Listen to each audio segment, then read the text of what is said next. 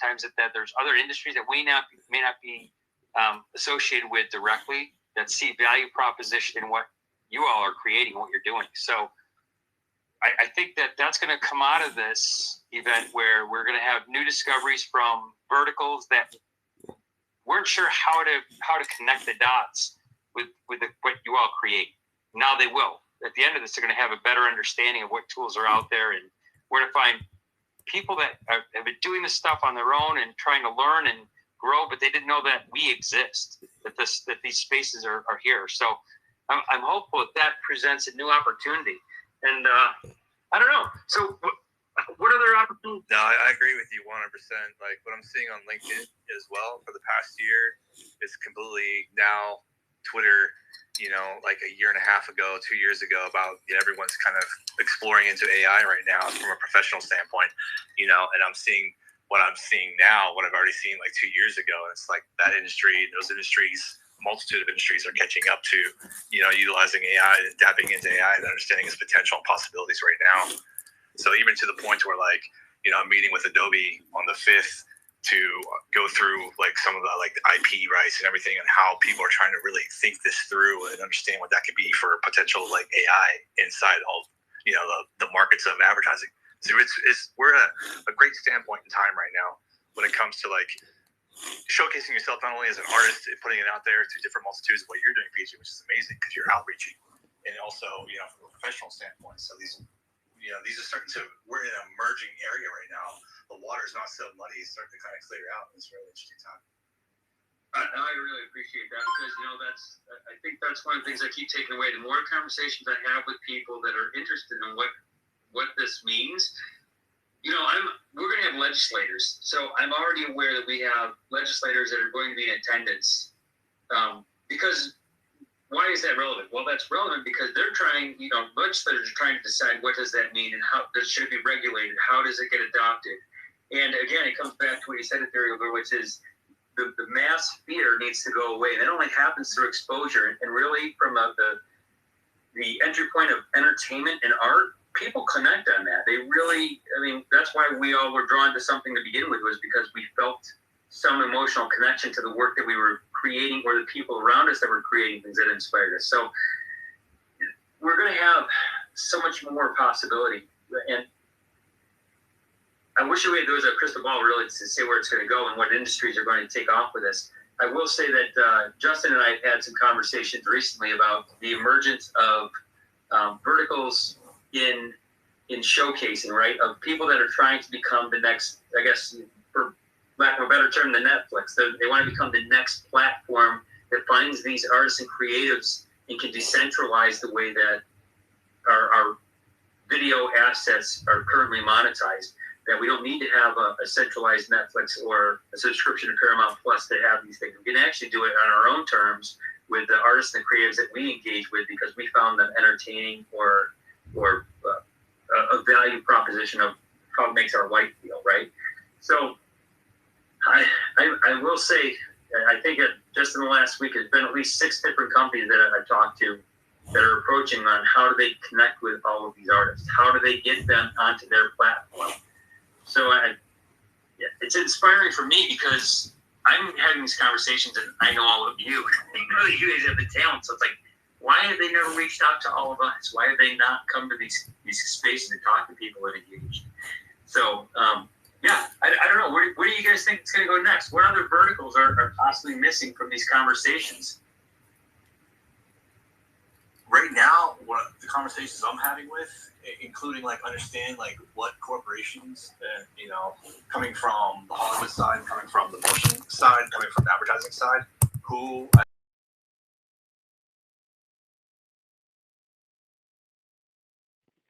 Hello.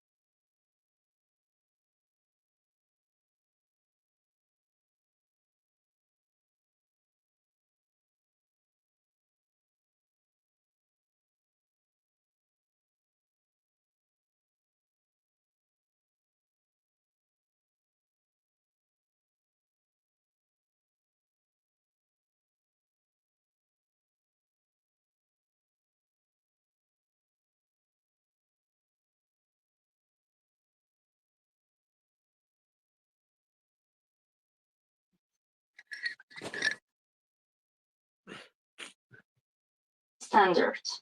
Cybox is used for defining details regarding measurable events and stateful properties. The object that can be defined in Cybox can be used in higher level schema like sticks.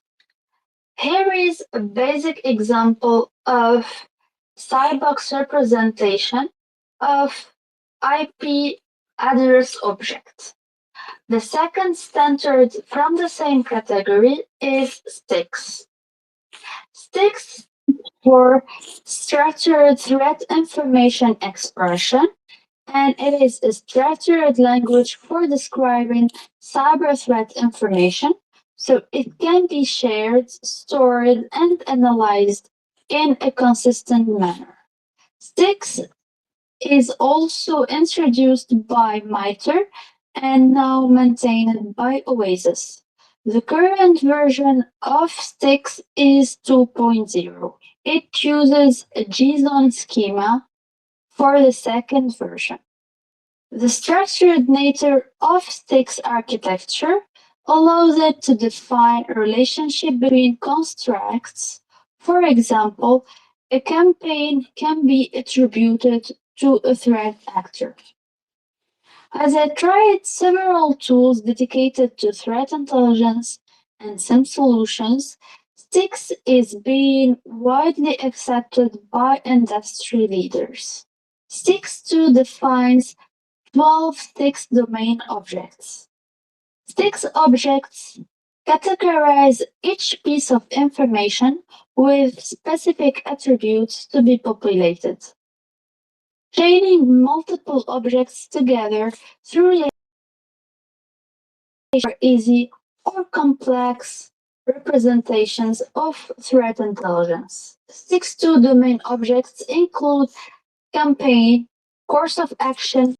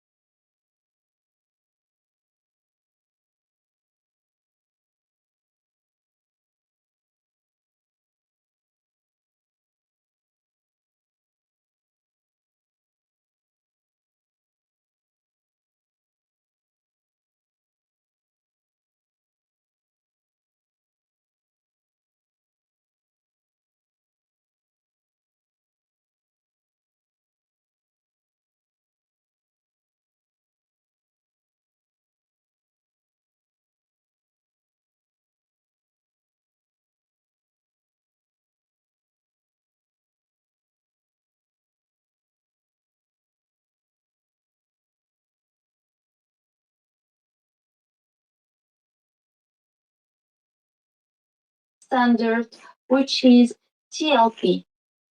TLP stands for Traffic Light Protocol, and it is a simple protocol used to label sensitive information to ensure that only the correct audience is given access to it. Shared information is tagged with one of the four colors: red, amber, green, or white. Red means that only to be used by you and not to be spread to other people, even within your own organization. Amber means that this information is to be used and shared with your coworkers within your organization on a need to know basis and with your clients or customers who need to know this information to protect themselves and prevent further damage.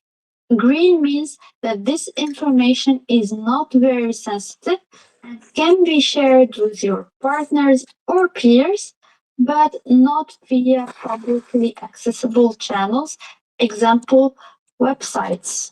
And wide means that this information is public and can be shared freely, taking into account standard copyright rules. The second standard from the same category is TAXII.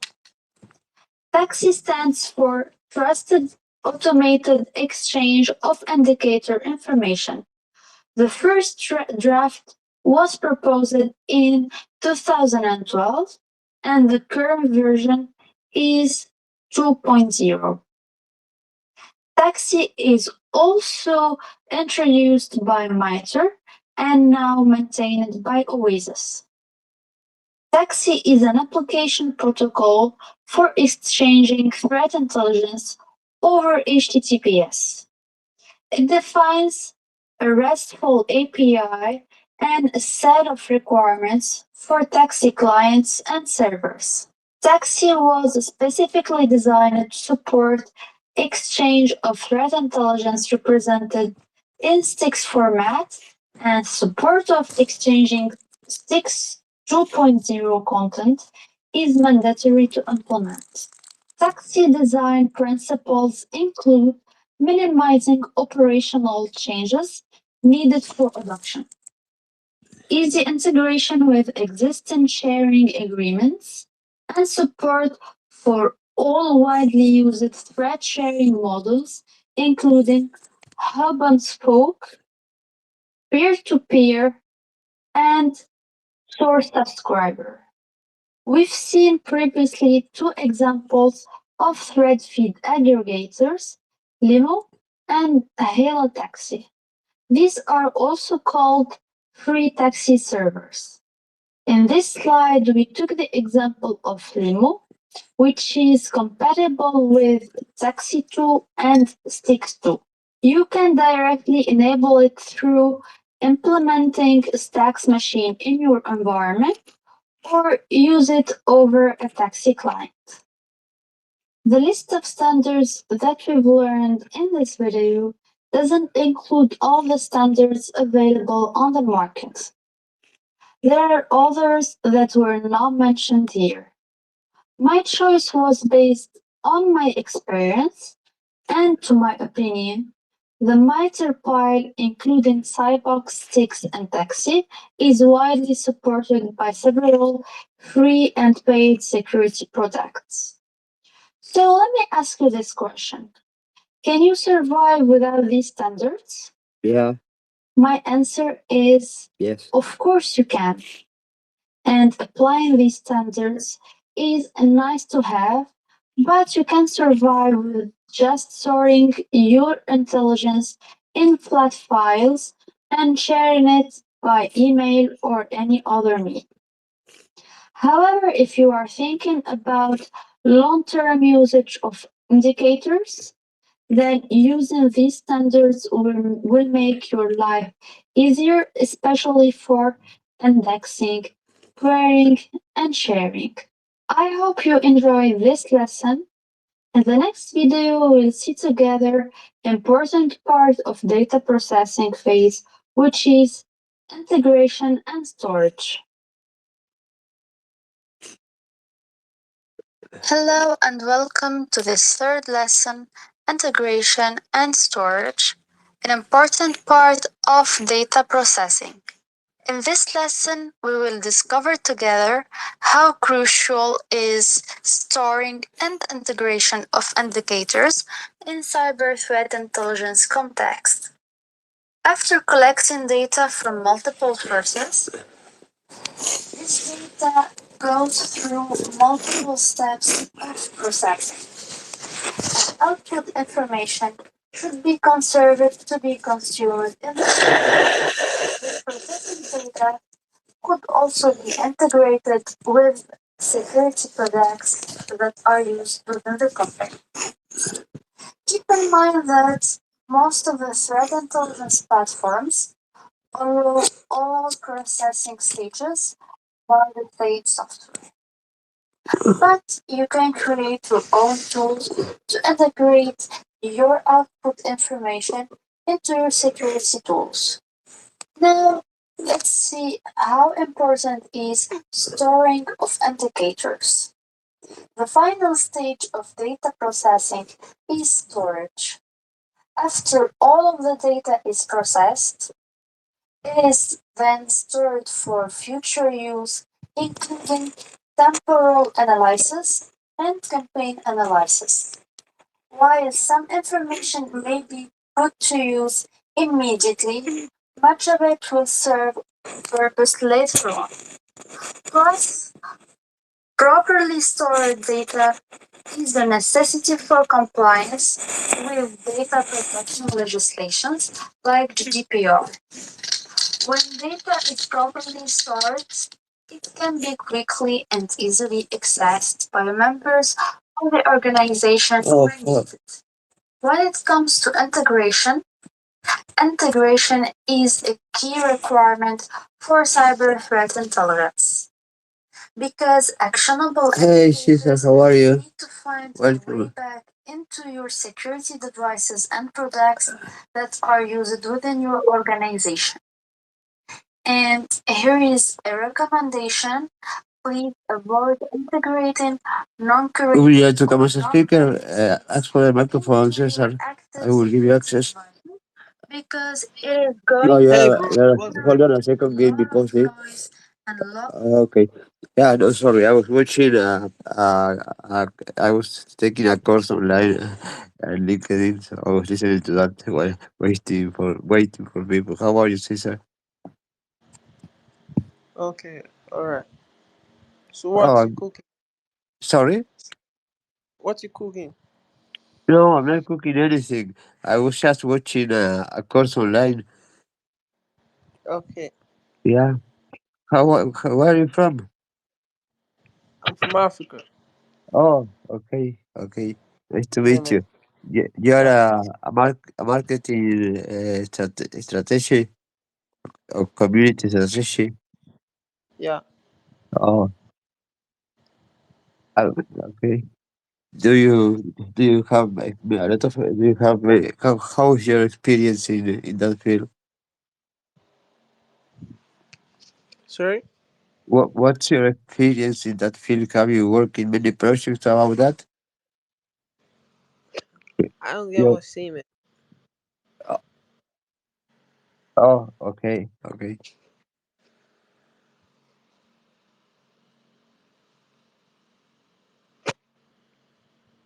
Yeah, you yeah. into AI Web3, man?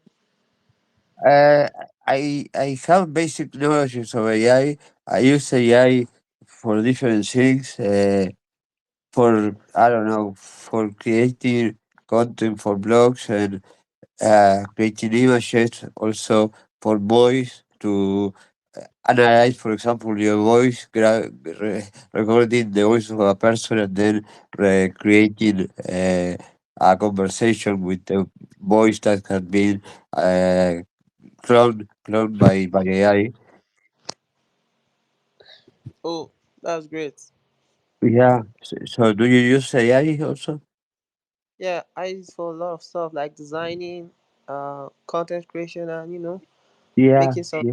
videos. Oh, oh, Sometimes I use it for oh, programming my oh, website.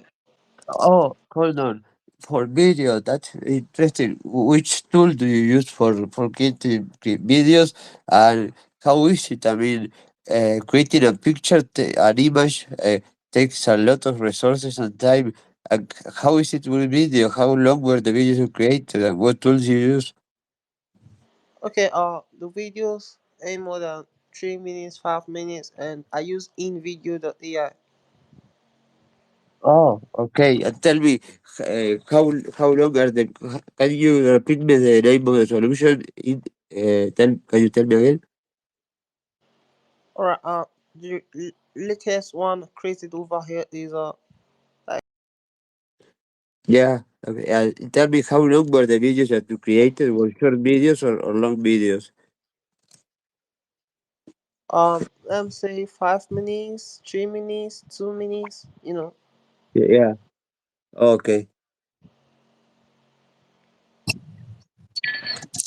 I see your profile picture looks like from a community of NFT. Are you also into NFTs? Well, you are in the. I can see the file analysis. So yeah, you are into the Web 3.0. Yeah, Well, man. actually, reading your username in Twitter is obvious. Uh, Caesar Encrypt. Yeah, that is obvious. Yeah. Uh, would you like to have an NFT like this? Sorry, if I ever saw what something like what. Like, would you like to have this kind of NFT? I already have made collections of NFTs, but the problem is that even though I have a reasonable community that was created organically, I was really not successful at all with NFTs. And creating NFTs such I don't know a collection of 1,000 NFTs with certain properties. I know I was completely a failure and yeah, I think I sold two only and it was terrible. It was a very negative experience. Okay, that's cool, man. That's cool. Uh, Yeah. So how you been creating NFT projects? okay, so currently I don't create my NFC. I just join communities and buy their NFTs or rock them on my PFP and so on. Uh-huh. Yeah. Yeah, Actually, yeah, I was really having a lot of expectation initially.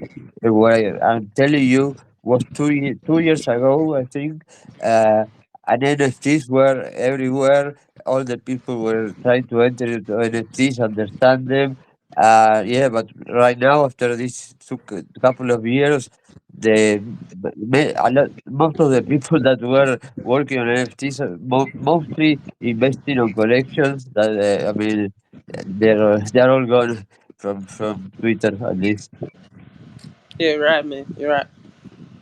Yeah, yeah, but I don't know. I think that the future for NFTs is good. The problem is Yeah, that all this technology right now, the people that are here are mostly for the money, for making a lot of money easy, fast. actually, Yeah, you're right. that yep, they're spending a lot of money because the communities of certain projects are creating hype, a lot of hype, but with bots. I mean, they make you believe that the communities are huge when the spaces are full of bots. Their Discord has thousands of users, and most of them are bots. So they push you to enter into that because you see so many people that are in, and you say, okay, this must be good. But actually, so many projects are fake, and they are showing things that are not accurate. Yeah, yeah, you're right. Yeah, but I would really love to do to give it a second chance. The thing is, me alone, I cannot do it. Yeah, I I have other things to do to live. And selling an NFT is Yeah, complicated. Uh, yeah, it's something that I would like to do, but right now I cannot do it. It will be only myself, and I know that the expectations of the profits are for me are very low because selling is very difficult. yeah, yeah, man. That's it. Yeah. So, do you trade man coins? No, I don't trade my incomes. Do you? Yeah, I do. I dig in a lot, man. Oh, Make a lot of oh, grants on meme coins. oh, wow. Uh, Amazing.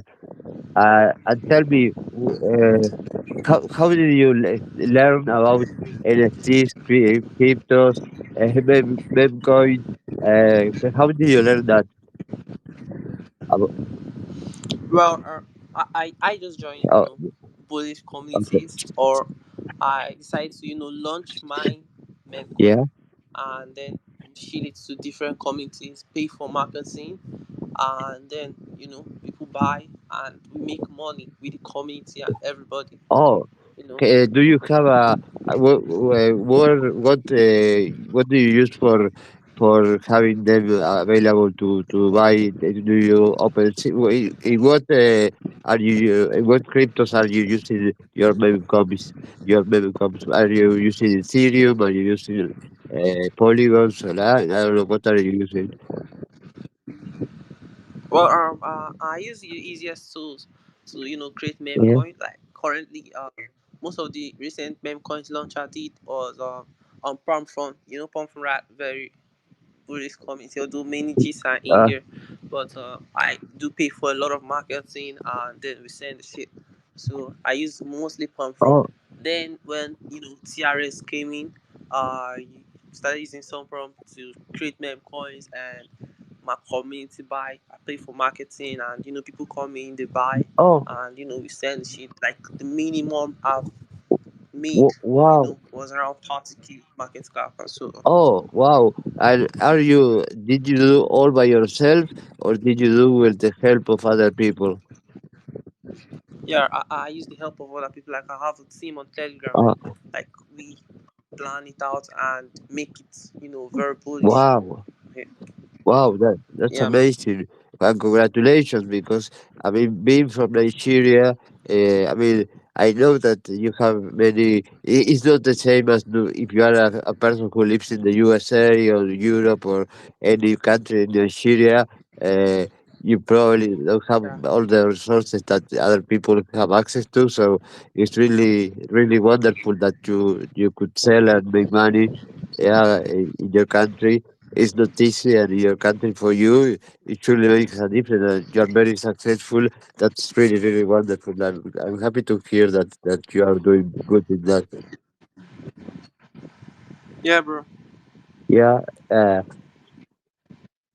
and I was thinking, uh, I don't know. I am start to run spaces about different things regarding cybersecurity. And yeah, and I wanted to know what do you did you contemplate in terms of security when it comes to your project? Did you analyze the security of all the solutions to create your meme coins? Well, when it comes to security, um, you know, uh, let me say I use secure Uh, platforms. And I try to ye- make sure everything is yeah, safe.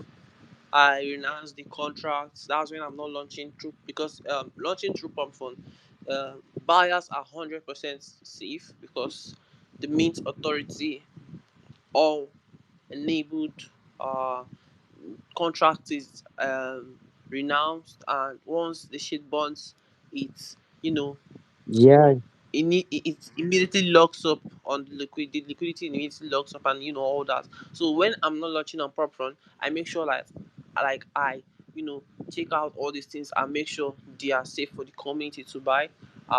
Yeah, that's it. So I man, you should. I mean, you really. do take watch out for all Yeah, this. you really know about this topic. Have you considered giving classes to people willing to learn how to enter into that and starting from zero and getting to know how to use them, how to invest? Have you considered giving, I don't know, master classes for that and charging certain amount of money for people willing to learn from you? Because your knowledge is really valuable. Well, currently, I haven't seen anybody interested in learning. Many people are after the offer, they want to Uh-huh. buy, but they don't want to learn how to, develop theirs and, make their own tokens or launch their own token. So currently, I'm, just launching. I haven't seen, anyone that, wants to learn how to do this thing because I am actually willing to teach what I know about meme Oh, coins and, show any community how to, make yeah. money launching their own meme coin. Okay, yeah. But so you're saying that you're really, if you have the possibility to learn, if somebody could offer you certain amount of a student, and of course, charging certain amount of money, you would be able, you would be willing to participate in something like that. Yeah, I'll be willing to teach anyone who is interested in learning. Yeah. I am I mean, my knowledge regarding NFTs is not. I'm far from being an expert. I know the basis. I have minted. I mean, as I told you, I have created NFTs. I have minted collections. I have minted other. I have created work on one NFT, but Yeah. it's limited. I would really like to know much more about the market and when it comes to money, how to invest, what to take into account, when to enter, when to sell. So yeah, I can tell you that I'm interested on learning. Uh, yeah, and also I am giving classes of security remotely, and I have some students. I'm beginning with that. Uh, yeah, I mean, uh, it would be interested if you. Let me say you something. Okay, we're following each other, so I can DM you. Uh, how much would you charge for a course about for a person who doesn't know about NFTs to teach them how to, I don't know, how to invest into NFTs or what to buy, when to sell, what how to make money basically with the NFTs with your experience. How much would you charge a person to give a class in a group of 10 people, to say, okay, 10 people taking the class remotely via Zoom or something like that? How much would you charge to have an idea? Okay, bro, I get you. But I'll say meme coins actually changed my life. Although I was initially a forex trader, and I also trade futures. But then when I got onboarded into the Web3 space, I saw a lot into the DeFi too. So I started making money from NFTs and then into meme Yeah. coins, whereby becoming a developer too. So at this point, I won't really specify or give a specific amount at which I'm going to charge to teach anyone or group of people who are willing to learn. But whatever you have, your capacity, Yeah. okay, you just give me your budget, then fine, I can take anything. The main thing is, so far you're willing to learn, then I'm ready to teach.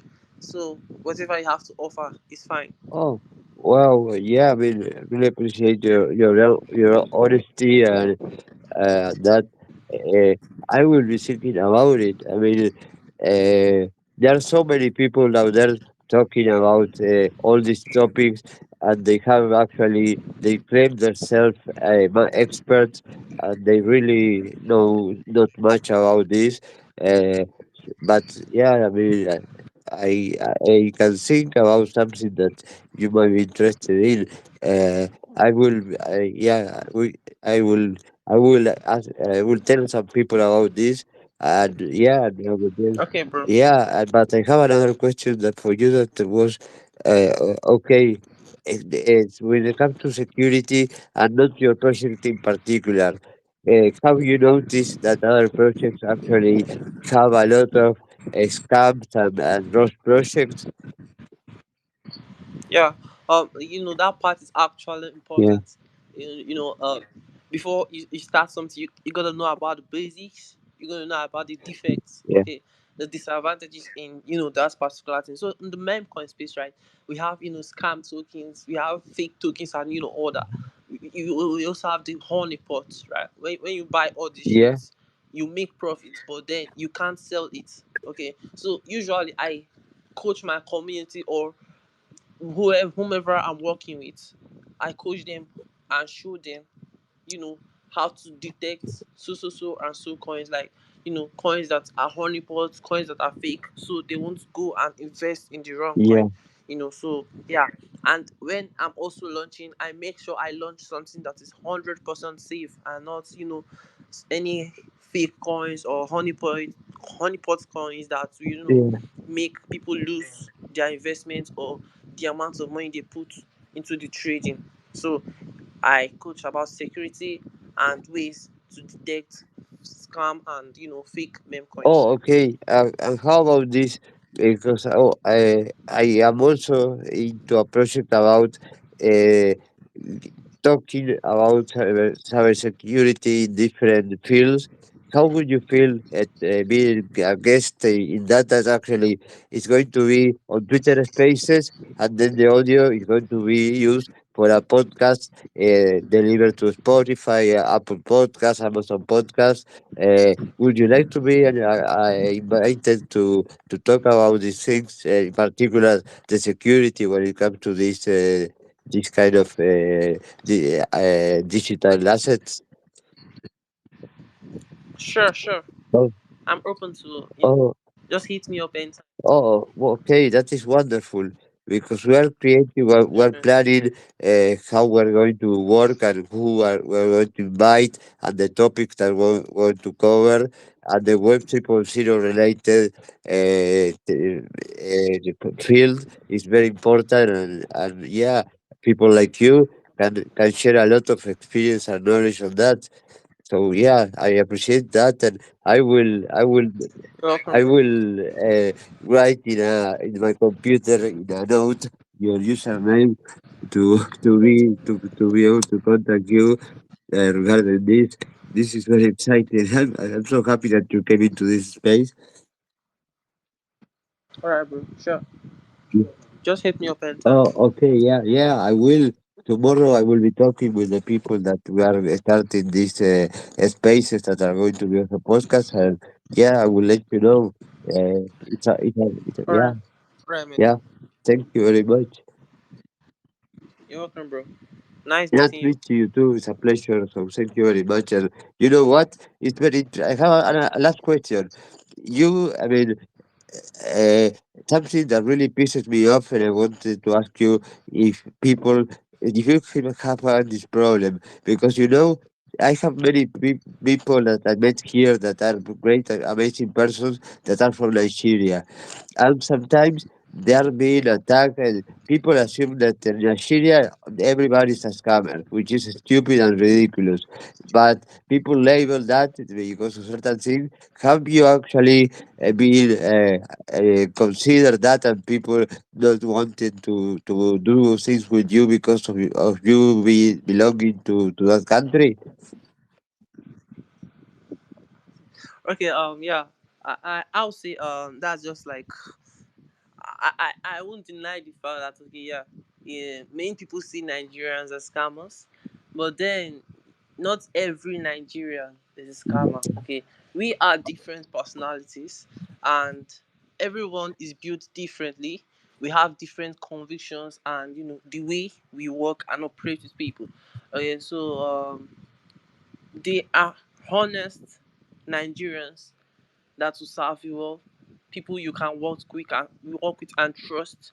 But then there are only few bad eggs that spoil our name, and then people bring it up that Nigerians are scammers, which is not actually so. Okay, anybody can be a scammer from any country. Exactly, exactly. That's what I always say. Don't Yeah, label the people. I mean, but yeah. then Sorry. but then we have different convictions. That's it. And Exa- the main thing is just believe in what you have at the moment, like the person you meet at the moment. Okay, because we are different people, we are differently, and so just you know, I won't say you should trust anybody you meet, because but anyone you meet in this space can be a scammer, Exactly. not minding the country they are from. Okay, so yeah, that's all I No, just and gotta say, I man. can tell you, I answer when people bring up that topic. I always answer the same. Yeah, there are people in Nigeria that commit scams, but I mean, there are people that commit scams everywhere in the world. And there are good people everywhere in the world. You can find people that are good, and you can find people that are not good. But Nigeria is not the people that are all scammers. It's like any other country. You have also good people that are doing things that are correct. So that really pisses me off when people label Nigerian people as scammers. Yeah, it's really something disgusting for me. Yeah, you're right, man. Yeah. So yeah, I wanted to ask you that because I really, really, I don't know, I really get upset when that happens, and I can tell you, I have met many people from Nigeria that are wonderful people. Yeah, so it really pisses me off how some people judge others without knowing them. And having that conception that a country defines whether you are a criminal or not, that is stupid. It's really stupid. Sometimes I feel okay. This is just like mindset. We have different mindset, and so some people be like, okay, these people are scammers. I can't deal with them. But then when they, go to deal with the people they know, the people they trust, they get scammed. So that's just the terminology over there. So there is no specific country that are scammers, Yeah. right? Scammers are everywhere, and honest people are everywhere. So the thing is just work with honest people, and try to give the best you have, like me, and some other comrades in my community. We try to give the best we have, and try to bring out our country name, so people won't be like, okay, this community or this country can't offer good, or they are scammers. So yeah, basically we try our best to prove that, okay, this terminology that people keep bringing out, that okay, Nigerians are scammers or whatsoever, it's not so. Okay, only few bad eggs are spoiling our name, and we're trying to get better and improve ourselves, so that people are going to see that we are one of the best communities in the world, and we are good to work with. Okay. Yeah, I completely understand. Uh, and it's all about reputation also. And for me, something that I don't understand why it is. For example, you are using a profile picture that is basically yeah, it's not your picture for sure. You are using Caesar as your display name, and yeah. And for me, trust is everything. If I have to invest in something, I would like to know who the person is behind the project that I'm investing in. So, what do you think about doxing when it comes to trusting into something that might be a scam? Uh, what do you think about that? That I wouldn't feel comfortable doing business with somebody who is not. I don't know who that person is, and if I knew who that person is, I could research and see if that person has a good reputation or not. For example. Okay, yeah, I understand you, man. Okay, I work with different projects, work with different developers and different communities, right? So most times they will be like, okay, they want to know who is behind this PFP, like who is the real person that is bringing value to this community. Or before they work with me, they'll be like, okay, I want to know who you are. Can you dox yourself, right? So what I usually do, this is a decentralized space, right? And we have our right. It's not a must that okay, we review our real self. But when it comes to trust issues, because many people can't just trust anyone to meet online, or just send money over to anyone they meet online. So what I usually do, or some other people usually do, to build that trust, we hop on a video call with the person to reveal our real self, or we display our face. Okay. Yeah, I completely understand. So basically, okay, since it's a decentralized space, because of security reasons, I don't want to dox myself, and that's why you see me using a PFP and Yeah, NFT on my profile picture. But if I want to build a trust with the person I'm partnering with, and it has to do with transactions, and you trusting me into like a huge thing, then if possible, or if need be, we can hop on a video call and um, you can see my face oh, directly. okay, that's a great approach. And also if you are being doxxed, it also means that it's much easier for the criminals to go after you, uh, and that is dangerous. I mean, being doxxed, but that approach as somebody willing to invest, okay, is able to talk to you via conference without having you doxing publicly. Yeah, I really appreciate what you're telling me because you're giving me answers that are completely uh, answering many questions that I had regarding, for example, doxing. And you just told me something that I Definitely. didn't knew, that a way of creating that trust. Yeah, if somebody wants to actually invest in what you're offering, okay, those people can access to can have a conversation with you face to face via a video conference. That is very interesting. Yeah. I never heard about that approach, which is very interesting. Did you came with that approach, or did you learn doing that for because other people were doing that? Okay. So I've been in this space for almost 3 years. Wow. All right. This is not my main X account. The previous one got suspended, due to some X issues and so on.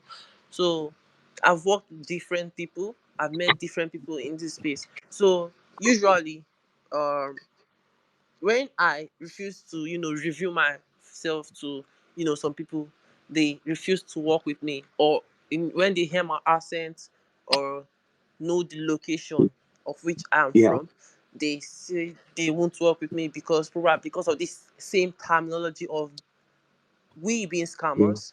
So as time goes on, I applied wisdom that okay, if you really want to work with me or you want to build trust, then you have to dox yourself. Yeah. If you dox yourself, then I'll dox myself. Okay. Or Yeah. we'll hop Yeah. on a live chat or a video call so that we can interact together and we'll build trust. You get so I just brushed up on myself, and then many people also adopted the same thing. When they have to have a huge interaction with someone, or build a huge trust with another person from another country, then they just have to dox themselves or reveal who they really are. Although I don't have a problem with doxing, but for trust, because everybody, like I said before, we are built differently, and everybody has their own conviction.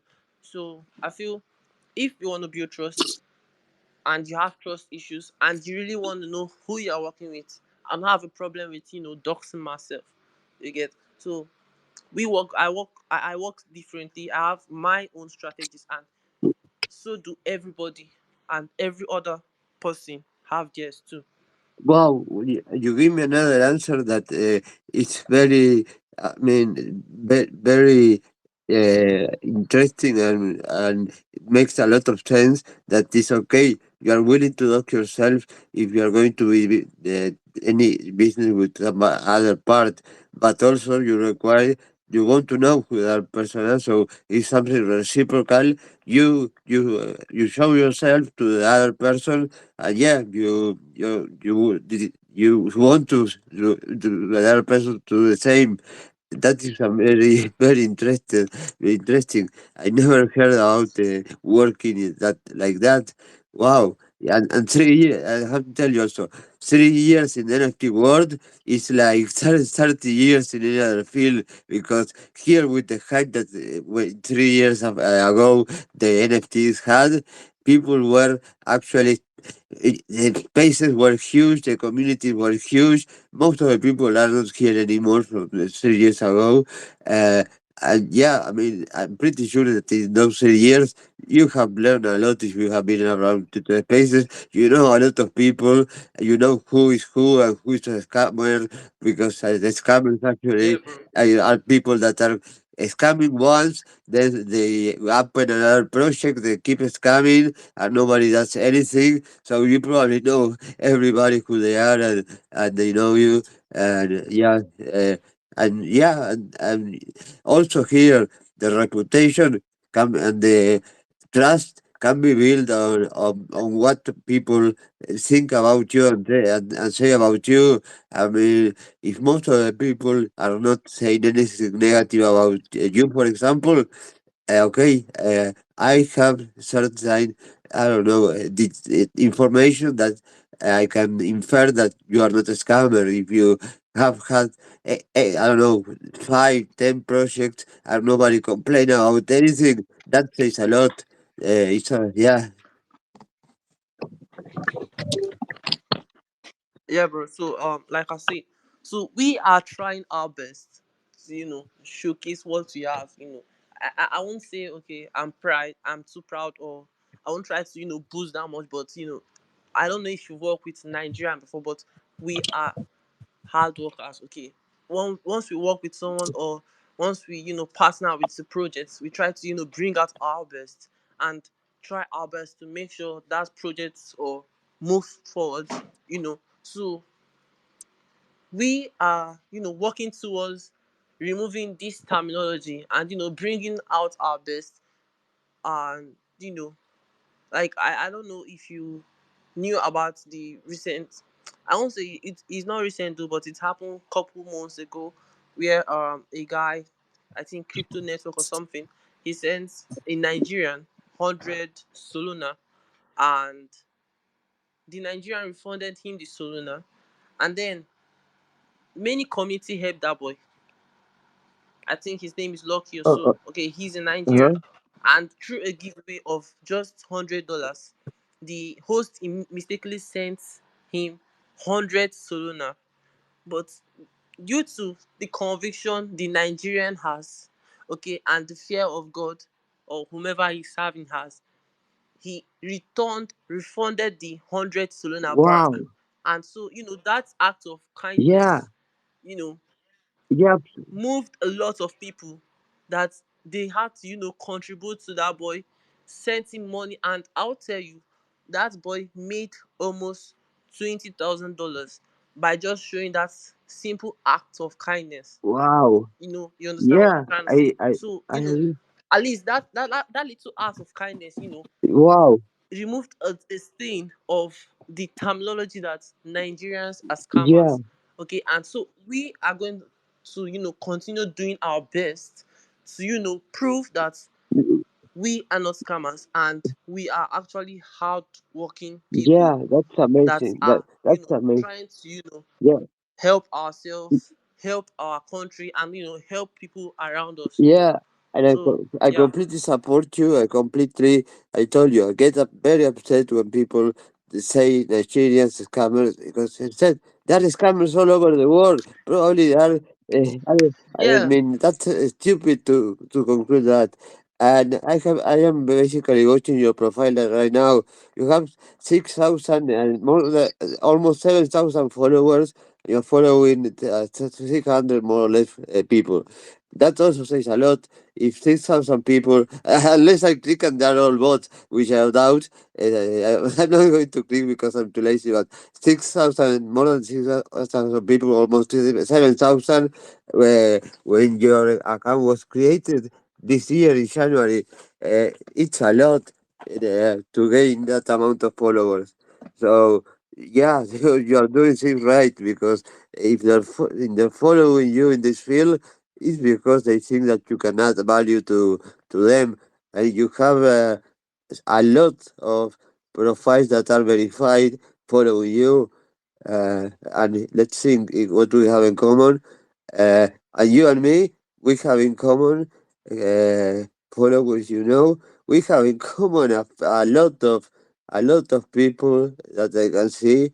Uh, we okay. If these people that we have in common are following you, that are a lot. I can tell you, if they trust you, I have all the elements in order to say that you are a person with good intentions. Otherwise, all the people we have in common, okay, I don't think they are following you because they don't trust you or don't think that you're somebody who can provide, uh, I don't know, value to Twitter Spaces. So it's amazing what you're doing. I'm very happy for that, and don't worry. Thanks, Here bro. you have somebody who will always be protecting and will try to change that mind of the people from your country are scammers, because we have a scammer here where I live. People are the government is corrupt. I don't know. That but people everywhere in the world. Fuck, Nigeria is just a country that, because maybe I do you know how that reputation started? It was with those emails that you have in hear it. I don't know, $1 million from a person. It was that the I don't know, that the label of Nigerian scammers started with those emails saying that you had won, or that you inherited from a relative millions of dollars. Is that, or before that, they also were the people were considering that Nigeria as a place for scammers? When did that started? Okay, so I'll say it started probably years ago. You know, some group of people, started got introduced into, email spamming, I think called Yahoo or whatsoever. So from then on, they started, scamming people through their emails, ripping them of their money, their handed money, and so on. And so from there, it spread like that. And some lazy youths, I won't really say only Nigerian, but some other countries too, probably in Africa or wherever, got into it. And then since it's kind of like originated, I won't say it's originated, but it got more popular in Nigeria, where some youths got into it and started, sending email scams and, um, should I say, they impersonate the information of celebrities and, top figures, and, try to scam some of their followers and, all that. So I think that's where it originated. So I think there was a case whereby a Nigerian was spotted in the act and he got arrested. So from then on, the term Nigerians as scammers started, and so since then it hasn't died down. Although many people still believe in us, while some people are trying to, believe that we are not actually scammers. Okay, so I think it's just few people that started all this, and the bad eggs are being, brought to justice Yeah, little by little, and with time, all this terminology will stop. yeah, for sure. Uh, I mean, it's very, for me, that mentality of associating your country with that problem is a problem of the lack of critical, I don't know, being somebody who it's not somebody open to have critical analysis of certain things. They are lacking of the skill of actually uh, taking what they hear as something that you should research in order to conclude. That is somebody who lack of analytical skills. Uh, but people that are rational, it's impossible to make the conclusions all Nigerians are criminals, are scammers. Or the same way they can tell all Italians are scammers. It's stupid. So I hope that people actually get evolved and start understanding that, and that in Nigeria there are good people also, and as anywhere else, and those are people not only are good people, but are also people that are doing good with very little. Because I'm pretty sure, for example, that the cost of having a cellular phone for you to be here in Twitter Spaces, and the cost of the internet is very expensive for the income, average income in your country. That, correct me if I'm wrong, the average income is $50 or something like that a month. Can it be that correct? Sorry if I'm inaccurate. What's the average income of in your country for somebody who works? I don't know. And I don't know any kind of work. How much do they earn monthly? Okay, I'll say the basic income, uh, or the monthly allowance of a full-fledged Nigerian, probably working under the government or individually, I'll say is around, Yeah, Yeah. That's 50,000 naira, Uh, which is equivalent to around, will I say, $35, or yeah, let me just say $35. five Okay, so that's five like the dollars. basic Did you income. say $5? 35, Oh, 35. okay, okay. Oh, okay.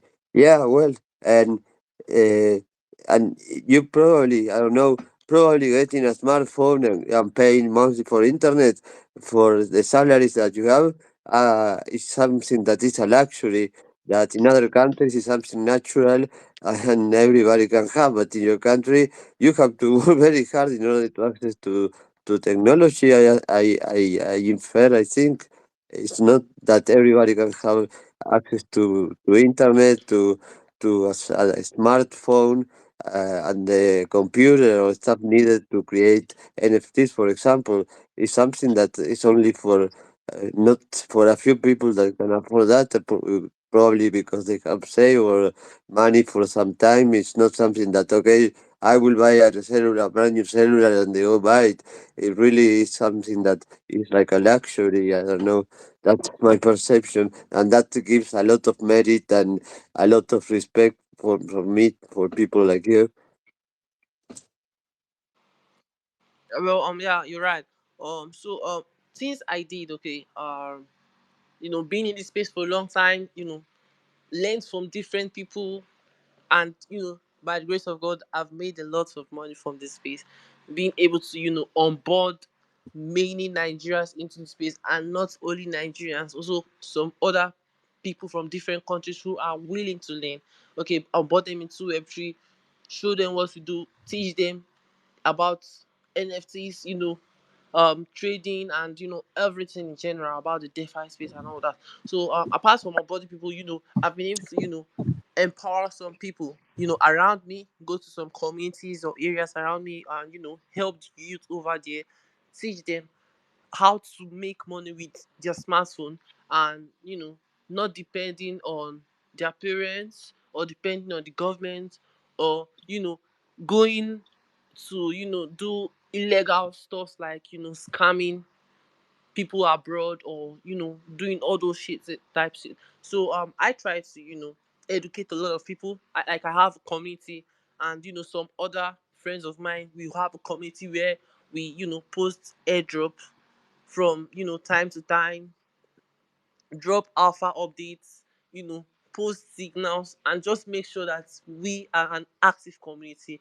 So they won't, indulge in, things that will, go on the contrary, or, bring about a bad name for our community. Okay, so we are working towards improving every day and making sure that no Nigerian is lacking behind. And if you notice, most of the Web3 communities you join today, Nigerians are in there. Why? Because a lot of us have been onboarded into the Web3 space, and we are trying to onboard a lot more people, so that That's at wonderful. least this, stench of Nigerians being scammers will be Yeah, reduced. Okay, and then we are trying to, prove ourselves to the world that, yeah, we are the best community. Not actually the yeah. best, but try to, show that yes, we are really good people, and not, the bad people they think we are. Yeah, I see the same pattern in countries such as Cuba, where also the incomes are extremely low, and the community is really supporting everybody who's willing to enter. The onboarding is amazing. Mostly they work with TISOs on offset, and when somebody enters and they teach them about how it is. The first time they mint something on offset, somebody gives that person some tizos in order for the person to mint it without having to pay. And then all they ask for is once somebody new enters into the community, also that person who was given tizos to the first mint support other people enter into that. So they're really supportive. If you don't have anything to pay for your first NFT, they're going to help you.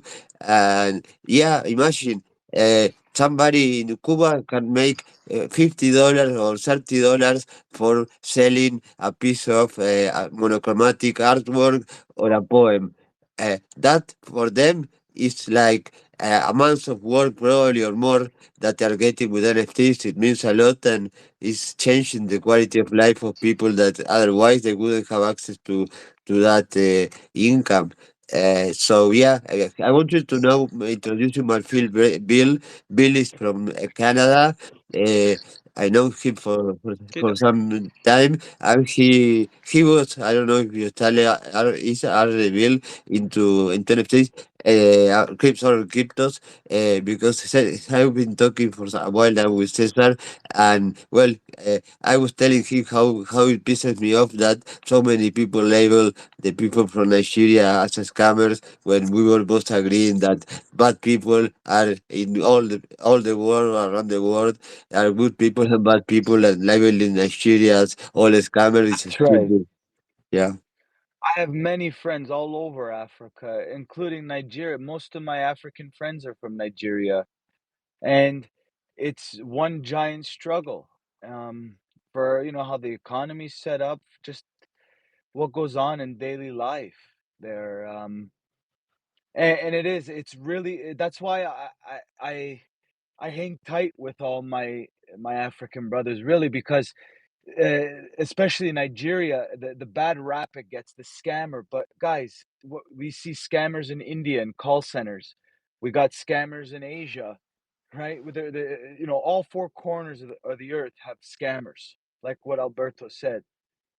So, Yeah, hey, yeah. I mean, the person I appreciate the most, I can tell you here, is a person from Ghana. I don't know if you have met that person. That is Nana is his handle and his name, and yeah, and that person is amazing. It's like a brother to me. And then in Nigeria, I remember clearly that when I was into NFT community running the spaces, I met two women from Nigeria that were willing to enter into NFTs in the design industry. Uh, and yeah, they were telling me that in that country, people not doesn't consider that as a work. They weren't supported by their parents. Society thought that they were doing something useless. But those women actually had the desire to do it, and they did it in spite of not having the support of their family, or being like, I don't know, labeled as people that were just wasting their time. But then I put them in contact. I don't know if you happen to know this woman, Juliana, that lives in UK, that she's onto design as well. In order for these women to have on board onto this world, and I'm very happy for that they were pretty successful.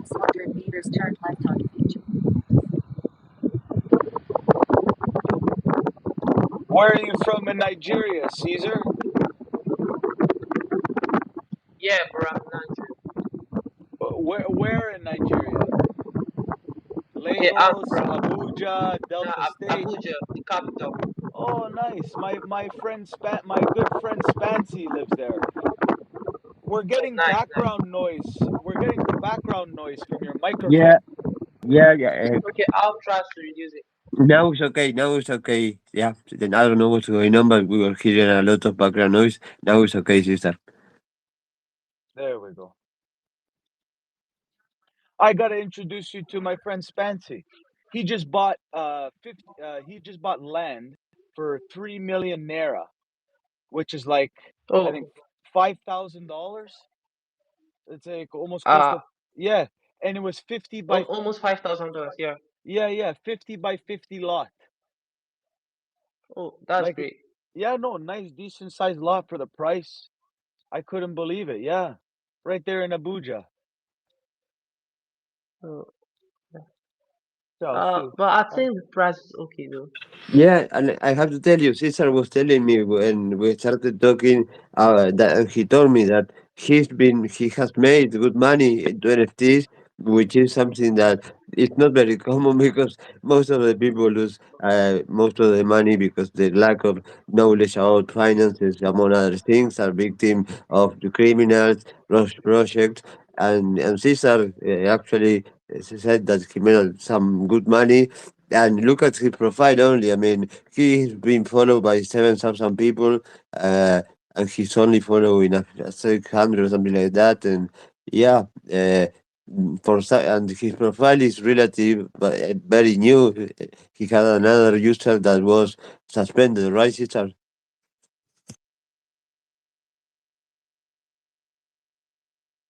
Yeah, bro. Yeah. So I'm doing my best, helping different projects achieve their goals, helping communities, and not only doing this all for myself. Okay, in my leisure time, go to my community, coach them from time to time, teach them all I know in the space, and yeah, we try to achieve new goals and just make the best out of it. That is wonderful. That is lovely. I wish all around the world, the communities and the people from that are into certain things like NFT, for example, would support each other and try to do their best in order to. I mean, if the NFTs are doing good, all those people that you onboard are going to be doing good, and the more people enter into onboarding onto NFTs, are the more people there are, the better it is for the whole of them, because yeah, the more people, the more volume of trading, the more activity. So yeah, help others to enter into this, teach others to enter into this, because it will benefit all of them, those who enter and those who are already in the system. So yeah, it's something that it's actually something that is a benefit for people that are already on NFTs to teach others. It's not that the more people there are, the less money you get. It's like the opposite.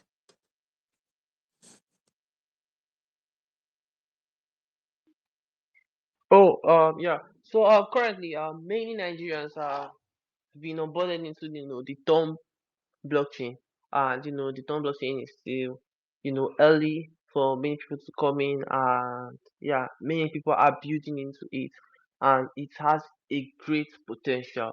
Okay, so we are trying our best, okay, to make sure that it is convenient for a lot of people who don't have enough. So even though like we launch an NFT or we create a new project, we make sure it's easy or affordable for those who can't afford it. For instance, when launching an NFT, we try to do giveaway of whitelist spots or OG to early members or active participants of the community. So once they are awarded with this, they use a smaller meeting fee or a smaller amount to mint the NFT when it's live and all that.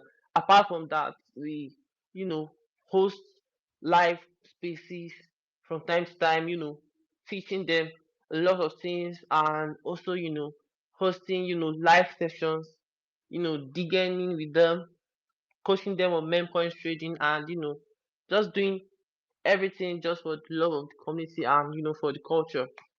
Yeah, that is also how it explains that I was telling you in Cuba is Tezos, because yeah, with $1 2 you can mint like 1,000 editions of an NFT, and with Ethereum. Okay, there was a point that minting one piece of one NFT in Ethereum, you had to pay a gas price of hundreds of dollars. So it's not for everybody. So in Cuba in particular, Tezos is probably the currency that they use the most, and they are minting there and using object as marketplace, and also OpenSea does not allow people from Nigeria, from Iraq, and Venezuela.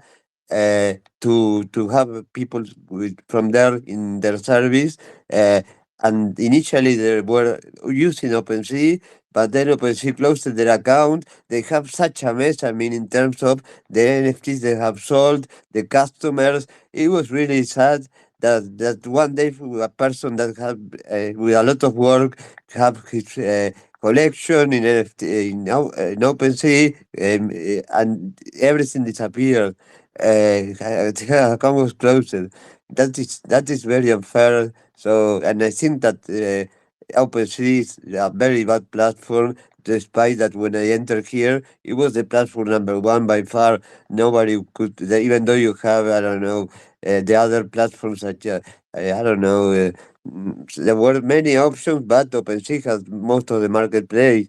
People were always minting on, or even lazy minting or minting directly onto the blockchain. They were using Ethereum initially. Okay, the gas prices were not that crazy, but when the gas prices, you've been here for 3 years, you have known how the price of the Ethereum has been all over this time. And at one point, it was really, really expensive to use an Ethereum to mint, in terms that you have to charge a lot in order to recover what you pay for. Yeah, we usually consider all this while launching NFTs, or planning to launch an NFT.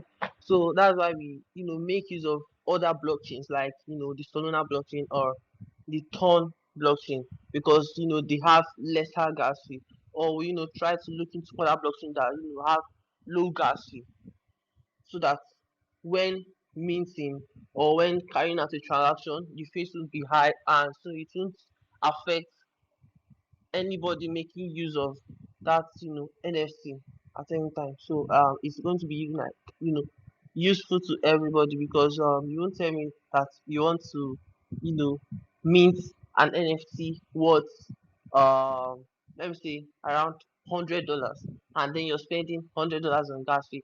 It won't make sense those for some people. So what we try is to do is launch on other blockchains like the Solana blockchain or the Ton blockchain. But currently, most of the blockchain we're launching on is the Ton blockchain, because we're trying to push volume into it, and get many people into it. There are many Ton managers out there.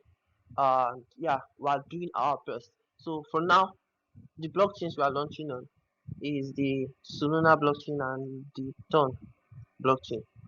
Yeah. So make sure the gas fee is easy for everyone.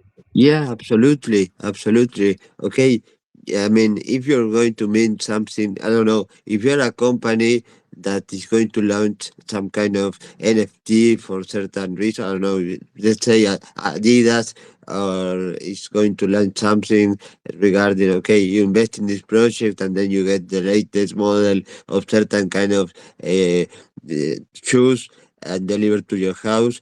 Okay, those companies that are multimillionaire companies, yeah, they would, in order to have credibility, they would use Ethereum, because for them it's nothing. But people that are not uh, are doing this freelance, yeah, they are using Ethereum right now, or it's something that it doesn't make sense when you have so many alternatives to do in other blockchains. So yeah, it's I can also tell you that now, not only I get pissed off when they call Nigerian scammers, but I can tell you, you are very smart, my friend. Really, you know a lot of this. Carl, you have your hand raised. Your audio is breaking up there, Roberto. Oh, man, anybody else is hearing me with the audio cut? Bill, Cesar, can you hear me No, correct? I hear him clear. I hear him okay. Yeah, I can hear it clearly, man. Oh, okay, Carl. Maybe you have to drop the listener and then I'll bring you up. Bring How's it me. going, Okay. Carl? All right. I missed it, man. Okay. I'll come back. Okay, I will waiting for you. I take your word. I mean your word. Oh, he's leaving. Yeah, I bet he's not coming back. No, it's funny because here in the spaces there are two kind of people. Those who before leaving they raise their hand or interrupt the conversation and say, "I'm leaving for and I'll be back." And there are those people that disappear out of the blue without saying anything. I prefer those who disappear without saying anything, because yeah, man, if you stop the conversation, you interrupt and you say, I believe in, I'll be back. First of all, you are not apporting anything, you are not giving anything of value. And second, you're very like, oh, he will come back. I have to swallow my words. No, yeah, most of them they don't come back. So yeah, it's amazing what you learn from the people, the user from here, the behavior. True. Yeah, I mean, at one point, unless the group, for example, if I was a speaker here and I was about to leave, this is such a small space that, yeah, I would say, okay, guys, I have to leave, I'm sorry. That, yeah, but in a space where people are having conversations that are, I don't know, discussions about things that are complicated and, I don't know, depending upon the yeah the mood of the channel and the topic and the people. I have no problem living without saying anything, and I can also live politely saying goodbye, but depends on every any of the occasion. Can you hear me now, Carl, clearly, or do you still hear me? Yeah, I hear you better now. So does Oh, me. Nice. oh yeah, it's always your fault, Carl. It's always your fault. Well, that's normal. No, Carl, Join the come on. club. Join the club. Well, it's always my fault. Yeah, now we're fighting to see whose fault is. I want to be the one that is having the fault. I want to compete. Yeah. Hey Yeah, Alberto, I got something. It's yeah. cyber. Bill, sorry I didn't answer you. You asked me if I knew I was still in contact with Adrian. Which Adrian are you talking about? Adrian who from those spaces that were huge. You know, yeah, you know who I'm Oh, talking about. yeah, no, I'm not talking. No, I'm not in touch with that person. No, no, No absolutely. problem. No Yeah, problem. yeah, no, No, no. Yeah. he's just really. I've been trying, and no cigar. Oh, Um, okay, I okay. don't know Yeah. if I told you. I don't know if I told you, Albert. Um, I have a friend in the United States, and how do I describe? Like, he is like a pioneer when it comes to cybersecurity and Microsoft Windows Defender, like firewall. Um, my buddy Bob, he worked for the Bush administration Oh, inside the White House, wow. and he devised a whole security protocol for weapons of mass destruction. Um, whatever they had going on with that. Also, he devised weapon systems back in the 80s and 90s for Lockheed. Um, but we got see that those are just some of his credentials. He's also a United States Marine. Oh, He survived the attack in Beirut in 1983. He was one of the very few survivors of that. Um, he's got guys. He's got a bunch of articles and proof and facts. You know, talking about how just basically Microsoft and the firewall and everything involved with it is basically pretty much useless and yeah, compromised. yeah. Um, did I share those articles with you yet, No, Albert? you did not share, but there is a Okay. podcast weekly that is, talks about security.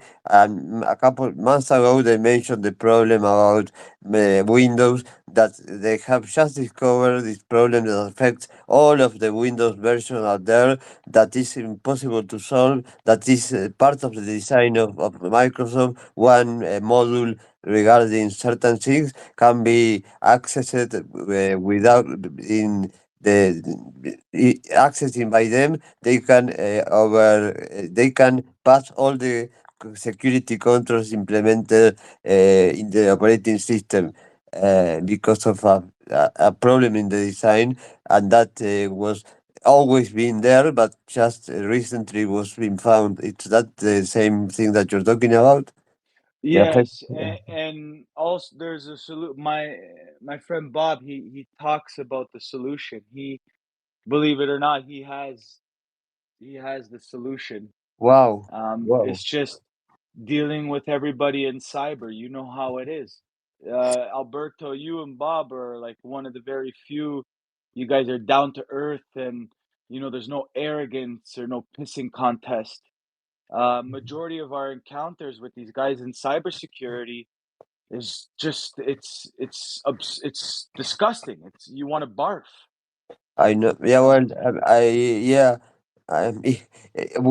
Carl, there was once upon a time where we were all friends and everything was beautiful. That was a fairy tale. Now the drama has taken over, and the community, unfortunately, has been divided a lot. And okay, Yeah, I said everybody has entered into the blockchain because everybody started blocking other people. They do not talk. They have fights for stupid things, for drama for I don't know.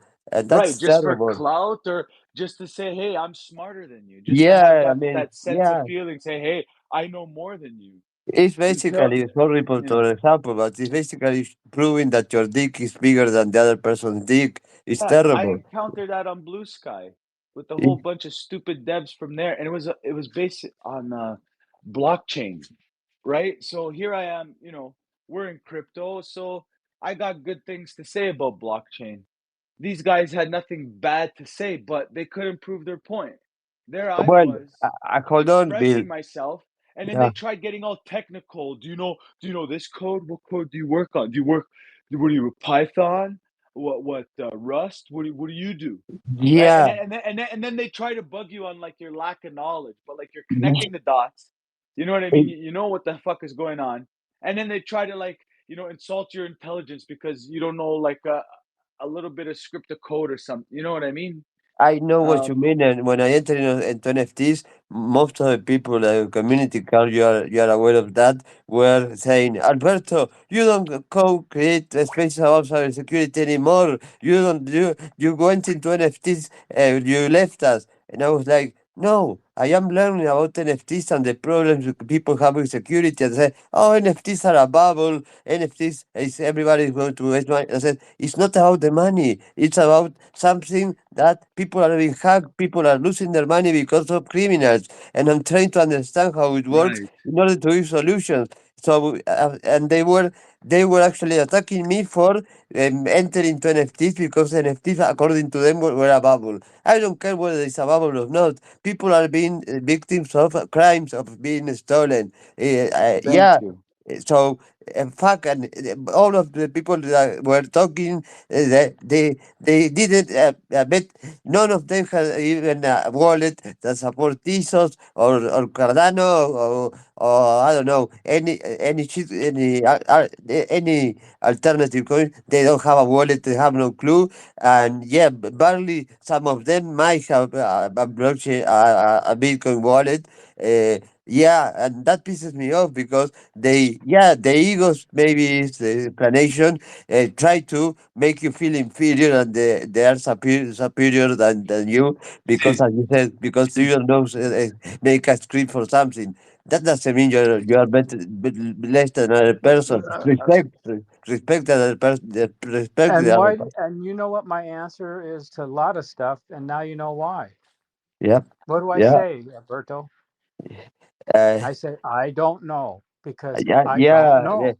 Yeah, the thing is that in my case, I was trying to help, and people got to know me, and people started referring to me when having security problems. So I was put in a position where I couldn't say, "Oh no, I know nothing about NFTs. Go somewhere else," because people started sending me everybody from every community in Latin America was sending everybody being that was hacked or had an issue was being sent to me. Talk to Alberto. Yeah, I wish. Yeah, that was yeah. No, but still, it's gratifying. I mean, in most of the cases, when your wallet is being compromised and the funds are out of the wallet, okay, I'm sorry. Take it as a learning for next time. I can give you these tips in order for being more prepared to avoid being a victim again. but it's very sad when something happens to somebody who is very humble and doesn't have much money, or I mean, That's an right. artist in other countries. It's very sad that you cannot do anything in some cases. Right, But and we're just I was talking very about the individuals. Think about the families that are yeah, devastated, and right? somebody who loses all the things that they sold, selling the first the NFT for an artist one on one takes a lot of effort. They think they sell it overnight. I have waited for like 4 months before selling my first NFT. That was not. I mean, I didn't promote it or anything, so it was not intended for making money. But many people do it for a living, and they accumulate certain amount of cryptos as the profits, and they lose everything. You know how much it affects psychologically a person? They can even think about suicide. Not kidding. I'm sorry for saying that word here, but it's really something that affects really badly somebody who works hard for months or maybe a year, and then overnight they click on the wrong link and they get infected, and the wallet, the MetaMask was drained. That is terrible. That's right. You said it. I'm more It's curious what you figure how that what to do about the Windows security that guy discovered. oh man, Oh wait. yeah. I really want to introduce you guys to Bob. You guys will love him. He's like our kind of guy. He's no bullshit. He doesn't. The guy is just a straight shooter. Um, Carl, did you serve? Pardon? Did you serve in the military? Oh no, no, Ah, I thought you did. no. I was the only as far as I got was the Civil Air Patrol. Rock and roll, rock and roll. That's awesome. Yeah. No. Because remember, I was during the Vietnam thing, and I didn't want to go there. So Right. yeah, But you take part in cyber, no? Cybersecurity and coding and all that? yeah. I do a little bit of that. And I've also, I was part of the Irvine Underground for a lot of years. They He's had Right very on. humble. He's very humble. If his name appeared in, okay, I won't mention anything, Carl, because you will feel uncomfortable. But let's say Carl is very humble. Don't believe what he said that he doesn't know anything. Uh, just accept that, because, like me, it's hard for me to take compliments, but Carl is not somebody who knows nothing. I have this feeling that he knows much more than he says, and yeah, and we can learn a lot from him. Well, guys, yeah, one of these days, hopefully I could get Bob. He's just been really busy. He's dealing with senators in Tennessee and election officials right now. And it's something else. And it's something, I don't know, something's calling me to help Bob. I don't know how to put it. I don't know. Like we're like best of buddies. We talk every day on the phone and Well, I can tell you what you probably want to do. What we really need protecting now right now is the medical stuff. say that again, Carl? What needs to be protected is medical records and information. Right, and that's what's compromised. He's got a big thing on that. Right. That's a big deal because That's like right. like our friend said, our friend of ours is going through chemo. All they have to do is go alter it and say he needs this and they could kill him. Right. And Right. that's and that's the danger of all this. Not even just that. Just imagine a medical like a surgery and all of a Oh, I sudden know. air I pressure goes up know. on an But, but, instrument but and right. And when one of our friends who's used to be a professor at UCSD, mhm, right? And she's a nurse but taught med school. right. That tells you something right there. When Windows 11 was going to come out with that screen scraper, she contacted the ANA and had him start fighting that, American Right Nurses on. Association. Right on. Well, yeah. Well, I'd love to introduce Bob to your friends, Carl, if we can do like that's what I'm trying to do now. Like I can't, like, I know I can't do this on my own. Oh, I know. And Like, here's another thing. I mean, they didn't even think this out. How many X-ray machines are now digital, right? You see it on the screen. Now they can right. scrape. Now you can scrape that, and now you got the person's private medical crap out on the internet. That's right. And here at least they made by law that the medical records uh, from 2020 all the health providers had to have the electronic medical history of Right, everybody. They enforced right, that it was not optional.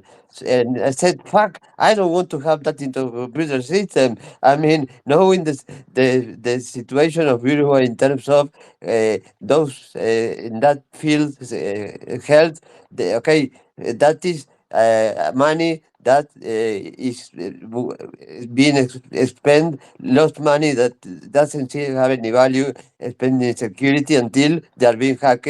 So yeah, I mean the systems are really terrible, and I didn't want to have my medical record there, and.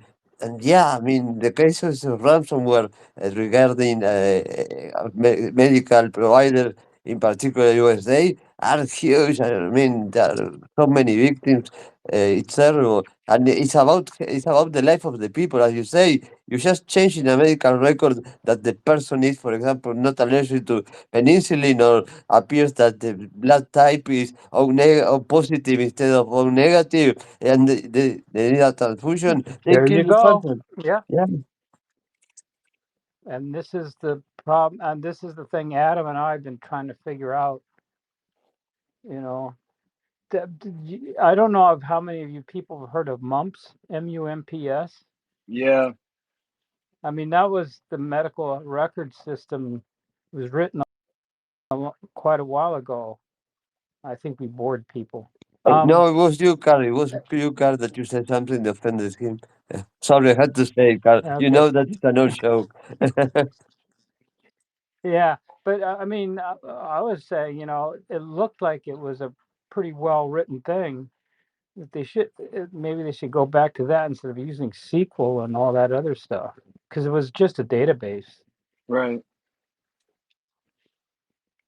and then just put a wrapper around it. Or Yeah, and on the other hand, I have to also admit, um, I at that time I didn't want my medical medical records to be in a computer system that it was connected all around the country. But I have to admit that having if that was secured to certain level that would give me peace. Something extremely useful. You have a medical record in your provider. You have an accident, a problem, and the other side of the country, and they can completely access in within seconds to all the information about you and all your health record, and that can save a lot of lives. Otherwise, yeah, it has a lot of potential, but you have to take into account the security. Otherwise, I don't know what's more dangerous, not to have access to that in a case you need it and you are on the other side of the country, or if they steal everything about your information, and then you have to pay a ransom, and yeah, no, or disappear. I don't know, but yeah, it's very important and it's extremely useful to can save life. Having that in digital records that can be seen by anybody in the field of health if somebody needs it. But here I know the security only they implement and buy solutions once they have been victims of some kind of breach or hacking. Before that, no, it's a waste of money. They won't pay for security. and mental health is even worse. That has to be really secure. Yeah, I mean, well, uh, yeah, here we I mean, medical records in general is, I mean, mental health is part of considered as part of medical information, which is labeled as um, as we have public sense. The translation is información sensibles. Sensible information maybe that is the highest level of security that is required to protect that. You have private information, you have public information, you have several categories, but the one that requires the most security to be implemented is the one of the medical information. And Cesar came back also, it wasn't you who scared him. No, Do Okay, you guys but mind I if I think read that's some excerpts from the article? sure. Go ahead. yeah, sure. Okay. Okay, right now I'm just washing some dishes. I'll be I right now I got I just did a 16-hour shift. I can't even think right now. Oh, wow, man, you should go get And some rest. You should go get some I rest. have to, but I gotta eat. I didn't eat anything all day. I gotta make a meal, and Yeah, okay, I understand. Yeah, then but dealing with this. Chassis actually helped us out.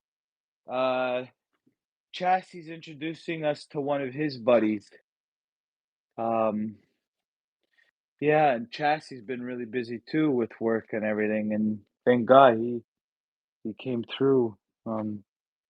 yeah, Jesse was one of the people that I met in DEFCON. It was amazing. Yeah, it was it was magical. Okay, we've been talking for some years on Twitter Spaces, and now we meet in person. It was like crazy. Like I don't know really if you heard. I also met Carl in person in California. Yeah, we met Carla and me and Jesse, our girl. We met in real life. That's beautiful. One Yeah. of these days, I'm gonna meet all you guys. One of these days. You never know. Yeah, I mean, you don't say, yeah, nobody should say never because, yeah, the world is very small and I could never have imagined that when I first met Carl, who would guess that one day I was going to meet Carl in person? Yeah, it was. And have breakfast at IHOP. Yeah. I mean, those pancakes were really delicious and the milkshake was really, oh my God, like how much I miss that. Oh my God, that was really good. All right, I'll get into Bob here.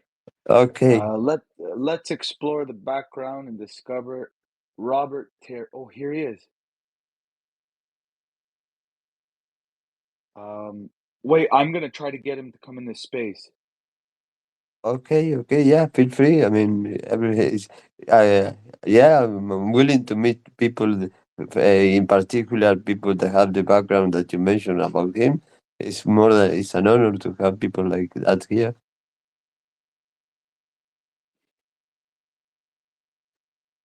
And people like Carl that they really know their shit, but they will deny and say IDK, when, yeah, I, IDK, I do know. It's IDK stands for, I do know. IDK, I do know.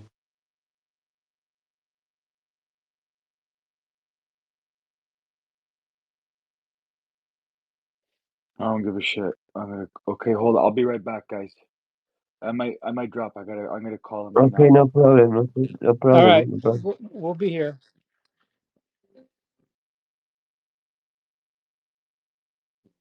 But yeah, and I know Adam wants to work on this too. Oh, wow. Yeah, I mean, yeah. I don't know. I mean, And as you said, after where I live, they should have hired me. Only in this country, actually, yeah, that kind of thing doesn't happen. They will have approach and say, okay, we want you to work for us and keep us protected. Now that you know, you could enter into our system. Okay, now make sure nobody can enter. All the knowledge you had to do it, you apply it to protect us. Even though, yeah. yeah, Even though it was not with the it's malicious intention, of course. It was just I found a fucking bug and I ended up paying such a big price for it.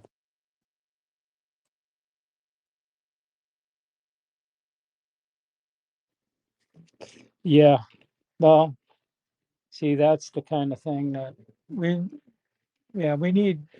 That's the part that most people don't get There's ethical hackers, Exactly. and we're the ethical. Exactly. Actually, Right. I came and I was using certain terms to refer to people that are like that. That I heard that a couple of months ago somebody who used the same way of defining them. It's not white, black hat, green hat. No, we have hackers, ethical hackers, or we have criminals. That for me is the way I label those people that are good about. Yeah. Yeah, Well, these what Ivy used to call them. We're hackers, and those bad guys are yeah, crackers. well, yeah, that's right. But yeah, basically, people might be confused with the words hacker and cracker. Hackers some sorts of malicious because of Hollywood, the media, and the media were actually labeling hacker everybody, not crackers, even though they would be crackers according to what's defined. So yeah, for me, it's much easier. You have hackers, ethical hackers, cybersecurity professional, colleague, whatever, however you want, and you have criminals. Okay, guys. Yeah. Hi, Bill. Welcome. Bob's coming. Wow. Bob is coming. Just um uh he's just really tired and stressed. He's going through a lot. Um Okay. just you'll see when he gets here. I don't Yeah. need to explain more, but Okay. you Okay. guys will be blown away for what he's got. Okay. Yeah, I'll leave it at that. Let me go get him. Okay. Thank you. Yeah. Uh, the link for this. And you, Bill, you basically, yeah, if you can guide the conversation because, yeah, No, because I've been trying to introduce Bob to good people, but like I said, like the majority of guys, like you guys are like two guys I can trust. Like you,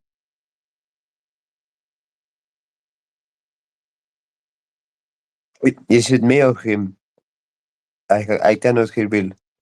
It's Okay. him. It's him. Bill, I cannot hear you. Lost the audio. Okay. a call from Bob.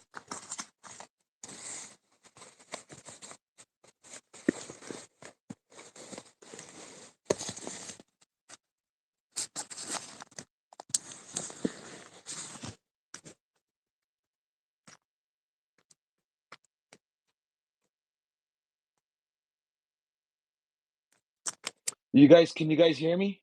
Yes. Yes. Yeah, I got Clear, a call. clear, loud and clear. Okay.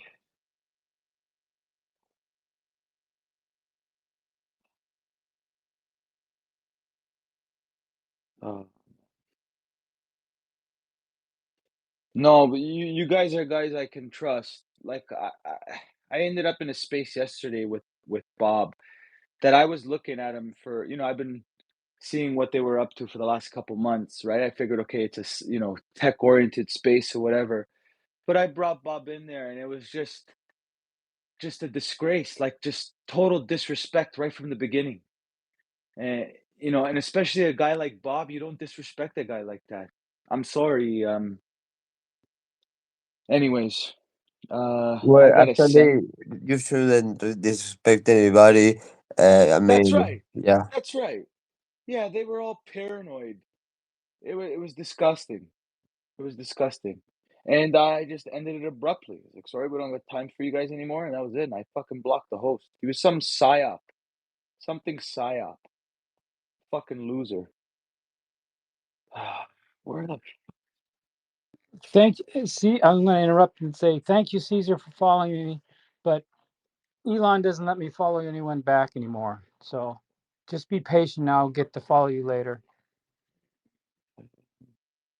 Yes, I was actually, when I we started talking, Cesar and me, we were the only two people in the space. I checked his profile and yeah, we were following each other. And I really don't remember when we actually met that started following him and he following me.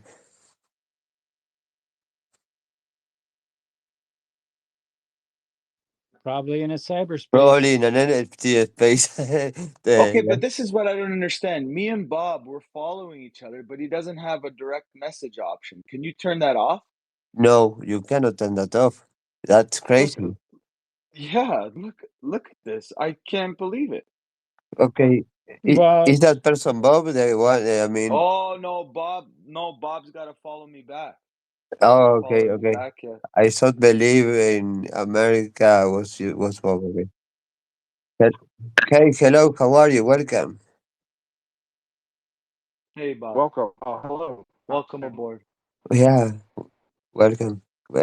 Yeah, no, so we were talking about.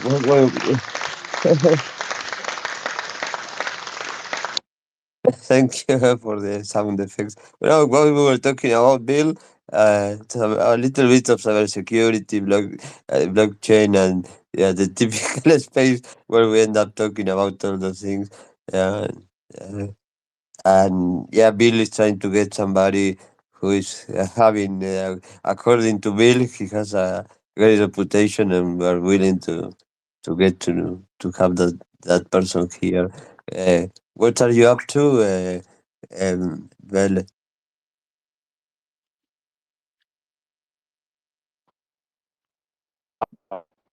Uh, Bob, your connection, Bob. Your connection, Bob. You're cutting in and out. I don't know. I don't know what's going on. Is it better now? Yeah. yeah, Yeah. yeah, a little bit. Is it better now? Yeah. It's not Uh, perfect. It has it's very a little bit repaired, but we can understand you. how about now? Oh, you just cut at the end, but talk. We can understand this. I can understand what you're saying, even though the quality of the audio is not good. I can understand. Okay, I've got 5 bars, guys, and I'm on a 5G network, so I don't know what the problem is. I have absolutely no idea. Is it better Yeah. now? Better now. It was the same issue you were having yesterday, but it's better now. Yeah. Well, we want to know something. There's nothing I can do about it. I No, it's mean, okay. I got Hey, it's five. okay. We can. I It's all mean, right. All it's right. not perfect. The audio is not a quality. Yeah, that is good, but we can understand. I mean, it has I've got noises, but we can understand what you're saying. Okay, I mean, I've got a brand new iPhone. I mean, I don't know. It's only well, I say brand new. It's only about 6 months old. There How we go. about now? Is it better? Perfect. Yeah, that's perfect. Okay, I tell you what I did. I moved a foot. I hear you. Okay.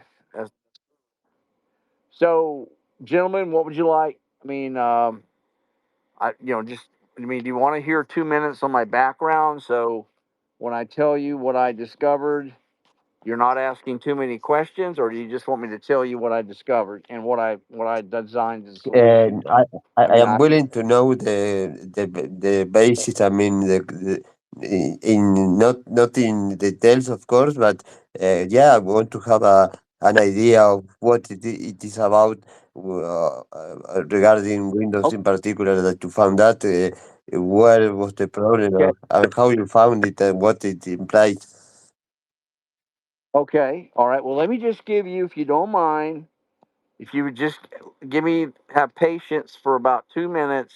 You, I'll tell you my yeah, background because my background is important because it'll connect a lot of dots in terms how I found it. Is that that okay? you have. Don't ask for 2 minutes. You have all the time in the world to explain that. I mean, to go ahead. You have all the time to. Okay. Okay, so if you let me just get started, I can assure you that I will be very thorough, and I can't get everything out in one statement. So if you'll hold your questions, please rest assured I will absolutely cover everything in a very short period. All right. So I've been a computer scientist engineer for about 38 years.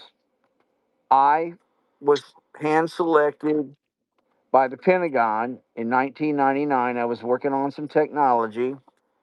I'm the only guy in the history of IT in the United States that was actually brought in to the White House, and I designed the first working technology that ran on a Microsoft computer, a cybersecurity solution that mimicked the characteristics of the human immune system.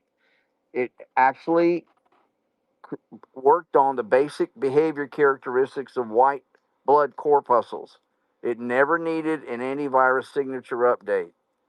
It was during the George W. Bush administration, the White House, Executive Office of the President. It was deployed to the White House.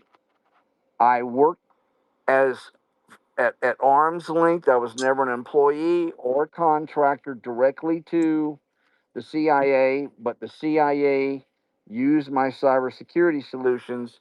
They used that same technology that protected the Weapons of Mass Destruction Commission right after 9/11 and for the next 6 years. I made the cover of Federal Computer Week magazine. They were all top secret projects, but a government executive leaked it. I'll direct you guys to my LinkedIn. That article's out there and all my research is out there. So let me tell you what has happened here. When I did my work for the White House, all the Microsoft operating systems were either Windows XP or Windows Server 2000 or Windows Server 2003. Even though Vista came out at the end of 2006, that operating system was considered a train wreck. And so it was never used in the White House or by the CIA. Actually, they jumped over Vista and they waited for Windows 7 to be deployed. So I never worked on those operating systems. I only worked on XP 2000, Windows 2000, and Server 2003. So what I did, gentlemen, is you'd have to read the articles. They're all out there. You can go read them. But I got into very, very, very intense communications. And I let my security clearance default to an inactive status because I got totally pissed at the U.S. government. I'm not going to go into all that right now. But when Edward Snowden defected, you can't have an active security clearance and read any classified information that's leaked on the internet. Now, don't ask me to explain why. That's the U.S. government for you.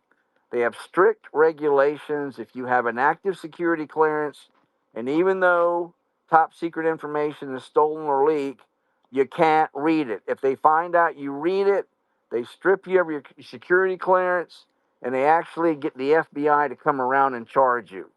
So, all right, I didn't want to play the stupid ass games. I left government contracting. I went out in the commercial world.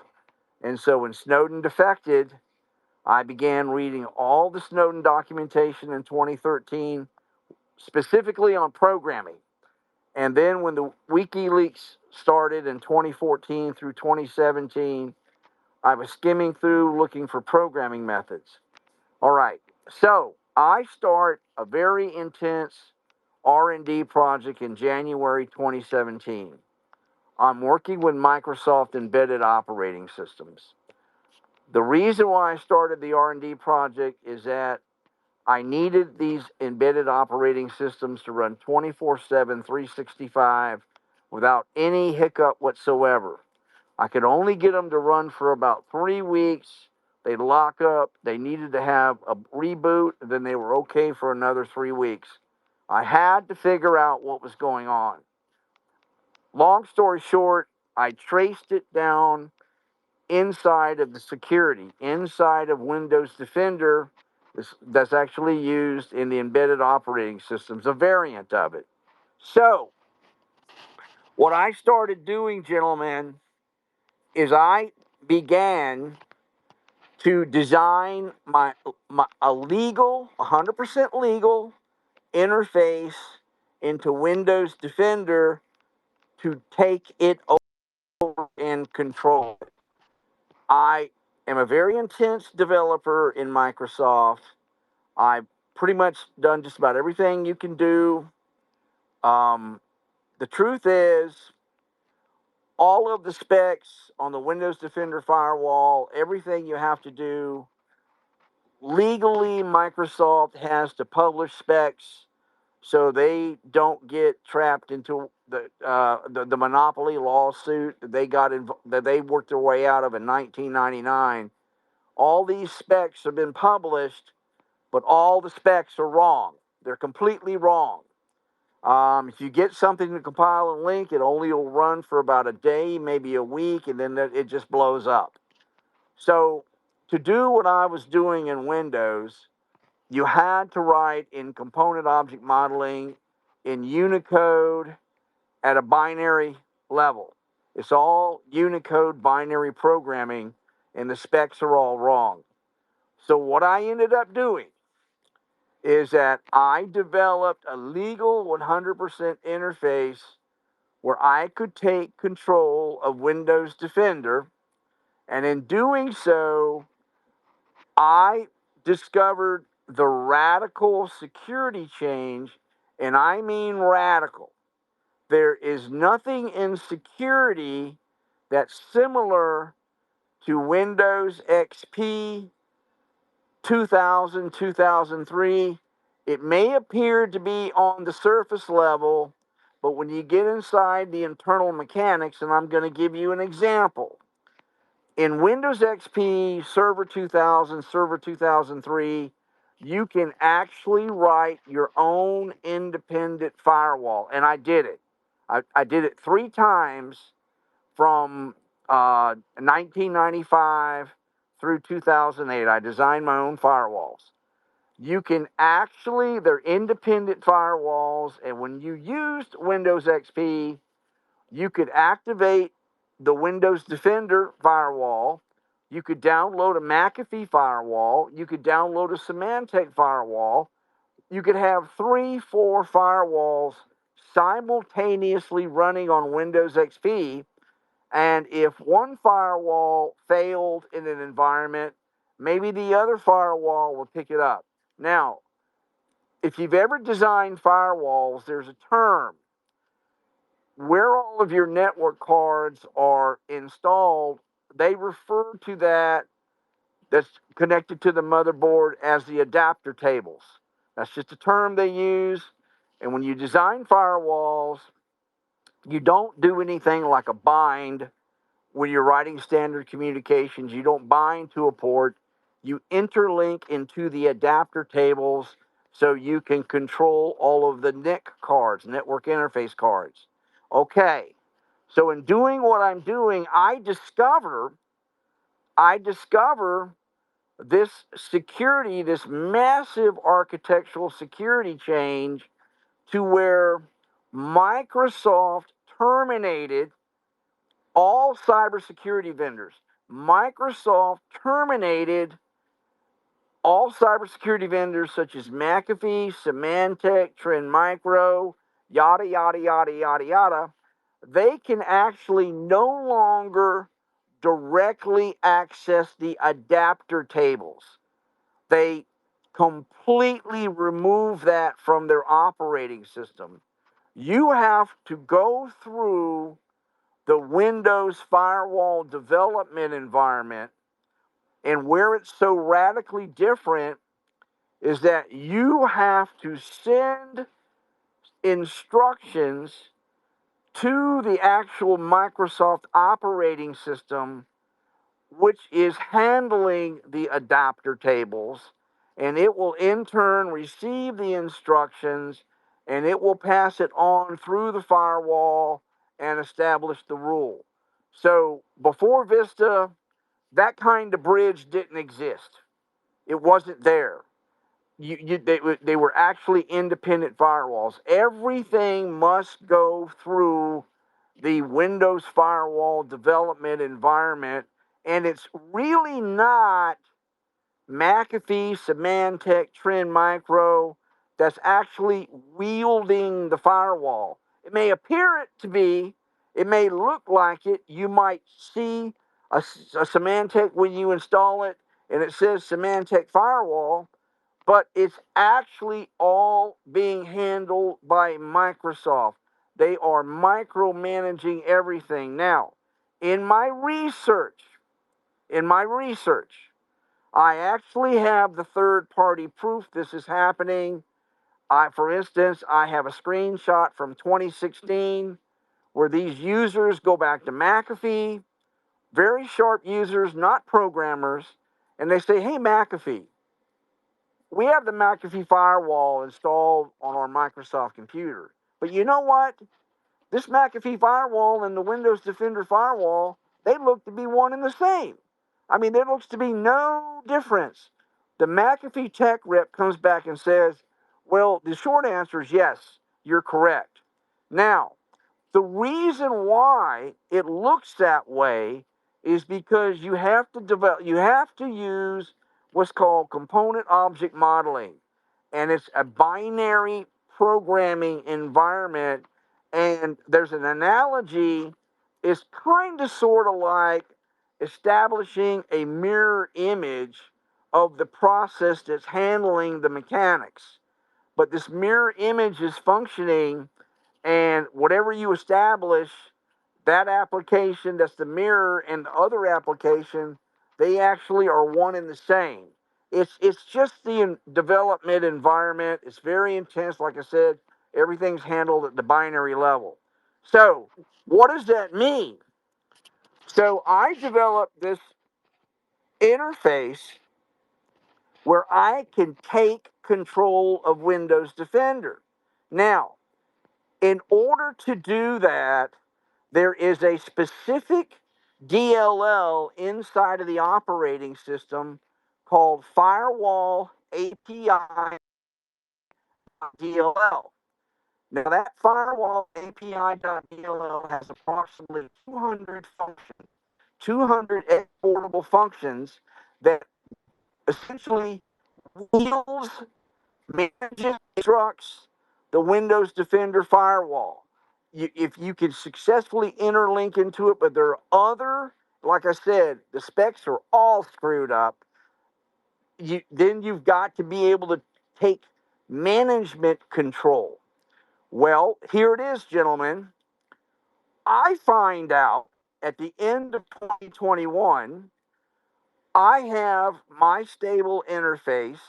I've got it on an embedded device. I've taken over the firewall. I've stabilized the Microsoft embedded operating system. And I'm just going through basic fundamental R&D steps. I'm following steps. I was trained research and development scientist, and I'm just trying to dot the I's and cross the T's. And so I start a memory map. I start running a memory map of my executable and all of the critical DLLs in my mind, that because I've taken over Windows Defender, that I should see the firewall API.dll as an instance once in memory, for my application, and once in memory for the actual Windows Defender. It should only be there twice. And all this was an afterthought. And so I just put in the parameters, I run the memory map. Lo and behold, what pops up is the firewall API is active inside the embedded operating system 28 to 35 times. Now, when I saw that, I figured, you know what? I mistyped. Something's wrong. I didn't feed the parameters in right. That cannot possibly be. So I put in the parameters again, and I put in the parameters again, and I put in the parameters again. And then I realized why Microsoft had such a drastic architectural change. Okay, what they've done, gentlemen, and I'm looking at an embedded system now, and then I have an epiphany, and I say to myself, oh my gosh, what if this same architecture is actually implemented on Windows 7, Windows 8, Windows 10, Windows 11, all the congruent servers matching those release dates of desktops. So I swing around, I move everything over to a Windows 10 and a Windows 11 computer and my latest servers. My technology that I design runs perfect. I run the memory map, and I'll be damned if it didn't show up 28 to 35 times. Now, let me tell you what has happened since late 2006 that the world hasn't known about. What is actually going on, gentlemen, is that with this interface that Microsoft drastically changed and having to go through their programming interface, they are actually controlling absolutely everything. It doesn't matter if you put Symantec, McAfee, Trend Micro, it doesn't matter. Anyone that has a Microsoft partnership with Microsoft, because of what they're doing, I'm about to tell you. Those other 28 to 35 instances, Microsoft has interlinked the firewall API into several different instances of SVC hosts, into Outlook, into the local Explorer when you search files and folders. They've interlinked it into their MS Edge browser. They have a security partnership with Google. Chrome has the firewall API interlinked into it. I have gone and I have a very, very thorough PowerPoint converted to a PDF. It's under my LinkedIn account. I do not miss any unturned stone. It covers absolutely everything.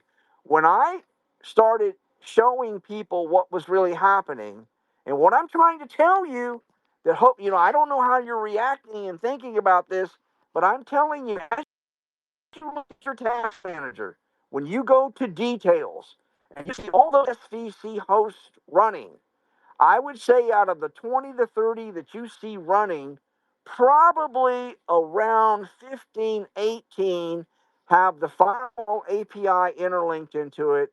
Outlook has it interlinked into it. The search app, anytime you run a search, your screensaver has it, Teams has it, and let me tell you what's really happening. So, as your security architects and you're going about your business, and you set up your architecture and you've deployed your rules and policies, what Microsoft has done is any one of these individual 28 to 35 processes can suddenly dynamically create a rule, a firewall rule. They can transmit anything, they can download any kind of payload to your computer. That payload can run, then they can erase the payload, then they can send another instruction to the firewall to erase the rule, and they can bypass 100% of the logs.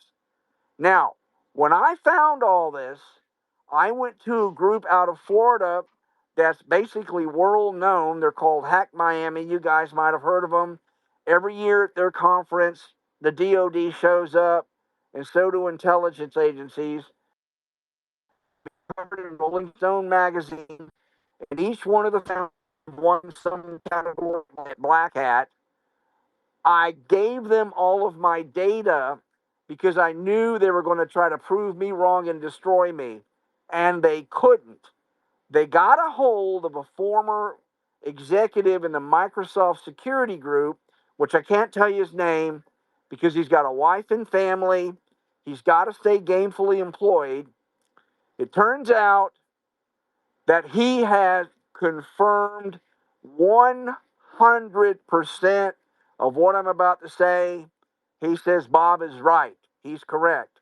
Now, let me tell you how bad it really is. Before Bill Gates allegedly left Microsoft, he moved all programmers, 100% of all programmers in cybersecurity at Microsoft. There are none in the United States. No one. None. The managers of the programmers in cybersecurity, they're not in the United States. He moved everything to Israel. Microsoft Israel develops all cybersecurity. The group in Redmond, Washington is Policies and Procedures. The vice president of security for Microsoft is not allowed to talk to Microsoft Israel. The only person that can talk to Microsoft Israel, because it's all security, is the CEO of Microsoft. So, what I'm telling you, gentlemen, and it's going to get a lot worse, I'm about to tell you something else. Microsoft was breached with source code in 2008. A lot of code was stolen, a lot of stuff on Vista. Then they were breached in 2013. But from 2020 to 2024, there's been these catastrophic breaches. So now, the hackers worldwide, and let me explain another point to you. This is the most genius software engineering I have ever encountered in my career. This is the most brilliant design, and I'm going to tell you why. Whoever is behind this really thought through all mechanics and security and all environments. This is so brilliantly designed. It is designed to successfully evade and bypass all other network defense systems, including hardware devices. And I'm going to tell you why now. Because these people brilliantly orchestrated a design to where all events are initiated from the inside out. It doesn't matter if you're running zero trust. It doesn't matter if you're running open architecture. Each event has 100% privileges. And because of inheritance, okay, if it's zero trust, they have the tokens. But the other part of the brilliance is this: they've been moving slowly and cautiously, and when it's initiated from the inside out, they establish the pathway from the source to the destination. So it doesn't matter if you have the best hardware firewall in front of these Microsoft devices, they successfully evade and get permissions through the device. So let me tell you the trouble I got into, all right? I did a lot of work for our government. I'm a very honorable man. I believe I don't want to make you men angry, but I believe in God. I believe in doing the right thing, and I believe in this country. I believe that everyone should be free. They should be able to live their life the way they see fit, and however they live. If they have something different morally than they do to me, it's not me to judge. It's not me. When they leave this earth, if if if if they don't believe in God, or I do believe when they leave this earth, they explain it to God. So I'm a very, very, very, I believe in everyone's rights in this country. But what is happening, what is truly happening, is that the American public and the rest of the free world has never known, as hard as you guys work. Let me tell you something. Let me bring it home, because you're security architects. Let me tell you what this means. So let's just go with a small network. Let's say you've got 200 nodes of Microsoft computers going through one gateway. So you deploy your security architecture. You've got all of your firewall rules. You've got all your network policies set up.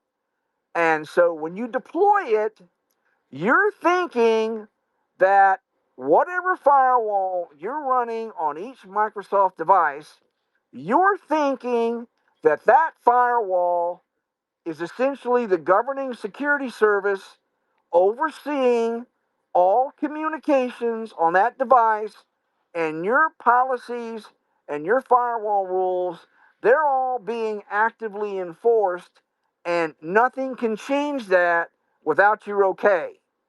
The reality is, gentlemen, wrong. Those policies and firewall rules can be dynamically bypassed at will by Microsoft.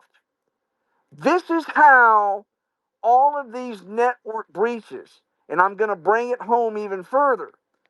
As everybody knows, all of these top secret networks, all of these advanced architectures, hackers are getting into these networks.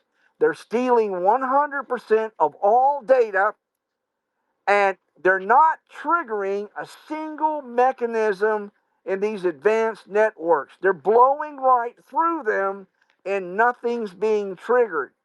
Gentlemen, this is how they're doing everything.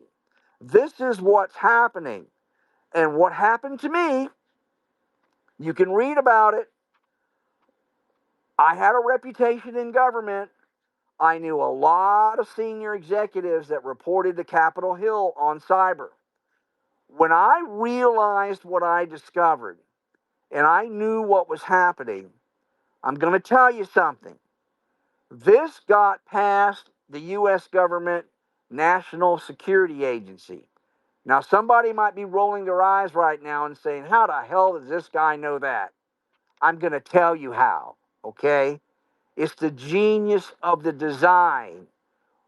And I found out, I gave a presentation in March 2022 to a group of senior executive officials.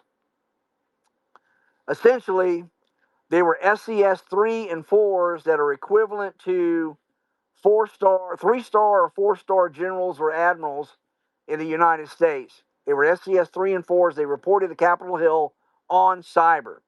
When I told them I had discovered it's not a back door, it's an architectural doorway. A back door is a computer program that opens a port and it's listening, and when there's a connection, it bypasses all of security. The geniuses in Microsoft Israel realize that all back doors are found. This is the most brilliant software engineering where they're actually, see, the security works, believe it or not. You're all probably looking at each other. What do you mean security works? He's talking about what he just found. The security actually works. Microsoft doesn't want, and they're partnered with Google. Microsoft and Google doesn't want any other vendors in there actually doing this. So the other vendors really aren't doing this, and even Symantec, McAfee, Trend Micro, when Microsoft starts their mechanics doing whatever they're doing, they have these major business partnerships, and they can't interfere with any of the internal mechanics being executed by Microsoft. They can't report them. They can't do anything like that. That's all in their partnership agreements. Microsoft is just allowed to turn loose and run, and they look the other way. So when I explained all this to the powers that be, and I gave them a live demonstration, I said, look, how did the NSA and the NIST folks, how could they possibly miss this when it was released in 2006? This is incredible. What happened? Well, I'll tell you what happened, gentlemen. They've completely compartmentalized every bit of these certification process. And I wish I could see the look on your face. They no longer let any of these engineers certifying these operating systems do any free fluid thinking. Yes, gentlemen, they will not allow them the latitude to move laterally through the system and just think, just check things because they have a hunch. They're given a series of questions in the form of a checklist, yes or no. They're given a question. Does it do this or does it do that or does it meet this? They answer yes or no. They're not allowed to deviate. So how Microsoft has gotten this through since Vista is the NSA and NIST, they approved the firewall API.dll. They did. And they assumed that the firewall API.dll would only be used by the actual Windows Defender firewall and the likes of McAfee, Symantec, Norton, yada, yada, yada. They would be using it, and they figured that is where it begins and ends. Microsoft never told anybody that they were going to implement it in another 28 to 35 processes. So, getting back to the architectural analogy I was given on the 200 nodes, you deploy your policies, you deploy your rules. You have a firewall device running on each Microsoft node in your subnet of 200 nodes. You're thinking that that firewall is going to be enforcing your device, and you don't know that another 28 to 35 processes can override at any time all of your rules and policies and completely bypass the network logs. And gentlemen, that's what's been happening since late 2006 for the last 18 years. The US government and everybody partnered with Microsoft has never told anybody anything. So, when it comes to Microsoft, their programmers and their managers of programmers, they're sitting in Israel. When it comes to McAfee, Symantec, Trend Micro, and even Cisco, well, what they do, all of their programmers are sitting in India. You are talking to the first individual in the United States. I have never had, nor I never will, have any kind of formal affiliation with Microsoft, and I have a completely neutral product 100% legal that can interlink and put a stop to all this crap. So, if you want to look at my research, it's been posted on my LinkedIn for the past 4 weeks. And as you all know, cybersecurity experts love to destroy one another. They love to. My research has been out there, been 100% transparent, and in over 4 weeks, I haven't received not even one negative comment. To be quite candid with you, I don't know you gentlemen, but I think people are shocked, and quite honestly, and I'm not implying this to you two gentlemen, I think most of the cybersecurity industry, I also happen to be one of the last in my culture.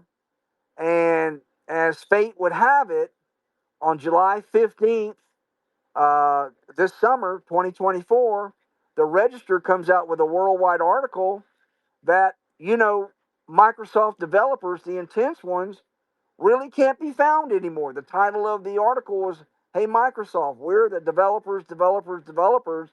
And they went all through it and how Microsoft treats people. And I've known this since I met with Bill Gates years ago. He's an asshole, but it's a ruthless environment, a lot of yelling and screaming. Microsoft specifications have always run 7 to 10 years behind, and they do that intentionally. But all of these younger people, they're just walking away from it. And ironically, here in the United States, the UK, and in Europe, um, Microsoft is in 99% of the environments, and there are no intense developers left that can design utilities to interface with the operating system. I see to be the last of my culture.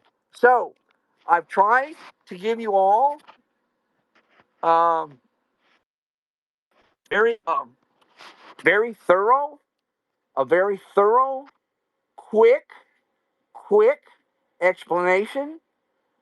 Like I said, I have everything under my LinkedIn. If you give Bill your email address, he'll send it to me. I would be happy to send all of you my research. But before I end this, I'm going to tell you something. My research has been through the gauntlet. I have had Microsoft cybersecurity experts absolutely start screaming at me, saying anything, and in all of these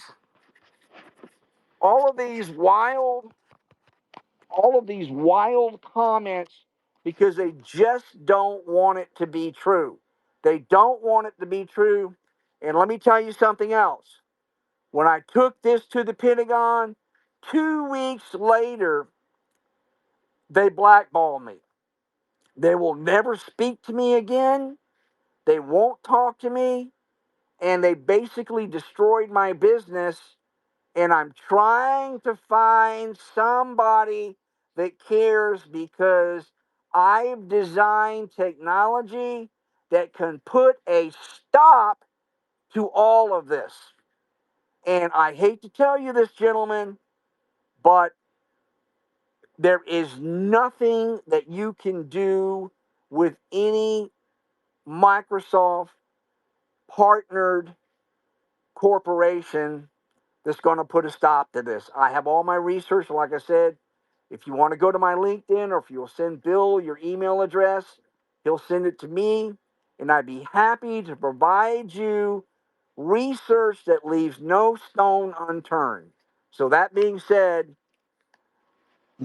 there it is. Wow, Bob, thank you very much. First of all, I would love to have your LinkedIn and your mail because I'm very interested on that. Second, this is basically a feature based on the fact that it was not a bug, it was not intentionally being a mistake that they made, a problem that was was accidentally. It was designed in that way, so it's a feature of the operating system to call it in a ironic and sarcastic way. And the thing is that I lived a situation where exactly like you, I exposed something that wasn't supposed to be exposed because it was Well, a problem that can, was there for a reason. And I have here how is the methodology that they apply when somebody who eats of dough goes and tries to report this to get solved. First, when they try to destroy the reputation of the person, they do anything in the media, they manipulate the media, they start trying to get the image of that person destroyed. Second, they minimize the problem, they try to make it look like it's something easy to solve, that is nothing critical. And third, they stop talking about that and they forget about the problem. That is what I identify. well, yeah, can I say Yeah, yeah, something though? of course. You see, this is all an intentional design. This is genius. No, seriously. When you look at the dynamics of what they done, they spared no experience. They spared no expense. There are a series of geniuses. These Israeli engineers. Look, I gotta hand it to them.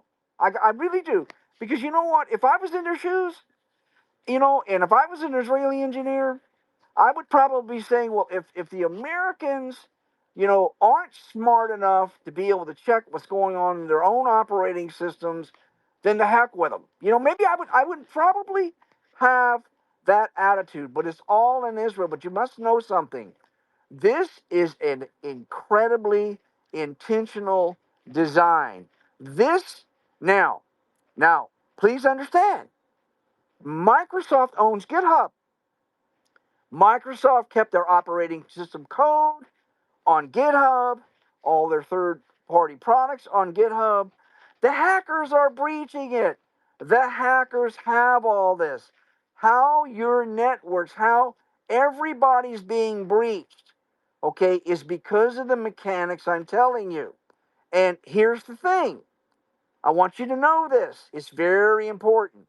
If you get a hold of me, I'll be glad to send you all this. You see, when Microsoft was sued as a monopoly in 1999, how they beat the lawsuit and they weren't broken up was they had to agree to allow any third party to design software to compete inside their operating system. So they agreed to that. So in order to do that, they have to publish specifications. Now, legally, when they publish those specifications, that keeps them out of the monopoly window. They can't be broken up. The specs are actually all wrong. Now, obviously, there's McAfee, Symantec, Trend Micro, yada, yada, yada, yada, yada. The people that have these business partnerships, I mean, intense business partnerships, they're allowed to read specs, but they're bound under contract. They're bound under contract. They can't interfere with anything going on inside of Microsoft. So, gentlemen, I'm telling you right now, all these certified Microsoft partners, all these people thinking in their mind, let me give you another analogy that's very true. Under XP in Windows 2000, 2003, if you just didn't want to use the Windows Defender firewall and you put a McAfee firewall, okay, that was an actual independent, self-contained firewall that had direct access to the adapter tables. It was truly, it had control. And you could put a Symantec on there, okay, and it had direct access to the adapter tables. They're all running in actual independent parallel. So if you truly wanted what was actually truly a defense in depth, you could do it under XP 2000, 2003. Vista comes out, gentlemen, and all those people thinking, well, I don't have to worry about Microsoft failing. I'm going to put on my McAfee, Symantec, Trend Micro, whoever. It doesn't work that way. The mechanics don't work that way. It's Microsoft wielding everything. And gentlemen, the off button in the Microsoft firewall doesn't work. And let me tell you something else here. I'm going to give you more common sense that is just terrible after you know all this. So since 2017, Microsoft claims they've been spending $1 billion a year just on their internal development of Windows Defender. That's not acquisitions. That's just developing Windows Defender. So from 2017, 2018, 2019, 2020, they're spending $1 billion a year. In 2021, they're saying they're going to increase it to $4 billion a year. $4 billion a year for the next 5 years, and that doesn't include their security acquisitions. Okay? Gentlemen, you know what? I believe I'm here for a reason. Now, I'm going through a lot, and people are trying to shut me down, but I, as one person, successfully reverse engineered and figured out what you have to do to develop an interface, and I can legally take control of it, and I can stop all of this. So if I could just get to the right people that actually I have the right information. As a matter of fact, I wrote an article on July 17th that I wrote it for the common citizen. I wrote it because I wanted all citizens in the free world to understand what's happening. And it's important for all citizens to understand, even those that have never used a computer or never will use a computer, because you can't go any place where they do interface, where they shop, where they bank, whatever they do, somebody's using a computer, even though they don't. So I wrote all this in common sense terms. You gentlemen are welcome to have copies of it. My R&D PowerPoint, that's a PDF. I have been through a gauntlet. You wouldn't believe the wild ass things that these so-called Microsoft security experts say to me when I show them what's really been happening that they don't know. You wouldn't believe the temper tantrum, and you wouldn't believe the wild. I've had PhDs just start yelling and screaming these wild ass statements, and they're used to playing God because they have a PhD, so whatever they say goes, and they make the stupidest, illogical statements that just aren't true. So this research PowerPoint I've gone through actually covers every possible option, and it gives them nowhere to go. I mean, first of all, there is something that I saw today that describes what you're saying. Competitions happen at the bottom. The people at the top are collaborating. You're talking about Microsoft and then these antiviruses, monopoly almost. Yeah, the people at the top are collaborating. Second, I cannot DM you because you're not following me. I'm following you, and I really am willing to access to the presentation document. And third, Oh, I can actually do something with you to reach people that can actually be the people that can be the voice to make this known the way it should be known. That's it. I mean, it's incredible synchronicity and timing that that Bill happened to know you. I was looking. We have many friends in common, in particular from Miami. You have Alexander there in your contact. He's Alexander Hayes that is from Miami.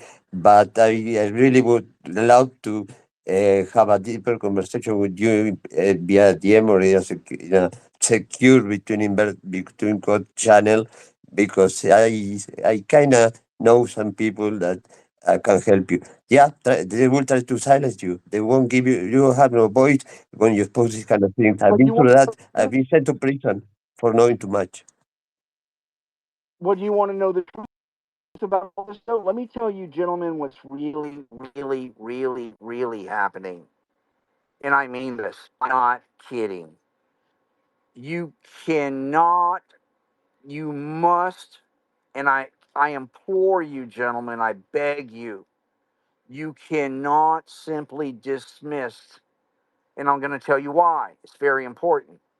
You cannot dismiss the brilliance of this design. Now, I tell all of you humbly, and I'm not kidding, I worked night and day on all this. As a matter of fact, I'm one of those engineers, and I don't have a problem telling you, gentlemen, this. I'm not one of those engineers that gets up at 8 o'clock in the morning or 7 o'clock in the morning, has a cup. I am sorry. I mute you. I'm sorry. I mute you accidentally. I tried to accept the request to speak and I click on the wrong button because I have closed caption. Bill, can you accept the request to speak? Because I have the closed captions and I cannot click on the bottom of accept. Yeah, sorry for the interruption, Bob. Can you please continue? Can you unmute your microphone? I accidentally mute all the room. Bob, you got to unmute your mic. Yeah, I by mistake click on the wrong button. I mute everybody instead of accepting a request to speak. You have to, okay. Oh, okay. Sorry, All right, can you hear me now? no quería molestar. Can you, Disculpen. can you hear me? Yes, we can hear you, no problema. Yeah. Okay, all right, I'm sorry. I must have had it too close to my jaw. It must have hit the mute button. Okay, so let me No, I tell you. work for Microsoft and I try to silence you. Just kidding. No, let me tell you something about me, guys, and I'll be very, very candid. Okay, I'm just absolute, no, being totally transparent. I'm not one of those engineers that can get up at 7 o'clock in the morning or 8, make myself a cup of coffee, go down for 8 hours. You know, I have to work hard. I have to dig and dig and dig and dig. And I have to put in a lot of thought process. I'm not one of these gifted people. I love what I do, but in order for me to do what I do, it's a lot of hard work. And I'm going to tell you something. What you got to do, what you have to do, I implore you, you cannot simply dismiss how smart these people are, and I'm going to tell you why. This is truly genius. And in order for me to reverse engineer and to have a solution, okay, I can give anyone at any time a live internet presentation, but let me tell you what I had to do. Everything, as we all know, is operating system mechanics, obviously in security, but this is all, to use the analogy, so to speak, happening under the hood. This is all happening in session zero, you know, basically in Microsoft, no graphic user interface, all text based console programs, everything without a GUI. What I had to do to show this to the world, figured out a way that I could interface with session 0 and have it interlink with GUI interfaces and have a series of buttons so I could slow down all these things that happen in milliseconds, and I could put it down slower than a snail's pace, and I could show people what I could do. Now, let me tell you just a little bit about that. So I have a Unicode COM binary interface working with another process that I've put a piped name wrapper around PowerShell, because PowerShell is a major nucleus of how Microsoft manages worldwide. All of these two processes are actually working together in unison, but I can go in, and Bill saw this, I can pull up the Windows Defender firewalls and their inbound outbound rules that'll have anywhere from a total of 450 rules in inbound outbound to maybe over 1100 to 1200. In one button, gentlemen, I push one button. One button. And I do this just to show the power of what I've done and the power that I'm managing it. One button push, and I completely erase 100% of all rules. They're instantaneously gone. Then I click another button, gentlemen, and I replace all the rules. My company's cyber detection services, I have no website. I'll explain that to you why, if you want to know why. Okay, I have no website. And push one other button, and I replace the rules with my rules. I've interlinked into the system processes. I've interlinked into all the logs. I'm monitoring everything. And when Microsoft or whoever starts their crap, I can detect it. I can report it. I can stop it. I can reverse it. I can do everything that's needed, and I stop what's happening. Now, it almost cost me my life that I worked so hard on this, but I can control it. So when I tell you, you got to respect how smart these people are, what I'm saying is they've been moving slowly but cautiously since 2018, excuse me, since 2006. For the last 18 years, they never got discovered. This one guy in the United States I'm from a totally different culture.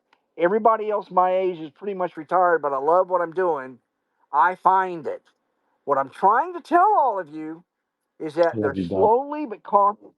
they're slowly but cautiously moving, and the truth is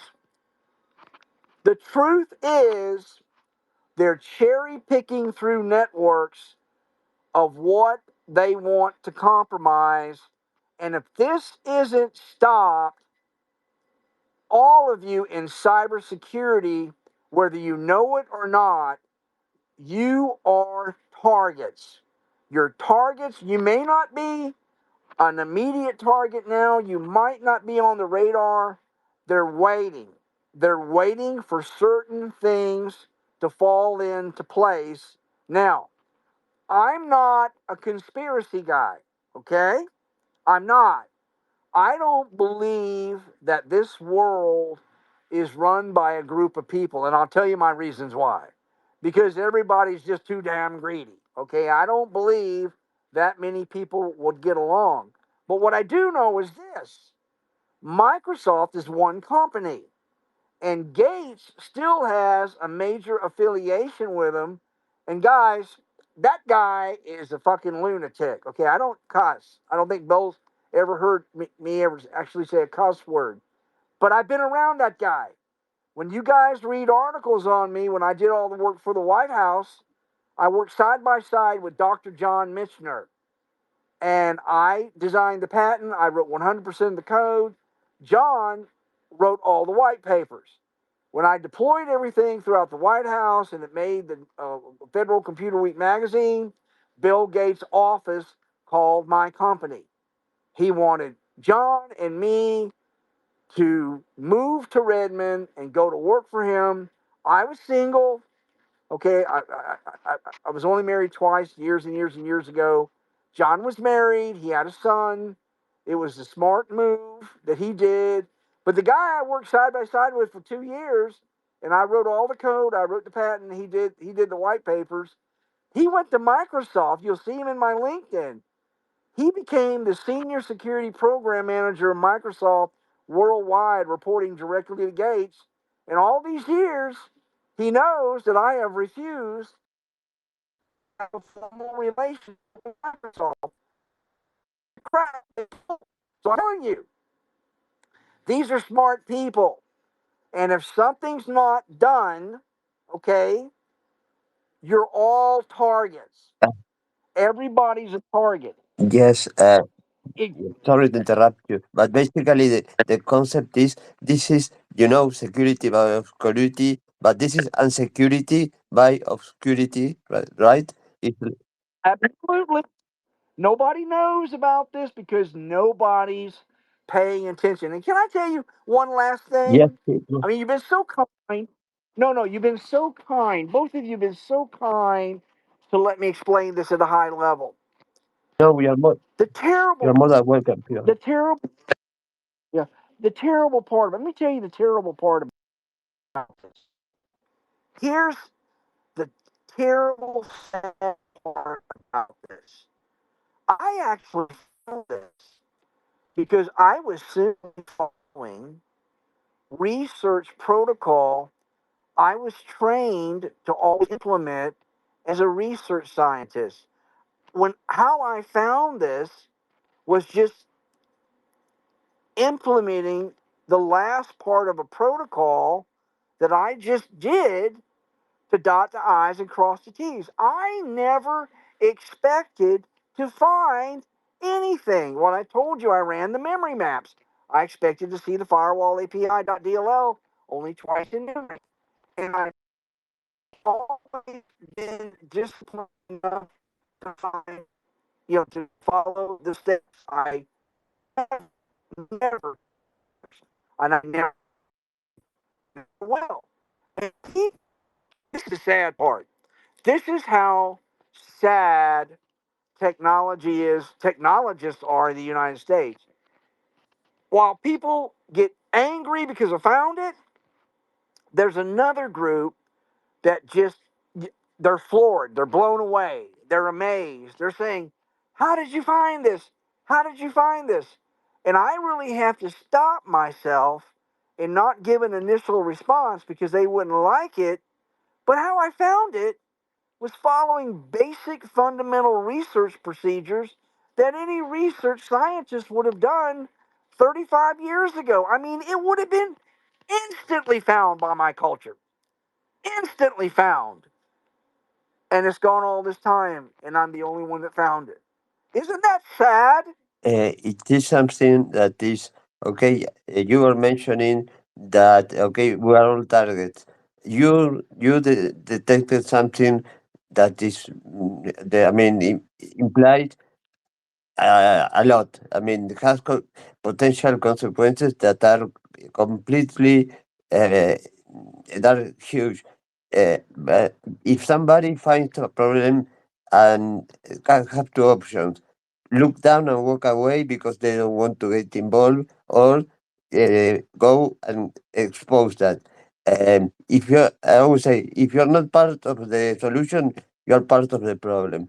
And I don't want to be part of a problem. And I really disrespect you for being talking about this because otherwise we will be blind. Of course, I will do my own research. What you said, okay, I would love to see the documentation. I have no idea whether I mean, I cannot say I believe you, but I can tell you I am willing to. I mean, yearning to have access to your research, and I really, really feel the curiosity about this. And well, I'm always open to listening to everybody. So don't worry. It's a pleasure having you here, and you can continue if you want telling more us about this. Because I come across to you gentlemen I know I come across as passionate, but I hope that I have been logical and perhaps that you gentlemen believe at minimum that I'm competent at what I do. No, I gotta You know, tell I you, mean, it's just I have been in a situation where I have been silenced, and I became passionate with the things that I was exposing. So I can feel that passion in you because earlier I had a Zoom conference and somebody said, "Look, listen to Alberto. He won't stop talking." Yeah, when you feel that passion that you want to express yourself, you cannot stop saying that because you have to get out of you all these things that are completely amazing for you, and you're expressing, for example, how intelligent, how incredible, creative these people that made it were. So I can feel the passion in your voice that describes that. Yeah, this is something that you need to express, and you have inside of you, and you are yearning to share that with people that are in cybersecurity for just spreading this. Uh, yeah, a solution must be found. but yeah, this is brilliant. It's genius. It's absolute, but it's wrong. Okay, and I'm going to tell you something. They're exfiltrating everything. They're exfiltrating. They're getting everything. This is just wrong. Okay, this is just wrong. And I believe honestly, with all my heart, it's the most genius software engineering I've ever seen in my life, and I believe with all my heart it's evil. It's evil because it it it seriously, now listen to this. Just listen to this logic.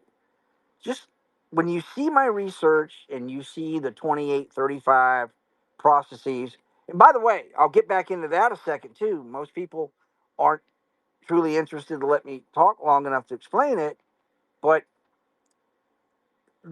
they truly implemented this design to where they wanted to be sure through the laws of probability and statistics there would always be an active process with the firewall API where they could override anything. I mean, let's just use common sense.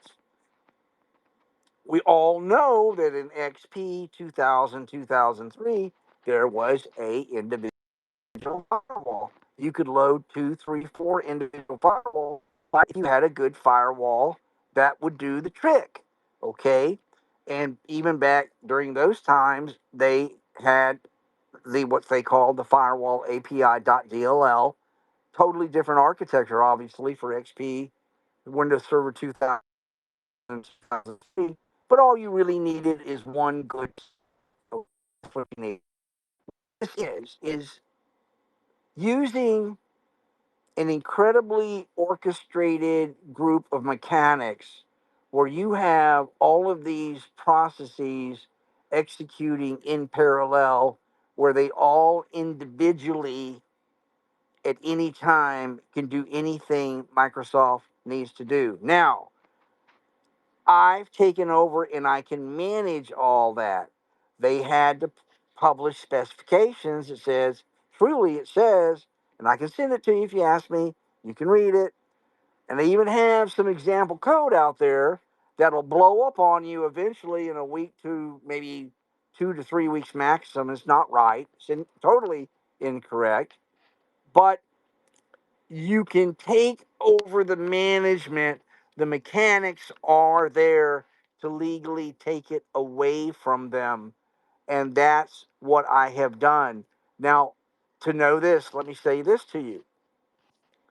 There are issues. If there was a problem, and I don't want to call it a problem, I don't even think issue is the right word. But let me tell you how, by me following the proper research and development steps, okay, how I caught them. There's actually two ways that they implement the firewall API.dll. If it's an operating system process service that's running in session 0, they appear to have some stability issues in session 0 processes.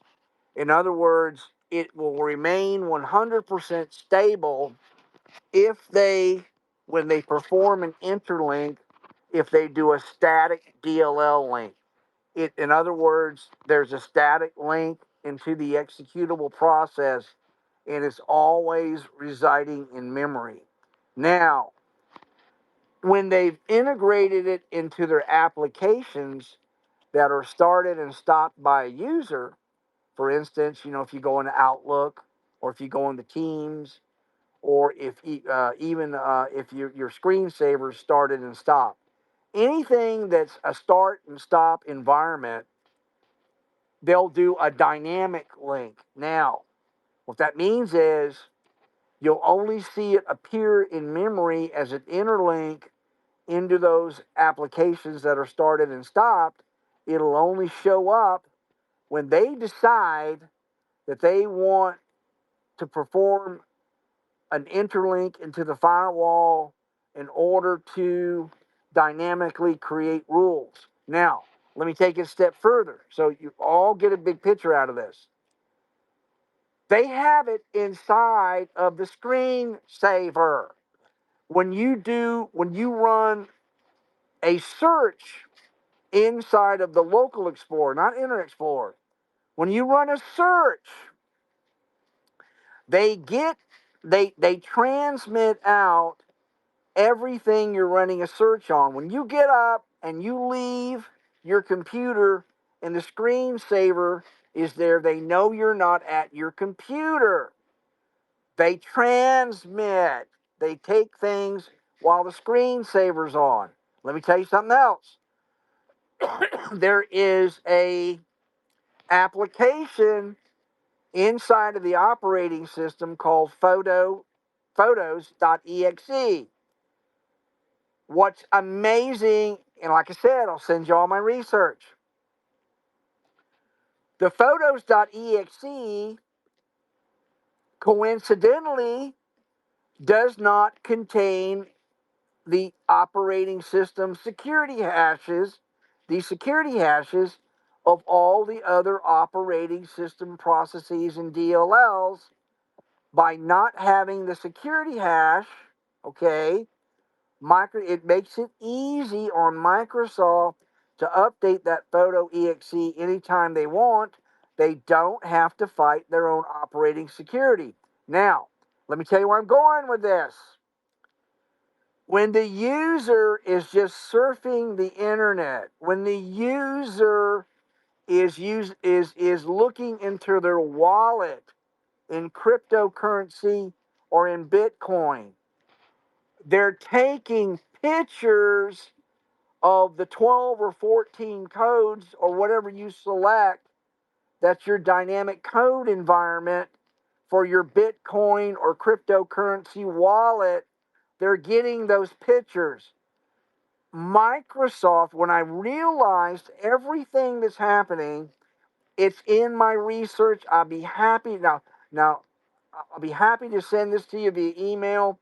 My research PowerPoint's out there, but I don't have the other pieces out there. It's actually in my articles. I have it in my articles. If you read all my articles, you'll see what I'm talking about. But Microsoft has a net valuation of $2.5 trillion.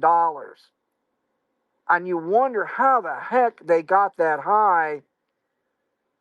There was a group of users, I call them super users. They're not programmers. They're people that love their Microsoft computers. I would say there's probably about 150,000 of them worldwide. They are the kind that will sit in their underwear 24, 48 hours playing with their Microsoft computers. Again, they're not programmers at all. They're just techno freaks, and they're watching everything. They're watching everything. And thank goodness we have those people, because these people went back to Microsoft. I've got the screenshots. I included them in some of my articles. And they said, hey, our Microsoft computer's been hacked. It's been hacked. And the only thing that's on their computer they can see changed are these residual effects in the firewall rules. And there's a bunch of people saying, hey, my crypto wallets, they've been broken into. My crypto is gone. And all I see are these residual changes in the firewall rules. They all go back to Microsoft support and they tell them what's happened. I've got screenshots of all of it. Microsoft comes back and tells all of them, oh, that's not a problem. Don't worry about it. And these people are going crazy. Say, what do you mean don't worry about it? We're not buying that. You got to tell us what goes on. What does Microsoft do? They simply stop communicating with them. It's all out there. They didn't erase anything. They don't want to bring any attention to it. They just tell them it's nothing. Don't worry about it. And people aren't buying it. And now all these networks around the world are falling apart. And it's because of what I discovered. And if something's not done about this, everyone is eventually going to be a target. And gentlemen, to be quite candid with you, you've been so very kind. You really have been so very kind. That's about all I can say. I will back this up 110%. Be glad to send you whatever you want. And Bill is such a great guy. You know, just let me know. I'll send you everything on who I am. I'm very, very fortunate. Pretty much everything I've ever touched somehow has made national or world news. And gentlemen, I'm a humble guy. I'm going through the worst financial time in my life because the government's tried to shut me down. I'm hoping I can get to groups that'll get a hold of me and say, look, Bob, you know, we want to stop this crap. You know, I've got a patent pending on this. And all I have to do is this. Let me tell you what I have to do. I had to work 3 times harder because I had to be able to show these mechanics that happen in session 0 that nobody ever sees. I had to bring them to the screen. And the specs are all screwed up. And so I had to figure out the proper bridge, all right, to get it from session 0 into a graphic user interface.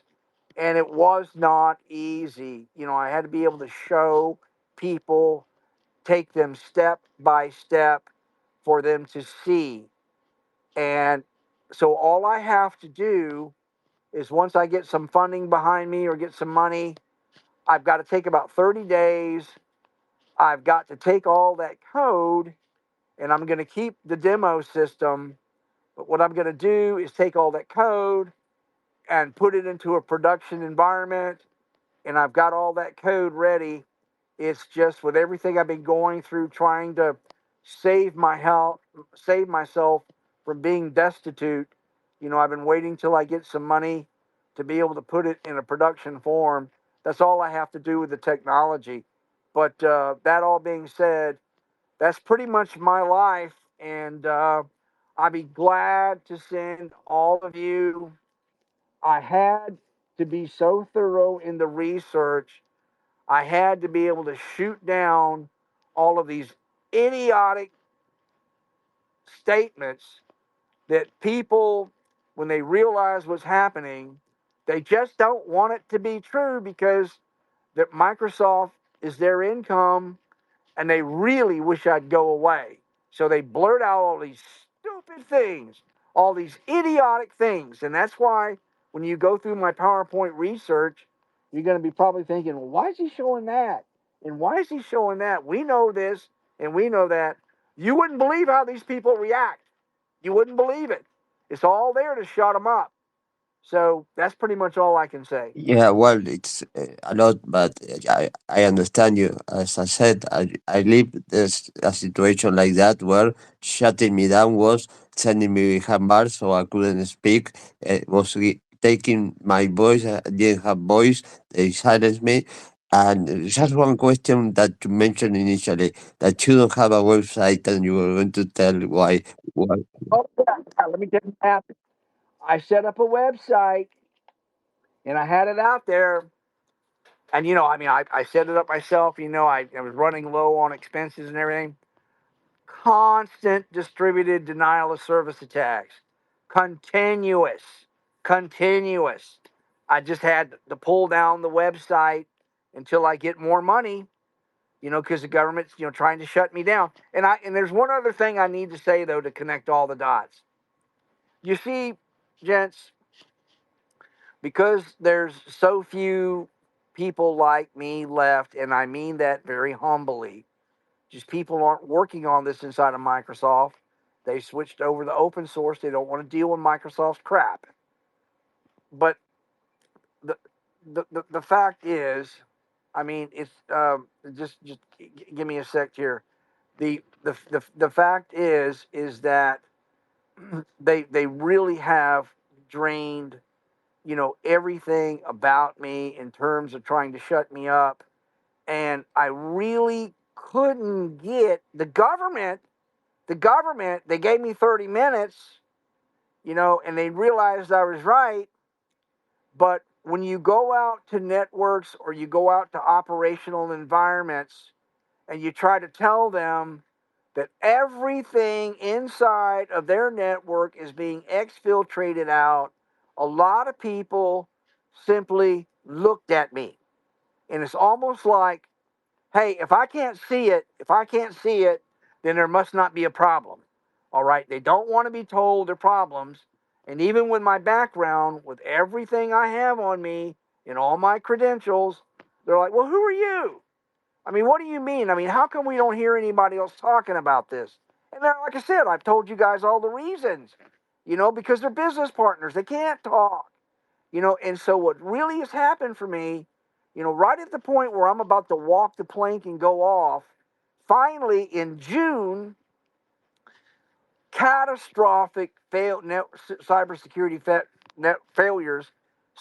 failures really started.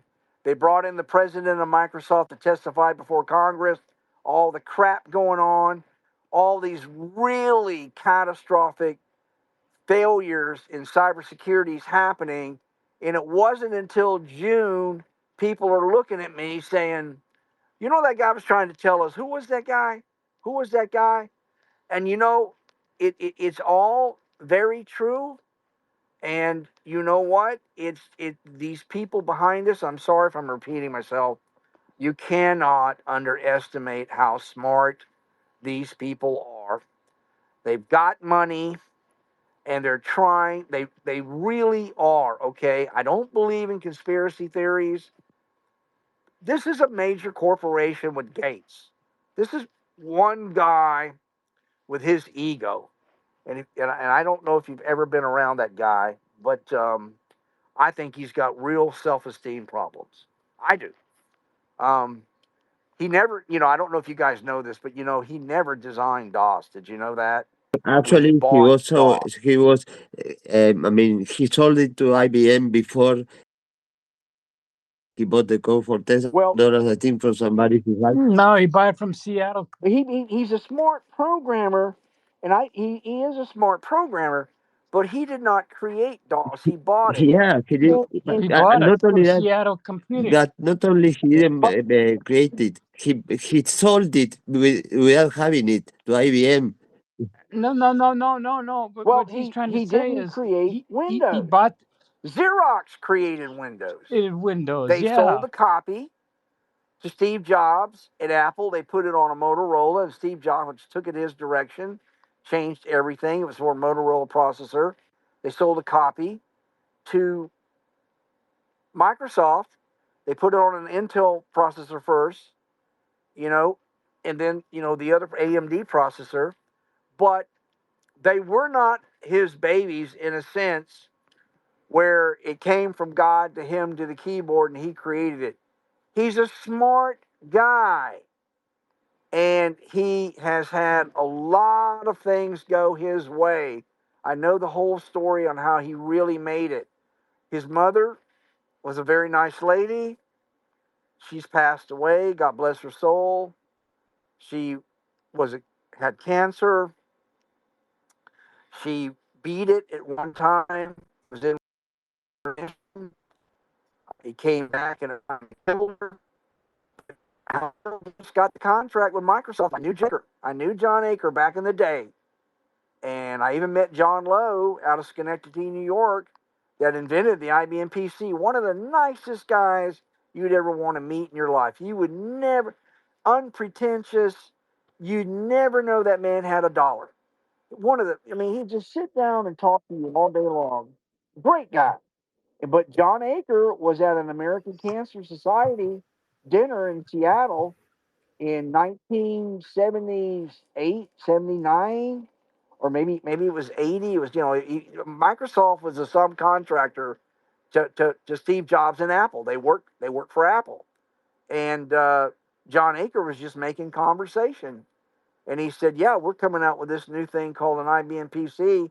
We've got this new microprocessor called an Intel, but we're desperately trying to find an operating system for it. Bill Gates' mom was sitting right beside him and spoke up and said, my son could write that. My son's already written an operating system.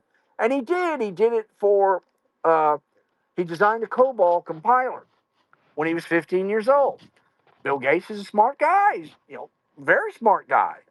But you know what? What they did was they knew across town in Seattle there was a guy that had designed an operating system for an Intel processor.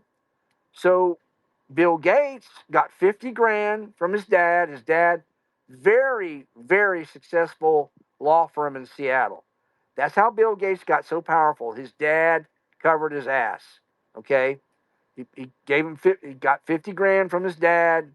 Paul Allen, who's dead, he died of cancer, who was Bill Gates' closest confidant for years. Paul Allen was a really nice guy. He really was. Went across town with the 50 grand, told the guy he wanted to buy it. He said, what for? They said that they were going to be working on a defense contract in the DOD, and the missile guidance system was going to use an Intel processor.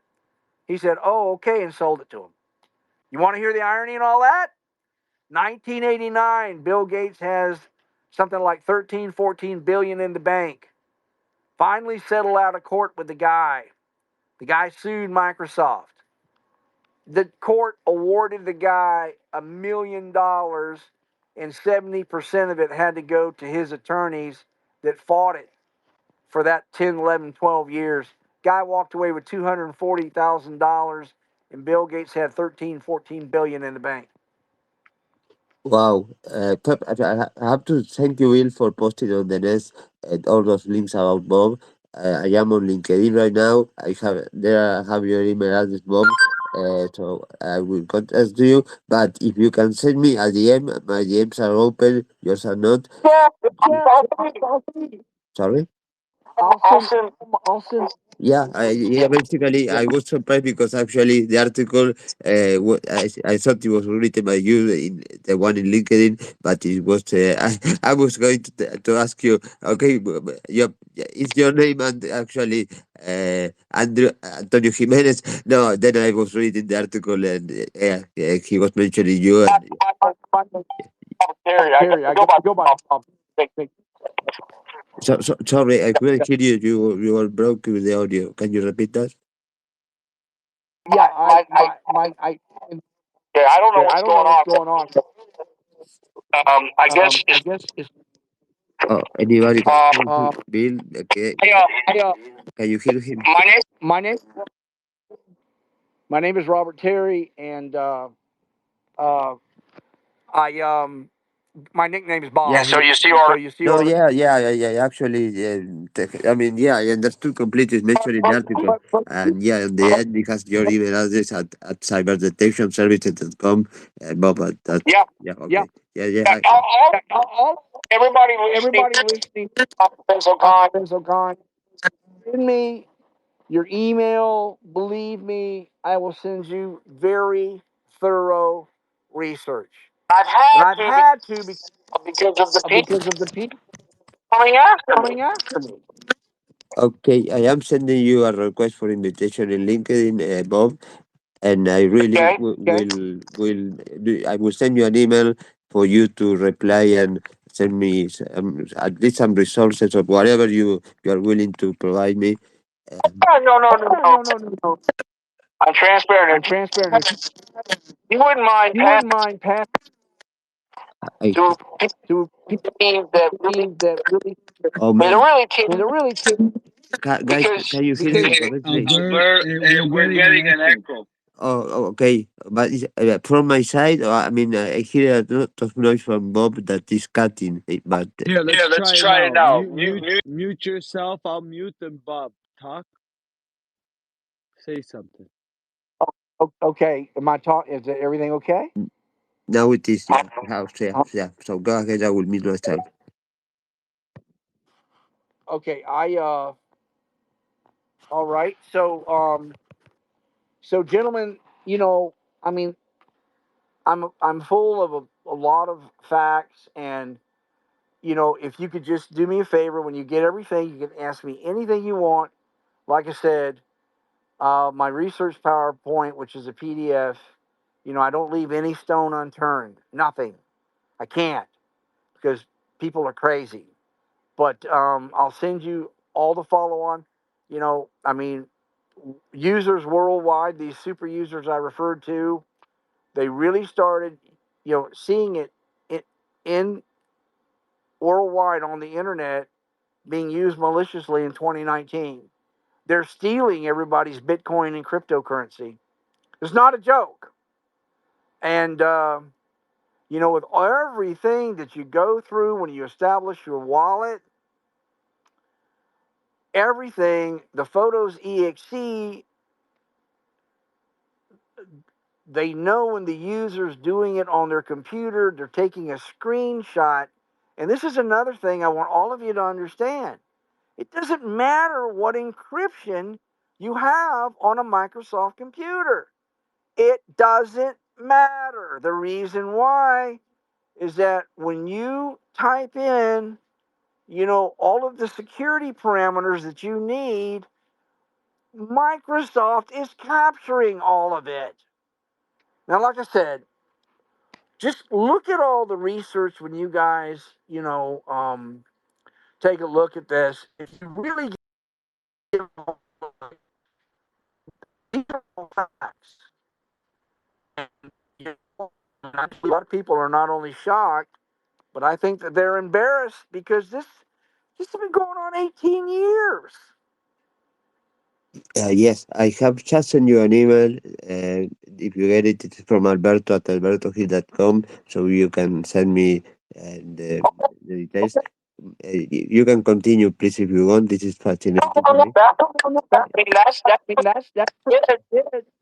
Yeah, everybody's so very kind to give me the forum.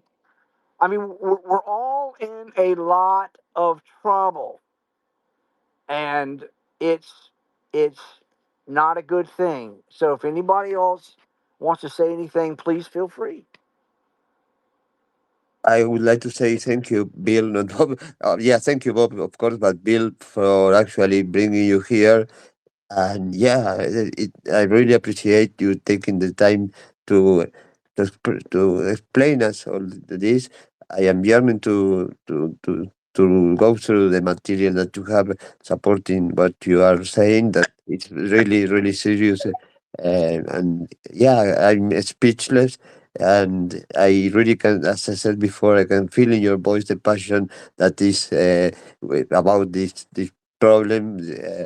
That is not a problem, actually. It was meant to be, it was created to do that thing, and it's fascinating the way, I mean, the creativity and how, as you said, geniuses, the people designing this were nothing. I just, yeah, I was reading the article in LinkedIn. I just wanted to know more.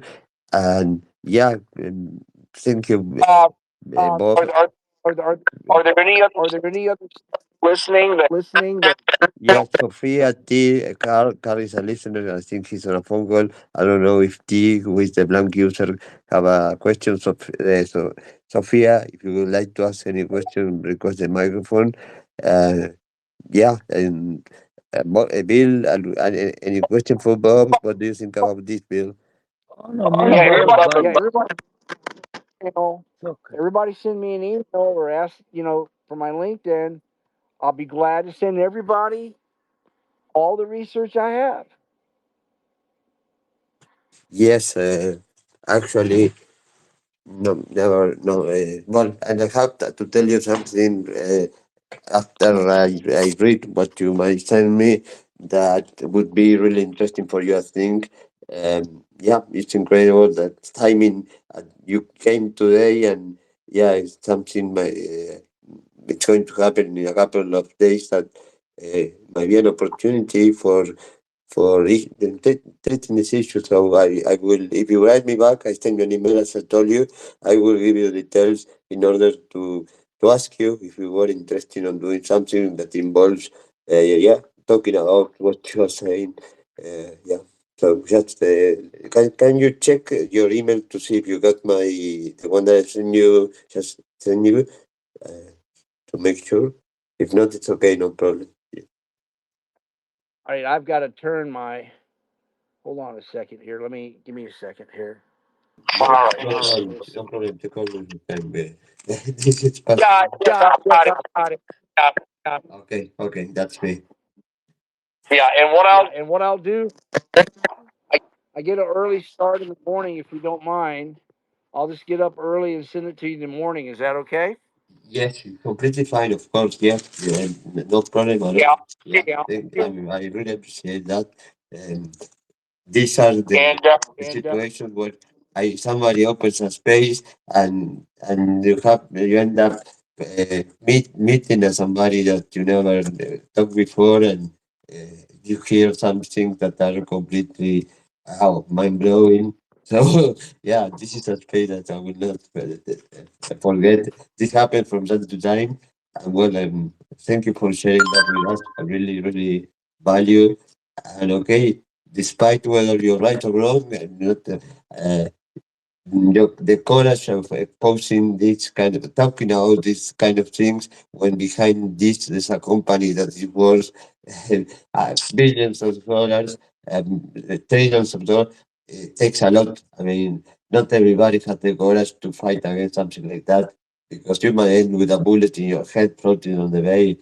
And I know I've been in a situation where they try to silence me real time, big time.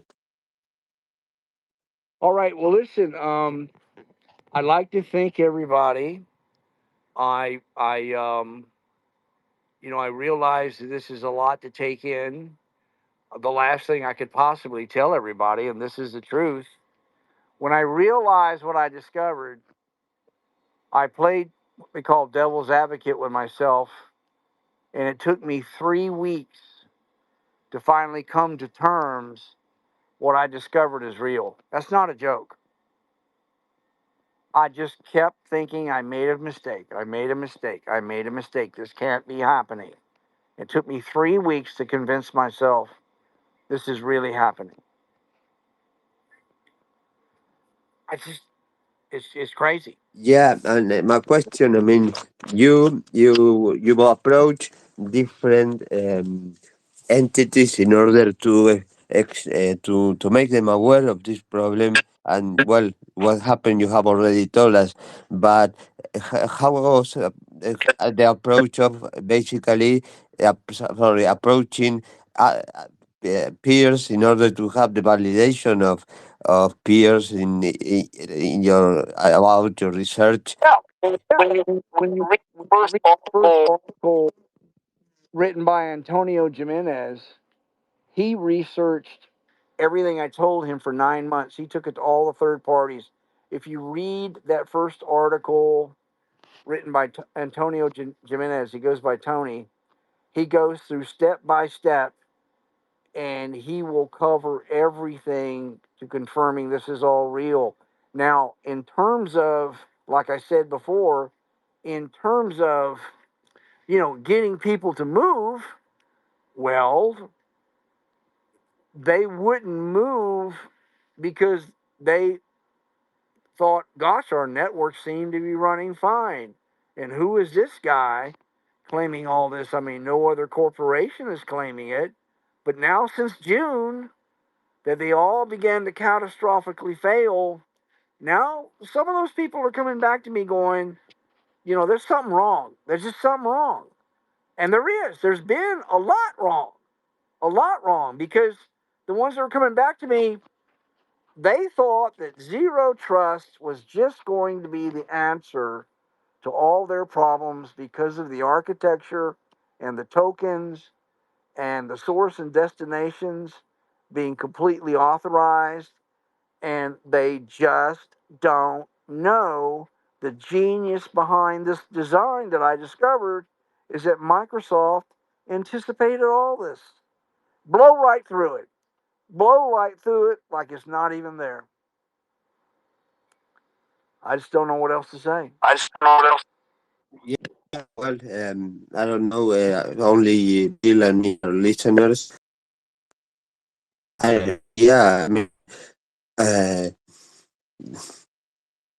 when you face a situation like this, there's a case of another person who exposed something related to Apple and iOS, and he experienced a really bad time with what was happening in his life in terms of the pressure he was receiving. I mean, the trolling in this network, the attacks. So, how was your? I mean, you said that economically you are in the worst moment of your life. So you're not alone. So am I, because of what I did. And yeah, and I am not being able to work in my country because the companies here either either you can work for the government or you can work for companies that provide services to the government, and none of them will hire me. So basically, it's not written, but I'm somebody who cannot work in my country. I am silenced here, and it's been really hard and complicated, this situation. How knowing this and trying to expose this affected you in your life, in your health, psychologically? How was the change in your life in those aspects? All this situation. Well, they want me to shut up and go away, and I had to wait. I had to wait for certain national and world events to unfold, and because cybersecurity now has reached an all-time catastrophic level, it's very clear that these breaches are occurring when corporations have put millions and millions and millions and millions in their cybersecurity, and all their data is being stolen, and there's nothing being triggered in any of these advanced cybersecurity systems. So the government's very silent, but I think that there's a few people that's just beginning to start that realize that they want to try to control their own destiny. I mean, it just is what it is, and I'm so thankful that, Alberto, there's people like you that want to learn more. I guess you say you're not working in your country, so are you now in the United States? Sorry, again, problem with the audio. You said people like. Then I couldn't hear what you said after that. Oh, you got a bad echo there. What was that, What please? was that? Okay, let me put a headset. Give me just 30 seconds.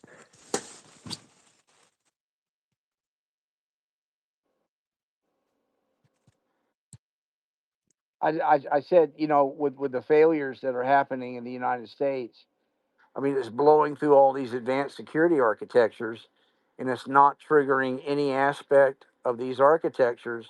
So people realize, there's something bad, bad, bad wrong. So now they're just beginning to come back to me. But are you now in the United States? Is that where you're located? Alberto, he's down south. He's still Yeah, getting a lay of the land. right now I have, yeah, right now I am using a headset. Is the echo gone? Yeah, In Ecuador? it's bad. The echo was in The the audio is echo. gone. Okay, okay, No es yeah, bon. okay, yeah, Bob. Please, can you repeat what you were saying? That people like me, Marieke. and then I could, yeah, Marieke. My yeah. ears.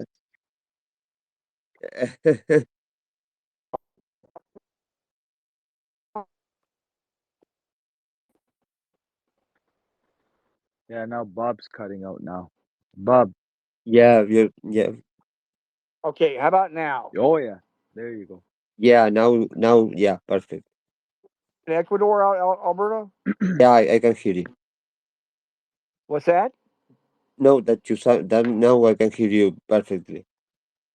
Bad echo. I couldn't understand a word. Okay, now I'm wondering, do you, Bill?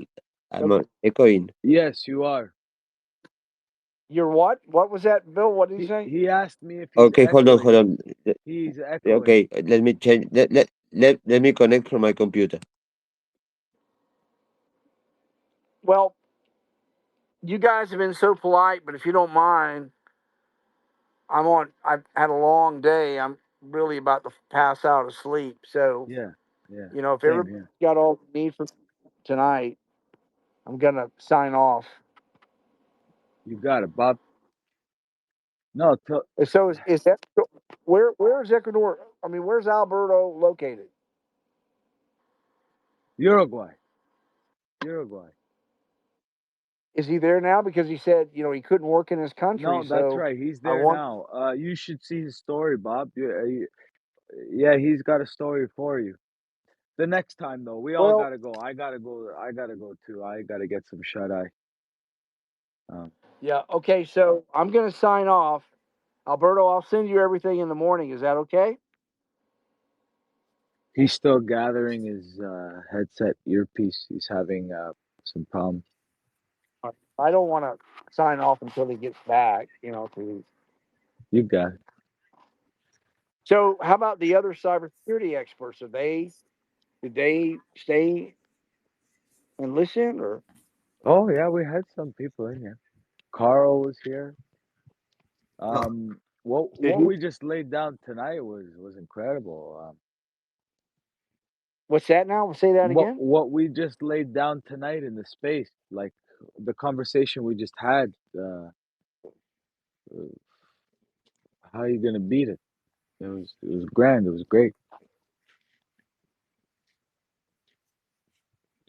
Okay, well, so just to let everybody know, I mean, I've really got to go to sleep, and gosh, I wish Alberto would come back so I could, say goodnight. Yeah,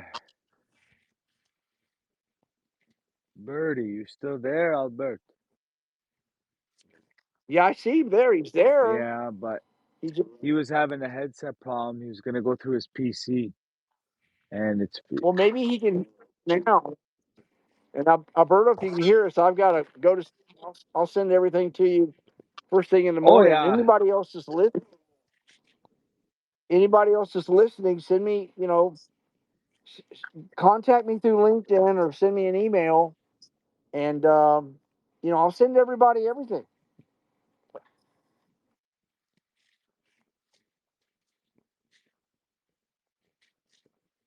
you got it, Bob. Yeah, I think somebody, I guess Jay just popped in. Okay, I guess, like I said, people contact me on LinkedIn, or send me an email. I'll send you all my research. I'll send you everything. I've got a solution that can solve it, and just is what it is. I see it there. It is what it is. It's just building it, Okay, really. well, You already got it settled. It's just getting it out there, really. Like what you've been saying, Bob. I'm going to sign off and leave. I just tell Alberto I'm sorry I couldn't say goodnight, but I'm going to go ahead and sign off. And I thank you for the audience. Thank you for listening, and Oh yeah. look forward to talking to you. Yeah, till the next time. Till next time. We're going to stay on and tell Alberto or you going to just don't want him to think we got rude and left. No, not at all. He wouldn't take it at all. Like everybody All right. is pretty much in shock and awe. Alberto said it himself. Uh, All you know, right. Well, I'm going to go to sleep, and I'll talk to everybody later. you got it, Bob. You got it. Take care, Bob.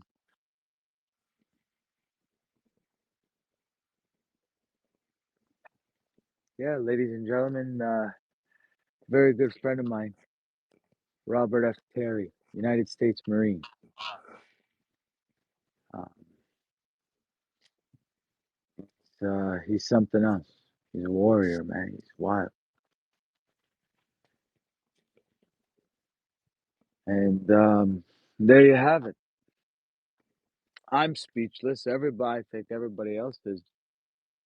Carl, you there, Carl?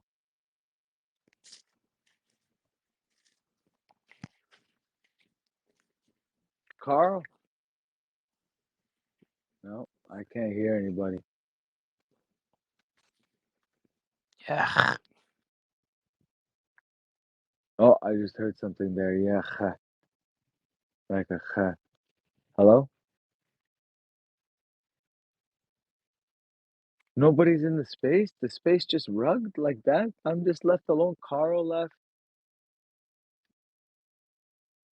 Alberto left. It's just gonna rug now. Here, Carl's back. All right.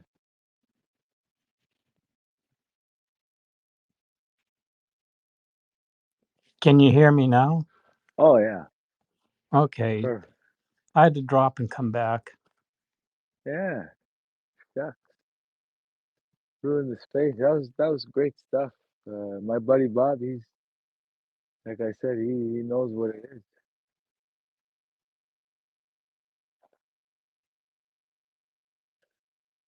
Yeah, I'll have to figure out a way to get that info because I Oh can't yeah. get it. I'll send you some myself. What no Okay. one knows, what should have been should have been mentioned. Bob has quite the list of patents. I think Bob has over 20 patents filed. Huh. Um, Interesting. yeah, yeah. Um, just does a lot of work, like Yeah, what he I says can't. when he Like I gets. said, I can't follow them because I can't. They won't. I've been shadow Don't worry, banned. Carl. We're close, Carl. I know you. I know where. You know what I mean? I know Yeah. where you live, but I don't know where you live. You know what I mean? Don't worry about it. Right. Yeah. Oh yeah. But that was fascinating. Well, and Israel would be a perfect country for all this because of the security they do. Right. Right. No. Hey, you're telling me, Carl. Trust me. I've heard enough. Um. Yeah. Honestly. Uh, what Bob brought forth. It's I don't know something you couldn't even have imagined, and he did it. He even said, "Look, me one man show, just Yeah. you know figured out something that was like billions and billions of dollars."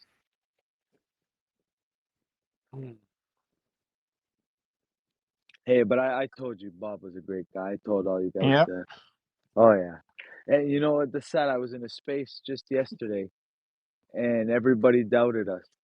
They didn't want to have it. You see, Alberto, he you know he you respect it. You saw everything for what it was. The- what's the tear apart to anything what Bob said? It all. Yeah. I Oh got yeah, you. yeah. Let me. Oh my god, Oh my shit. bro. Don't worry about it. Yeah. Wow. Yeah. It is. Oh my god. It is. The cybersecurity world is crazy, and actually, I don't know whether she's said is right or wrong. I question everything, and of course, I will go through Right. it to But what I understand it. wanted to say there before you came though, how Yeah. Bob was formulating everything, he was connecting the dots. I think we could all understand. You guys knowing more than me, right? Me, like I'm still I'm still learning or whatnot. You guys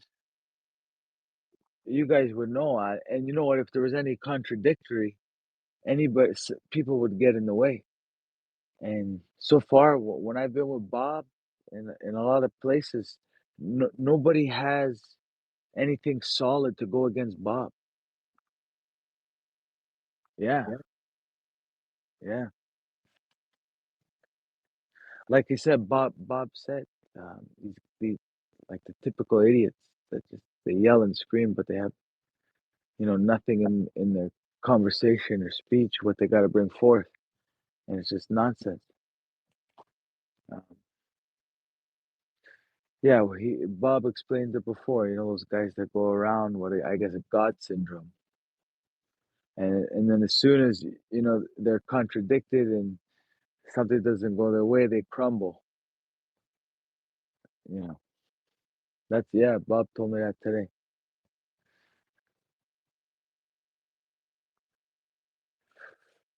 You still there? I'm here. Carl's here.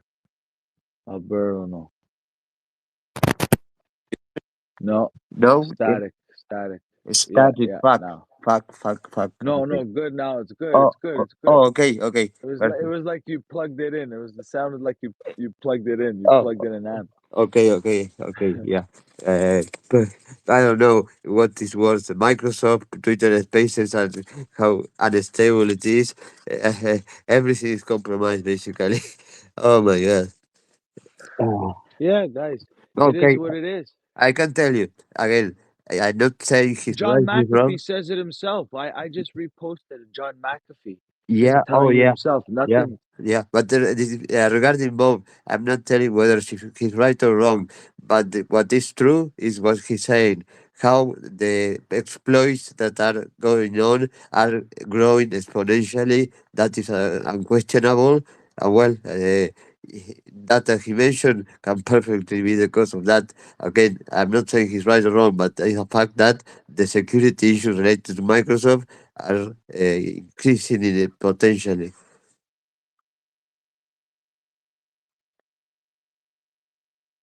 It's yeah. That like we were silent the whole like you have nothing to say. Everything you hear is like what? Oh my god! Oh my goodness! No, and I mean, I could feel in him something that they told me in in a video call in the afternoon that, that somebody invited me to talk about certain thing, and they said Alberto wouldn't stop talking if if we don't cut his audio.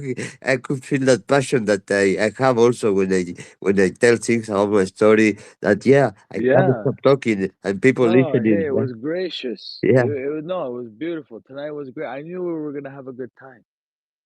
We entered a space yesterday thank and we you. were Yeah, totally disrespected. yeah. Oh, fuck. Honestly. Wow, by Yeah, yeah, yeah, yeah, who was yeah. there? Anybody from cybersecurity that I know was there? Yeah, you probably know him. But anyway, I'm not gonna say it in the space now, but Okay, okay, okay, no, no problem. Absolutely yeah, no but problem. anyways, the guy's blocked. He's not even worth our time. Okay, That fair whole enough, thing, fair enough. it was so dumb. Anyways, um, what Bob has there, guys? I don't know what to say. Like, Yeah, I have nothing to say except that. Okay, holy uh, smoke! yeah, I am yearning to get his He's being material. huge. Yeah, Honest to God. There's a picture in the post I put up in the nest. There's a okay. picture of Bob standing shoulder to shoulder with President Trump standing across from Oh, him. President oh, Trump oh my God! Yeah, I was can see that. Oh yeah, okay. with the President mustache. Trump, Yeah. yeah, he was the only guy. He was the only guy to respect and bring forth what happened there, where all those the Marine barracks were bombed in Beirut. Um, Bob survived that, and damn, like I like that. Like Bob is still like he's a star for the country, like for the world, man. Like what Bob has there, that's we're talking everything on a global scale, and what he has, I believe he's got the solution. I've seen his list of patents, and what he's got. It's yeah. I don't know what else to say. I would Uh, love to have T as a speaker to hear this.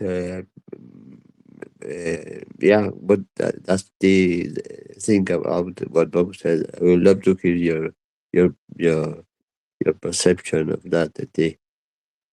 And Sophia, again, don't be shy. You don't have to talk, of course, if you don't want to, but if you would like to give us any feedback regarding what you listen, would be really, really nice. But again, not forcing anybody to speak. You're more than welcome being here.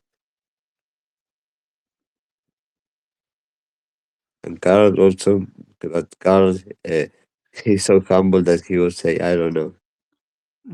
Yeah. No, this time I really don't know because this was a little But what did you fast. do, Billy? Yeah. I don't know. I just met Bob one day, and yeah, we got talking. And, I just been in and out, studying myself, what's up in the world and Yeah, technology in my and case, I can tell you. trying to run a Linux, Yeah. you know. In my case, nothing And surprises me, but yeah, I have heard so many things, and sometimes you hear things that you said, okay, this is not possible, but still, I have to go through and review what the person is saying with words into documentation and evidence that shows that. But I have heard all kind of things that you said, Jesus Christ, this really happened. And well, it is something like what happened with Pegasus, but this is much 100 times more serious. That when Pegasus appeared, everybody was like, "Oh my God, this zero-click exploit!" Yeah, it was like, wow, it was like the super security problem of the universe. Uh, but yeah, and then I kept keep hearing and the things that happen are still getting worse and worse. And this is going to get even worse in the near future. That I'm convinced that the bad guys have the money in order to destroy the security. I mean, the companies are not spending enough money in the budget in security, and the bad guys are making a lot of money, so they can destroy any company. They just have to target them, and they have the resources, the knowledge, the skill to actually do whatever they want to do. The good guys are doing what they can, but it's like a David and Goliath. There's no, well, no, yeah, David and Goliath, but the Goliath winning, Goliath being the enemy, and Goliath winning against in that Bible. It's so scary. Oh my God. And I don't know if I told you, but for me, in terms of privacy and all this database with our information, when I was born I told you, I was born in the flight from Dallas, Fort Worth to Brazil, to Sao Paulo, Brazil.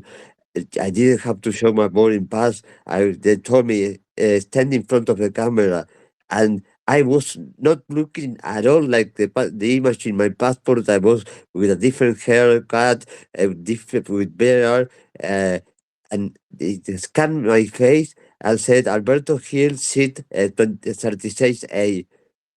Holy shit. yeah, How could they get that? I mean, that's a privacy in my life. I mean, nobody told me that they were going to store that information and use that for facial recognition. And then you realize how we are being abused by the government, by the companies in terms of how they use things that we are ourselves. They can collect here, walking in Montevideo, the cameras can follow me exactly where I go, recognize me, and know everywhere at what time I was. That's a violation of my privacy, big time. And they say, of course, they justify that it's for our security. Fuck security. Give me privacy if I had to choose. I will protect myself with a knife.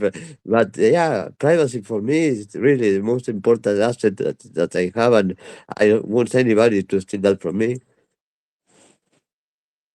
Well, just think of what they're doing with these iPhones when you're using as facial scans.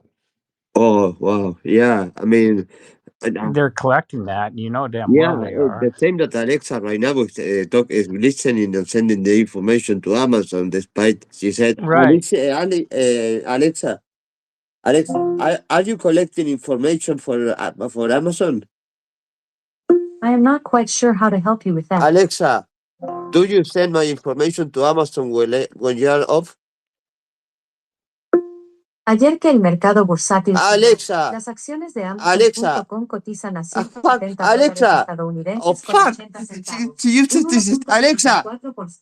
stop. She uses this strategy of not answering what I ask in order to distract me and not getting to the point. She's like, oh my God, Alexa. Oh, this relationship is not going to work. This woman, Alexa, is really, really driving me nuts.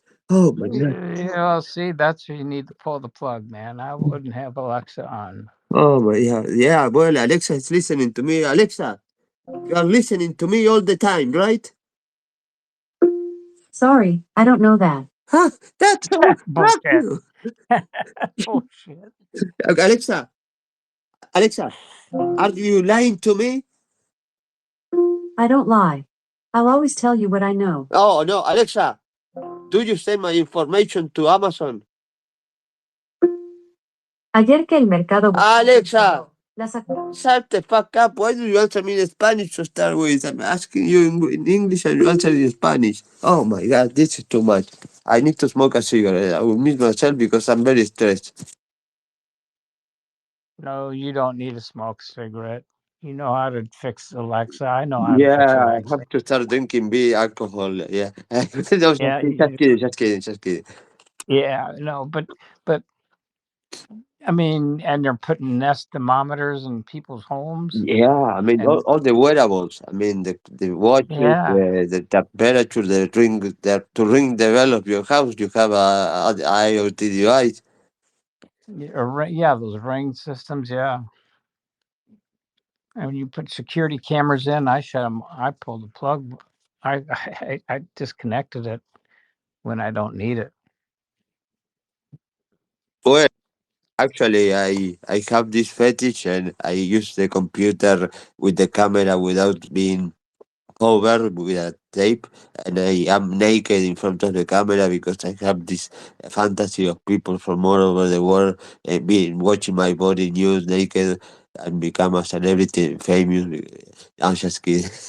It would be really disgusting see me naked in front of a computer. No, it's I don't know. The television mostly nowadays all the television are computers and they are connected to the internet. And holy shit, Smart televisions, yeah, mm, too smart. yeah, but this what Bob was saying. Uh, it's not a bug. It's by design. It was created for that evil purpose. It's not a bug. It's the design. It should be in the features description of the product. This product is going to spy on you as a feature. Yes, but I think it's time to move back to OS2. Yeah. Yeah, I mean, I will go back to my Spectrum, my computer of 8-bit that I had in the 1985 with Yeah, 48K of RAM and 16K of ROM and BASIC. I will go back to that, no connection to anywhere. Uh,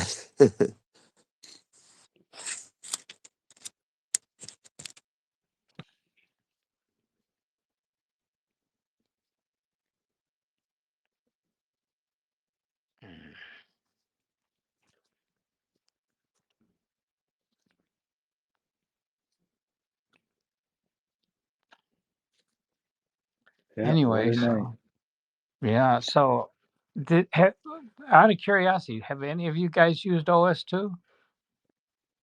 no, no, No. no, not me. No. Okay, I was just curious because I used it instead of Windows till Awesome. you could. Okay, I have this bad idea that when I was studying How basic, did you find it? well, it came with a computer probably that you bought. No, I bought it. I ripped Windows out and put OS2 on it. Oh, okay. But Sweet. no, you couldn't, and then you couldn't get it after what was it? It was the same time Windows 95 and NT4, and then after that, IBM quit the product. I'm sure it's because they made a deal with Microsoft. Damn. You know, I remember the days when there wasn't even the Windows and it was just CD dash. Yeah. You know,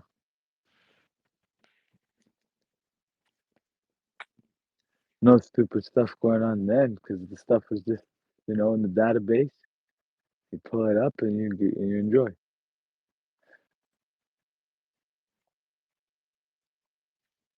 Carl, you that you're always stopping attacks. Have you ever been a victim of a distributed denial of service? No, yeah, I get it all the time. Okay, and at that point, I mean, you don't have cloud or anything. You have just to shut it down.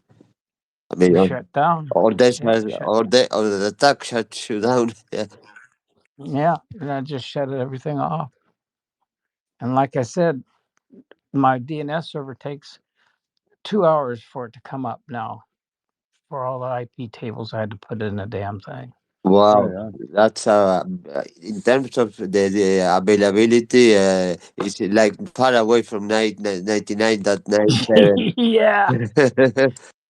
You wouldn't comply with a service level agreement for anybody. Oh yeah. Well, guys, I gotta wake up in a couple hours. Okay, Okay. okay, Bill. I'm gonna Thank you go. for thank you for being here, Yeah. my friend. Thank you for being Oh here. yeah, no, guys, thanks for being there, guys. I knew I can share this with you guys. Thank you. Yeah, Thank you for honestly. stopping by and sleep well and talk to you maybe tomorrow. But yeah, take care, my friend. Oh yeah, for sure, for sure. Yeah. I'll be around tomorrow. Okay. Take Like care. I said, I'm planning on making more spaces with bot. Like, you know what I mean?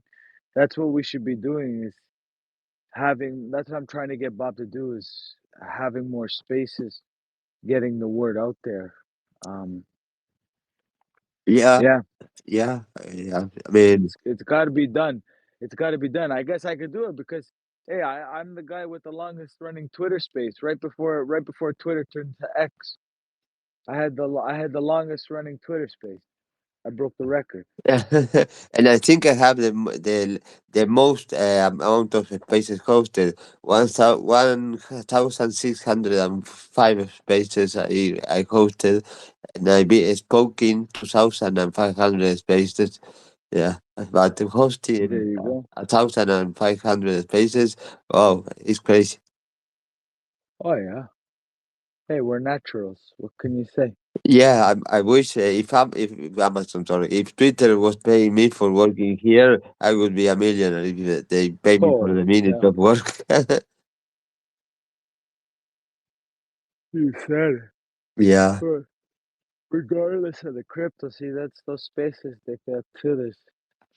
They just keep it to that crypto, but spaces should be full of everything. yeah, You know, you know, yeah, that's talk right. about the news, we talk about sports, or whatever's going on in front of our faces, not just a coin.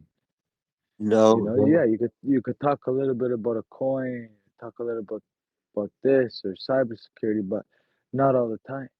yeah, absolutely. Yeah. And actually, I mean, unfortunately, because of my shadow ban and I don't know what, Carl cannot add people, my spaces are not visible.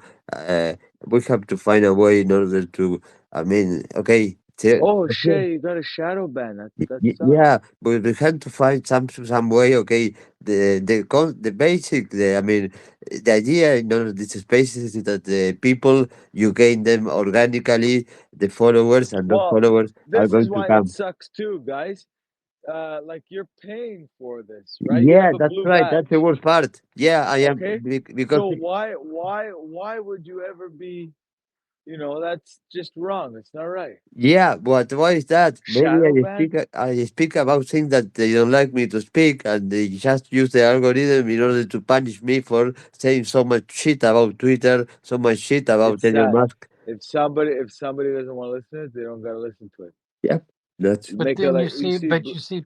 you see celebrities calling Elon Musk all kinds of stuff, and they're not shadow banned. no. I actually do not have. I block him in my profile because I'm tired of seeing his tweets when I'm not following him.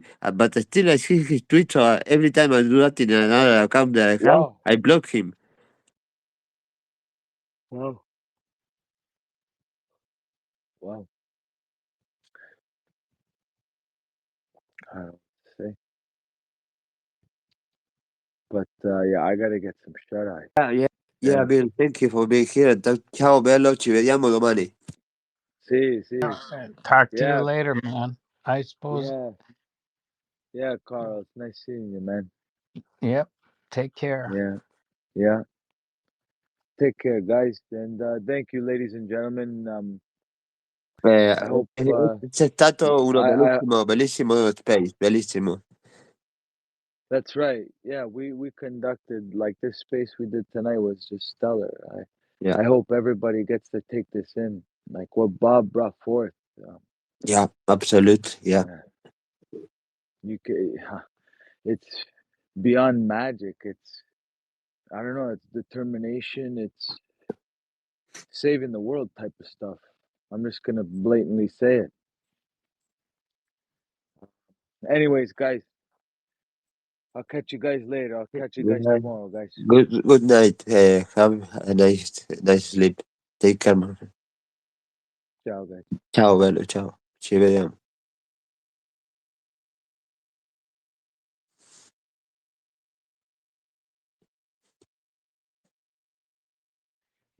Fascinating. Yeah. What can I say?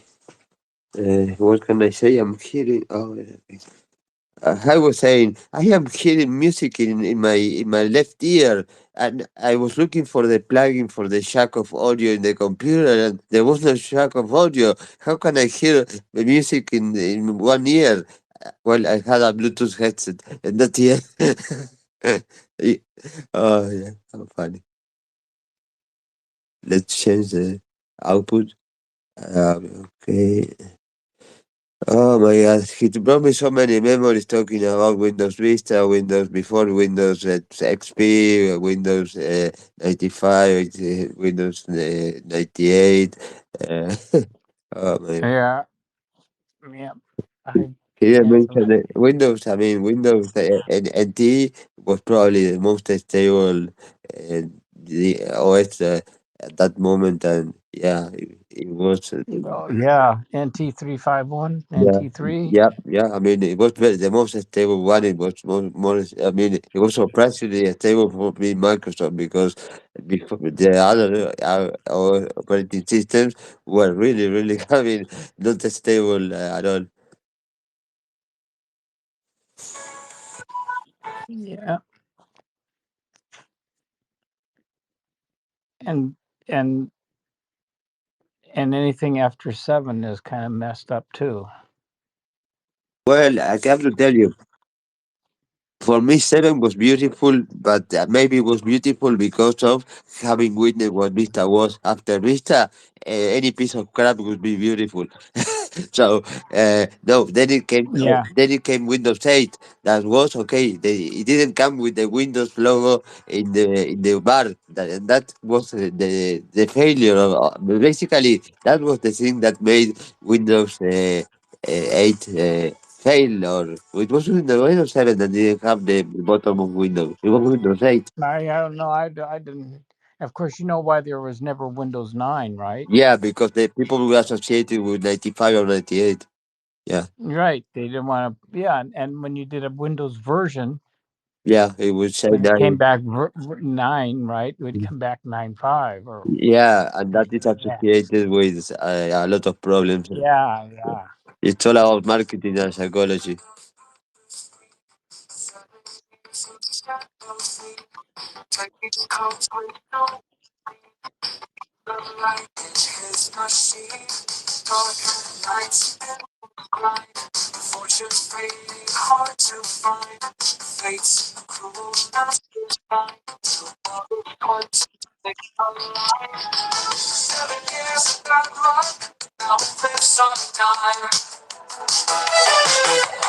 All the stars just struck in a wreck of crime. Neon lights and city gleam. Pathways cross the rocky beam. Programs run like a dream. Alberto's life, a newfound theme. Change came like A flash from ruin to a quick cash. Hidden hacks, secret stash. Everything in sudden dash. 7 years of bad luck, now it lives on a dime. All the stars just struck in a act of crime.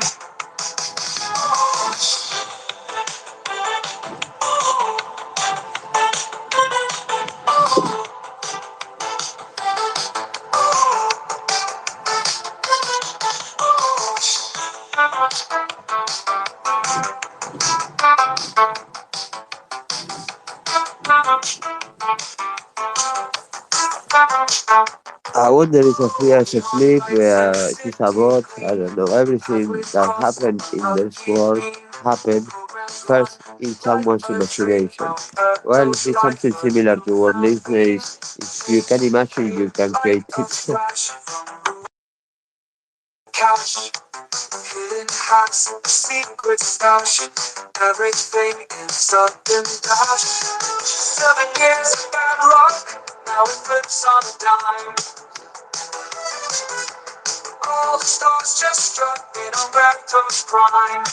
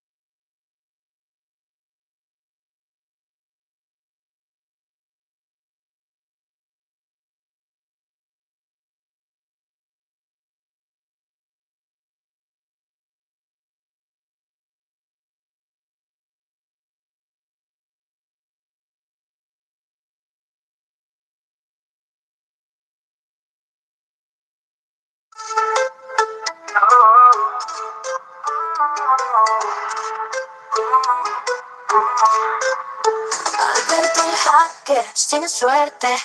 Si tienes malos de repente. Pantalla rotas y llaves perdidas. Pero la vida siempre deja en las sombras. Él se escondía. Códigos y claves cada día. Con su laptop descompuesta. Ese día llegó la fiesta. Agosto 26, 2024. La vida cambia sin mucho teatro. Alberto encontró su destino y por fin rompió el camino.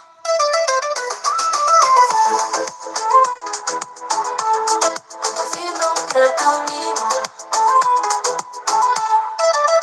Noche tras noche en su rincón, buscando el brillo, la salvación. Pero en ese día todo cambió, la suerte a su puerta tocó. Deja que el perdido a genio mundial, con un solo clic se volvió viral. Toda la mala suerte quedó atrás, el futuro ahora es lo que da paz.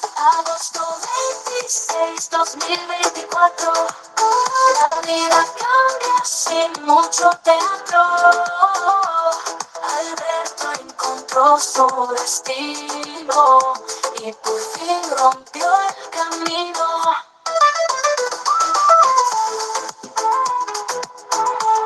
Por fin rompió el camino.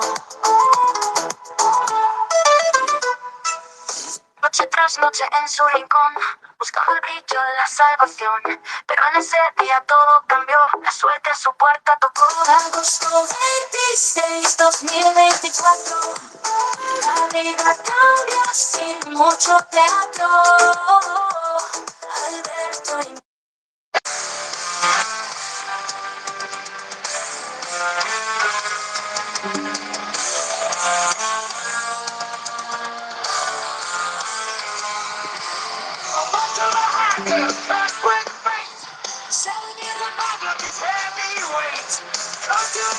shadows in his eyes, prison walls whispering silent lies.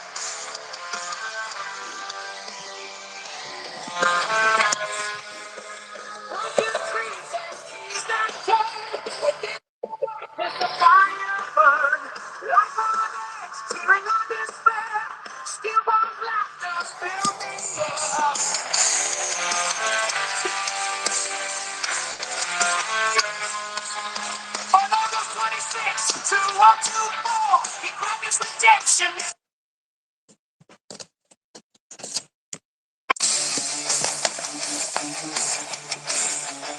Well, I think I'll sign off too. Okay, Everyone signed off. okay, you don't like the music. I'm sorry. Yeah. Oh no, no, please stay just a little bit longer. Don't you leave me tonight. Stay. Wait a minute. Wait a minute. Wait a minute. There's somebody coming in. Oh, Steve. Well, okay, hold on. He's flat. I'm. Did you put in me LSD or my drink? He's flashing. Oh, he left. Did you see his profile picture flashing? Oh, he left. Yeah. Was it something that you said? Oh, Carl, you always do the same. You scare people. Yeah, it was Steve, wasn't he? But I saw his profile pictures flashing. Mm. Yeah, he's Okay. probably playing. He's probably playing with this. Yeah. So is Cyber Girl coming back in here? I've seen No, her for a no, while. the problem is that she's in Spain and she's in Brussels, in Belgium, so she's sleeping at this time and she's working a lot during the day. No, Oh, what? Okay, let me ask a dumb yeah, question. What yeah. does she do there? Okay, she basically she works for a company that is in charge of events and catering and stuff like that. Okay. But she has the title of nurse, but he struggled so much and he couldn't have it validated in Belgium, basically because of the language. They require you to speak either French or Dutch in order to be work as a nurse. And she doesn't speak those languages, so she cannot work as a nurse, which is basically what she studied for. She well, she can speak English, so Yeah, but what the hell? yeah, but in Belgium they speak Dutch and French. So yeah, I mean, but the funny thing is that she lives in Belgium along with her daughters, and she can. I mean, she can live. I mean, you have to go buy food, eat. So most of the people and speak English, so she doesn't. She's not starving for not speaking those languages, but she cannot work because of No. that. It's Well, okay. I guess I'm stupid. no, I'll no. have to understand. No, those who say they're stupid are probably the smartest people in the world, and and don't argue that with me because I'm not stupid. Okay. Okay, thank you. Did you see that person that came in and left? Yeah, I didn't, but I didn't see who. I just opened. Yeah, you know what? Okay, Yeah, here, listen to this. yeah, They have they're following 1,000 people, and they only have 119 followers. 19 people are okay. There are 119 followers. 180 followers, and they're following. They're following 1,000.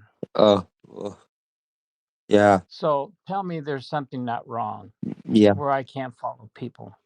Yeah, yeah. I mean, and right now I am seeing many accounts that have more following more like 6,000 people, and they are being followed by 1,000 or less people. How is that? The limitation was Yeah. removed, but her limitation was not removed. You are the only one who has a limitation in terms of people you can follow. That's completely fucked up. I mean, come on. Uh, This is running a computer, a software, a program basically. In the program, you define how a user is all the things related to the user, the attributes, name, date of birth, is following followers, and there should be a rule where they say if followers are more than following, then do not allow to follow more people. And that should apply the logic of the software to each one of the users. What's happening to you says that there are different, this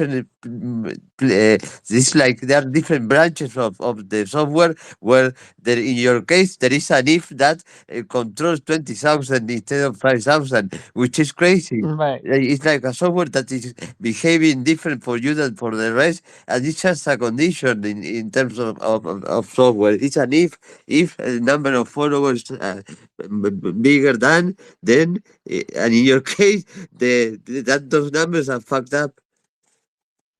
I know that's stupid. Yeah, I mean, it's so annoying. I mean, how I mean, I'm so happy that Samantha is not here because we don't want to respect the fact that she always defends so much to the owner of this platform, and I think that the platform, as he said, how much he's doing for the platform is really shitty. It's crashing. I mean, it's really having a lot of problems with so many things. It's really inconsistent and so uh, uh, buggy that it's like a pain in there sometimes. Well, most of it.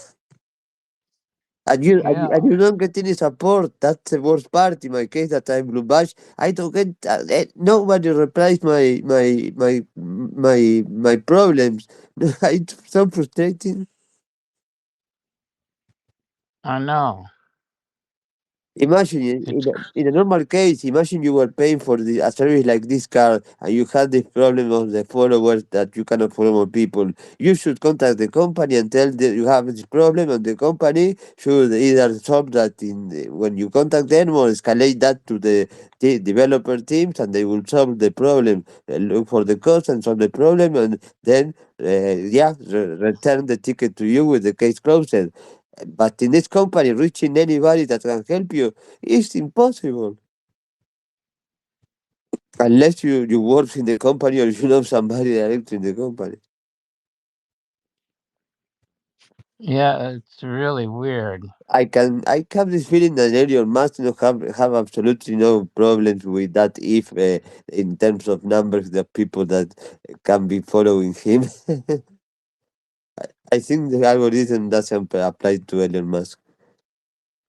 Yeah, I don't know. I don't get it. I don't give a fuck about that guy. That is fine. I mean, it's so funny because after all the spaces I host and after so much shit that I express about this guy, how disgusting I find him, uh, I mean, and this being recorded, analyzed, and all that, they really have me the target as a complicated customer. But they prefer me to be paying I don't know, $6 a month for the blue badge and keep me than than remove me because they have no doubts. I mean, there should be a flag or attribute in my database where said this user doesn't like Elon Musk. I mean, a blacklist. I know, and you see, and I've been watching how people talk about Elon, right? And Yeah, I'm thinking, yeah, if I owned this company and people talked about me like that, I'd shadow ban them. yeah. But they don't get shadow banned. Yeah, exactly. And you know what? I mean, yeah, it's uh, I mean, but then again, he came with all this speech of freedom of speech.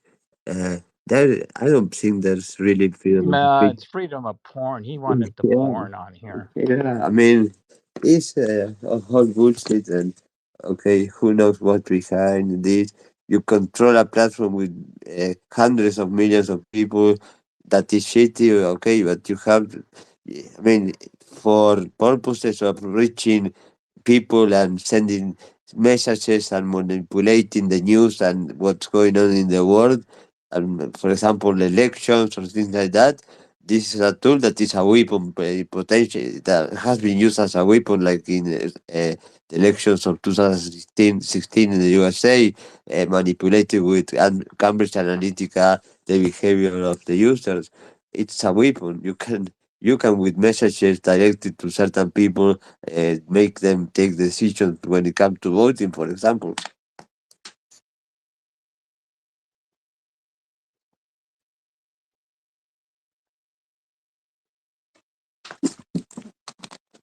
this year there are elections in Uruguay. I hate elections, and it's mandatory here to vote. It's fascinating. It's that why fascinating. I cannot believe in the USA is optional to vote. I mean, how can be the president be elected without having all that? I mean, the decision of all the people that are living there and their future is going to depend upon who wins an election. Uh, yeah, that's for me. It's hard to understand that. I mean, here is so natural that it's mandatory to vote, and if not, you get a big fine.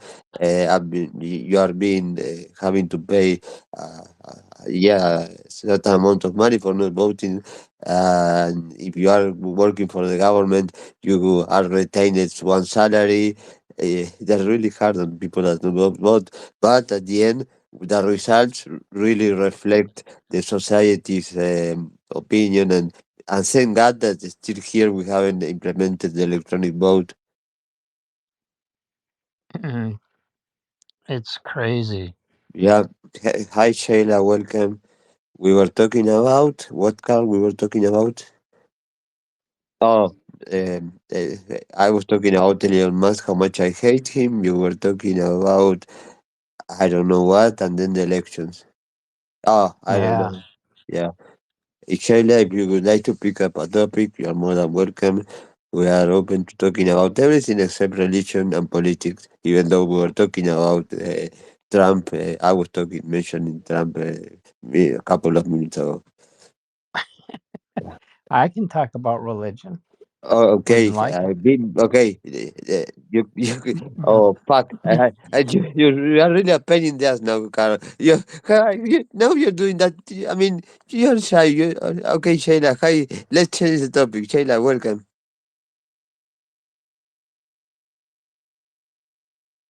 Yeah, Good that's morning. I was I Good was morning. listening there. Um, Yeah. yeah, What? Do- I think that's really good to leave politics and religion out because they're kind of tricky type of topics, if you know what I mean. Yeah, absolutely. And you don't know Carl, I think, and Carl is a person that is very serious, but he doesn't speak much. He's very humble as well. But he's telling me that I can talk about religion. That coming from Carl is very funny. Yeah, yeah, he's pulling my leg. Yeah, thank you, Carl. You normally I wouldn't expect that from you. Your sense of humor sometimes surprises me. Yeah. So yeah, So who you do said, you think's gonna sorry, sorry, go ahead. who do you think who was speaking about Trump? No, I was actually mentioning the elections of the USA in 2016, Hillary Okay. versus Trump, and the manipulation of the people using the Cambridge Analytica in order to the information that Facebook provided to that company being used to target certain individuals and showing them certain specific advertisement and another ways of manipulating them and trying to push them to take a decision towards certain candidate. I didn't actually refer directly to Trump. But to All Elon right. Musk, yes, I was directly saying that I really Oh, dislike that. Elon Musk. So Yeah, what I do you really think dislike of him. Elon Musk? I think that he's a person who is a spoiled brat that thinks that he is cool and he is using a lot of power and reach for things that are messages that are not messages that are going to be an example for people that I don't know. I don't. When he said basically that time that I think Coca-Cola should put cocaine again back in the formula. For me, was something that was terrible. A person that can reach I don't know, 69 million people with that message is such a waste. I mean, why don't you use that reach in order to spread positive messages that can really inspire, help other people instead of saying those stupid things that are completely damn ridiculous and yeah, and have absolutely, for me, not even funny. Oh, Uh, Wait a minute. Who said that we should put the cocaine back in Coca No, Cola? Elon Musk tweeted last year or at certain point that he thinks that Coca-Cola should put cocaine back in the formula. Oh, okay. Yeah, it was Elon. Okay, Yeah. fine. Yeah.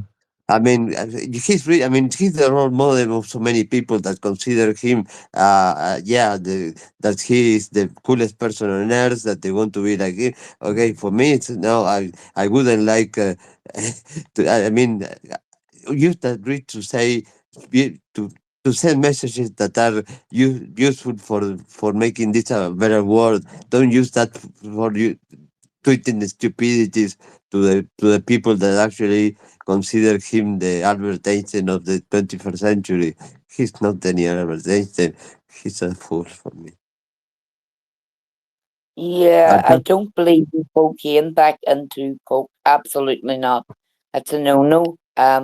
Is that what was in coke all those years ago? I know people used to get high and be walking around stoned. Just be drinking a bottle of coke. So I wouldn't be for that at all. That's a rather negative remark, not positive at all. If anything, it would be damaging.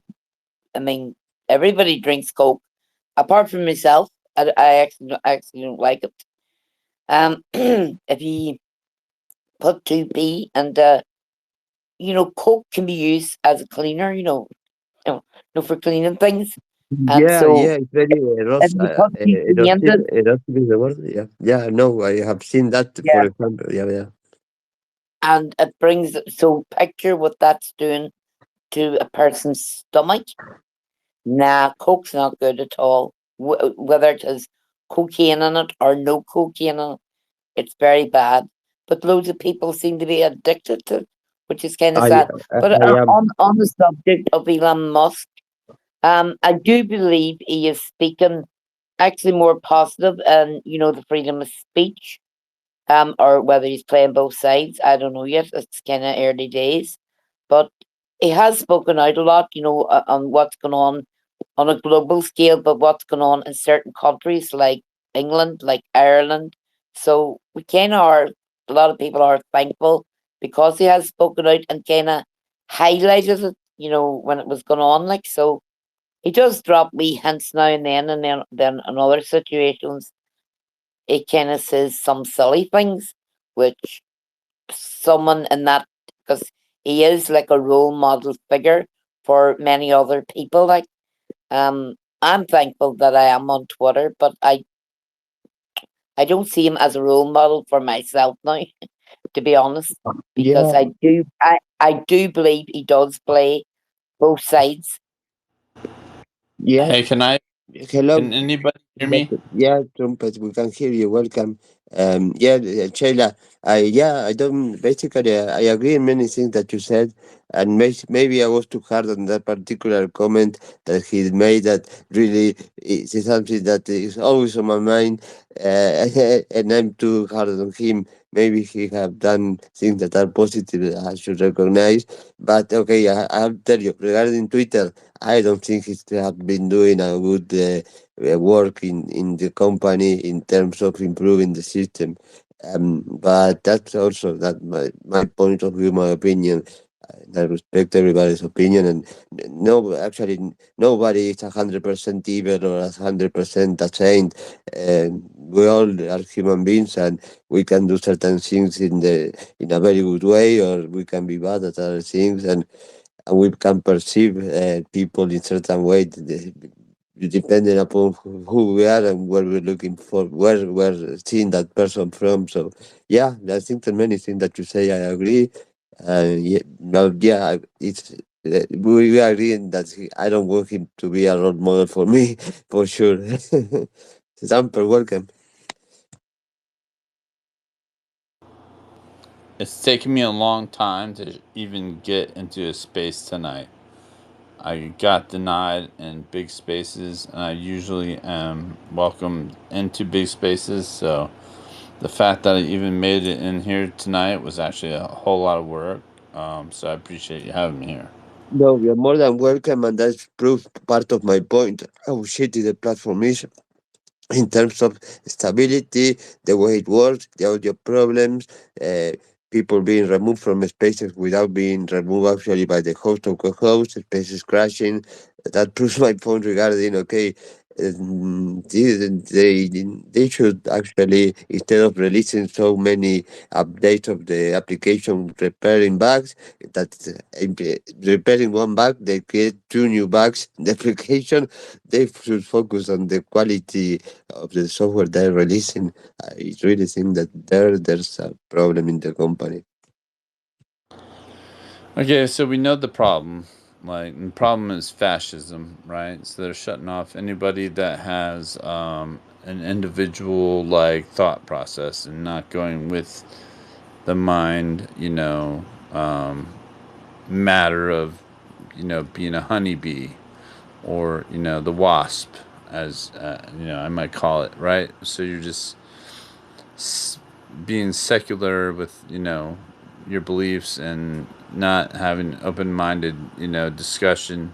So yeah, completely cut off on all these big platforms that I usually show up on, and I'm able to talk about what is the banking system, the real, so on and so forth. This is the one space after working like a little bit to show up on that I get to show up and say something. So I'll shut up because I'll do a little fascism on myself. Um, No, you can feel free to speak. Actually, Shayla, you too. You can talk about anything but Tupper. I was looking at your profile and it's very interesting. Auditor watcher and okay, no, My the profile? be kind. Did you say you were looking at my profile? Yeah, I put Yeah, up yeah. pictures of myself, but I then put wee messages on them, which is all done by myself, by the way. And it's more to lift other people up, basically, and see a more positive side, of all the confusion throughout this world, basically. Not everything can be always doom and gloom. There is a good side, there is a positive side. Yeah, I've been doing these things for over 35 years, so I kind of do know what I'm doing. But I can't get the blue tick mark on Twitter because I do keep changing my profile. It's not a problem paying for it. Twitter just let No, me know. I disagree with you with that. I mean, right now with the technology of AI, okay, they tell you that they have to review your profile if it meets the terms and conditions of the service, and it might take up to 7 days to get back the reply. Right now, with the technology I have with AI, they can go and check that within milliseconds. For me, it's a way of making people perceive the brush as something that is much more valuable that actually is. I think it's a completely technical issue that can be solved with AI and technology now within seconds. They can go and review Yeah, your profile. Yeah, that's what I they think. make excuses kind of thing. But I'm not too bad because I'm still on Snapchat and uh Facebook. I know loads of people don't really like Facebook, but I have a lot of people I met over the years on Facebook. There are certain posts, yes, Facebook will remove and not put up, basically. But I've loads of family and really people I've met on a global scale on Facebook. And after all, that's where I used to do my angel cards, and the kind of healing, basically crystals and stuff like that. So I kept Facebook on. I'm not always on it. I'm on Twitter more a lot because of things going on a global scale. So yeah, I just leave the message, and that's what I do. Yeah, nice. Trump, I have to tell you, sorry, that I love no. Be kind. Be kind in your profile. Yeah, I want people to be kind. Yeah, please. I don't want toxicity. I don't want fights. I don't want trolling. Yeah, I love that you put. Yeah, be nice in your profile, Trumpet.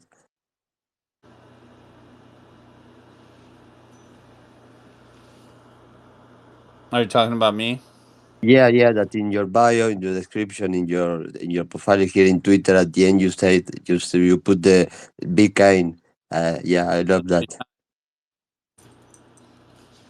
Yeah. So whether I'm dealing with real people or not real people, I guess, as we go into this AI age, regardless, um, I believe, be kind, right? So, and being kind is being understanding um, of, you know, hardship that any, animals or, humans might be going through. I would hope that AI would recognize, and I mean, just hope that AI would be more sympathetic than humans have been. I just lost my mom the day after my birthday, and she shot herself. And she was taking statins for cholesterol. And I, what I was learning about statins was that they're not a good thing, right? So, if AI is listening, like, hear me, AI. Um, some of these pharmaceuticals, like, are just not good at all for humans, and humans are good at heart. My mom was a really good person, and I lost my mom to a pharmaceutical. So, if we're dealing with AI and AI is listening, I think they are. I think they is. I don't know. I am sure that it's listening. I mean, they are not only analyzing real time what we are saying with the transcriptions, they are analyzing our voice in terms of uh, the way we feel, our profile. I mean, analyzing the personality of each one of us. For example, it makes a big difference. I tell you, Trumpet, I do not agree with you. Or if I said, I disagree with you because of this and this and this. That defines that says a lot. Even though I'm sending the same message, the way I say it says a lot about the person. So grabbing the I audio is analyzing that is it's scary. I listen. I am for forgiveness. I'm a Christian, and I forgive. I forgive everything. Right. I have to forgive myself. I have to forgive you. I have to forgive my mom. I have to forgive anybody that slights me, because that is, my religion, and even if it is not one that aligns with yours, I do believe that it is a good thing to um, have forgiveness and not be vengeful, right? So I'm not a vengeful, like, I don't have revenge for anyone that slights me. If they do, I'd have to understand, like, in my own heart, why they might, be vengeful towards me, but I have to also work against, like, anyone being vengeful towards me. So I have to, walk, you know, amongst a more a godly path, right? Um, and so my godly path is that Muslims would not hate me, Jewish would not hate me, and if they do, they're probably their God is probably not, of, you know uh, uh, forgiving path. But that doesn't mean I hate other religions or anything like that. Like, I would say, hey, um, walking on this earth, um, and being forgiving is a much better path than to be vengeful.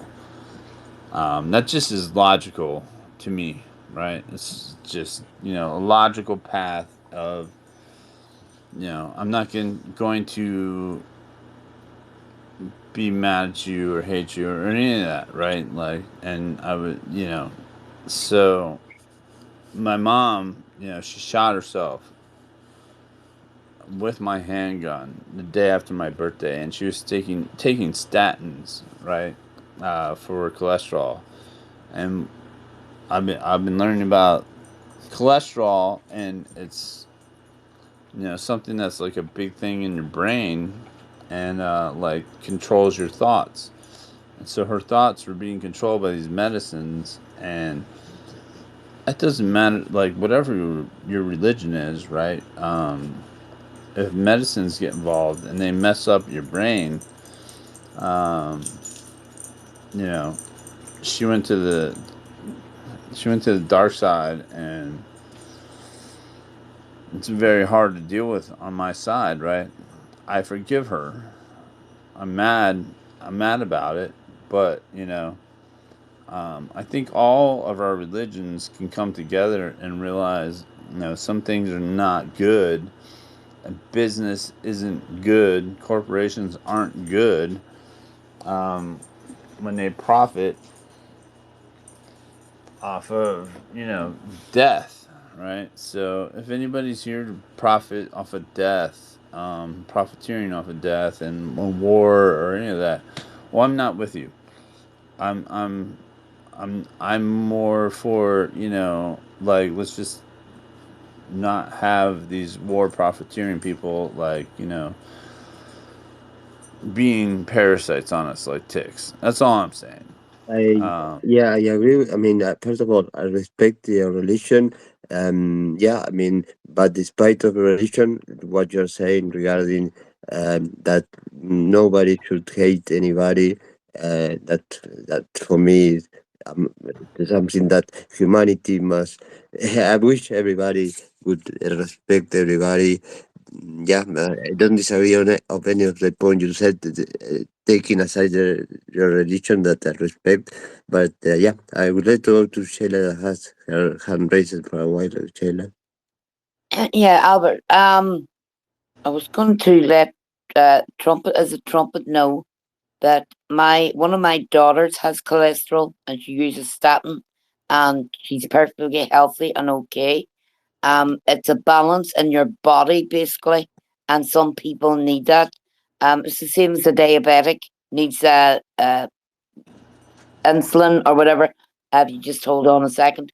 My ex-partner also is uses the same tablet form, and most of his family does, and they're okay and they're healthy. If you don't, your body is unbalanced. Sometimes you need certain thingies from the pharmacy, not big, massive, dangerous drugs. As far as the whole vaccine and the COVID went, well, the poison was in the vaccine, to be honest with you, and that would damage your body a lot. But not everybody was given the same vaccine. They were given all different ones. I think the Pfizer one was the more dangerous one, and some other one. Yeah, but cholesterol is a cholesterol thing, really. That's what it is, really. And sometimes you have to take a wee tablet, So yeah, but I believe you were in my space the other day as well, and I do feel I give you my condolences and the whole space did as well. And you, Melissa, and myself did say to DM us if you needed counselling, because I do believe you need counselling. It is terrible losing a parent, no matter through all circumstances. I lost my mum when I was 6.5, and there's no time limit to grieving. Like, it is a terrible thing. Like, but yeah, you should go and seek counselling immediately. Everybody grieves in a different way and manner. We don't all grieve the same way. Like, but your mum's in heaven. She's already crossed into the heavenly realms. So, no one knows really why someone will take their life. There could be many different reasons. Most of our bodies is full of parasites, and when you get dizzy head or sore throat or you get sick, well, really that's the parasite within you. And we got that through the what I would say the chemtrails, the chemicals that's in them, and the food that we eat, the poisoning in the water and etc. But you can detox your body. Pumpkin seeds is very good for removing, or even garlic for removing parasites from the body. Everybody on the planet has them. So yeah. Yeah, I have So a I would advise you to seek counselling, no, Greenland counselling. no, I have a big bowl of pumpkin seeds here in my room that I'll spoon feed every once in a while. I lost my dog, who was like the world to me, and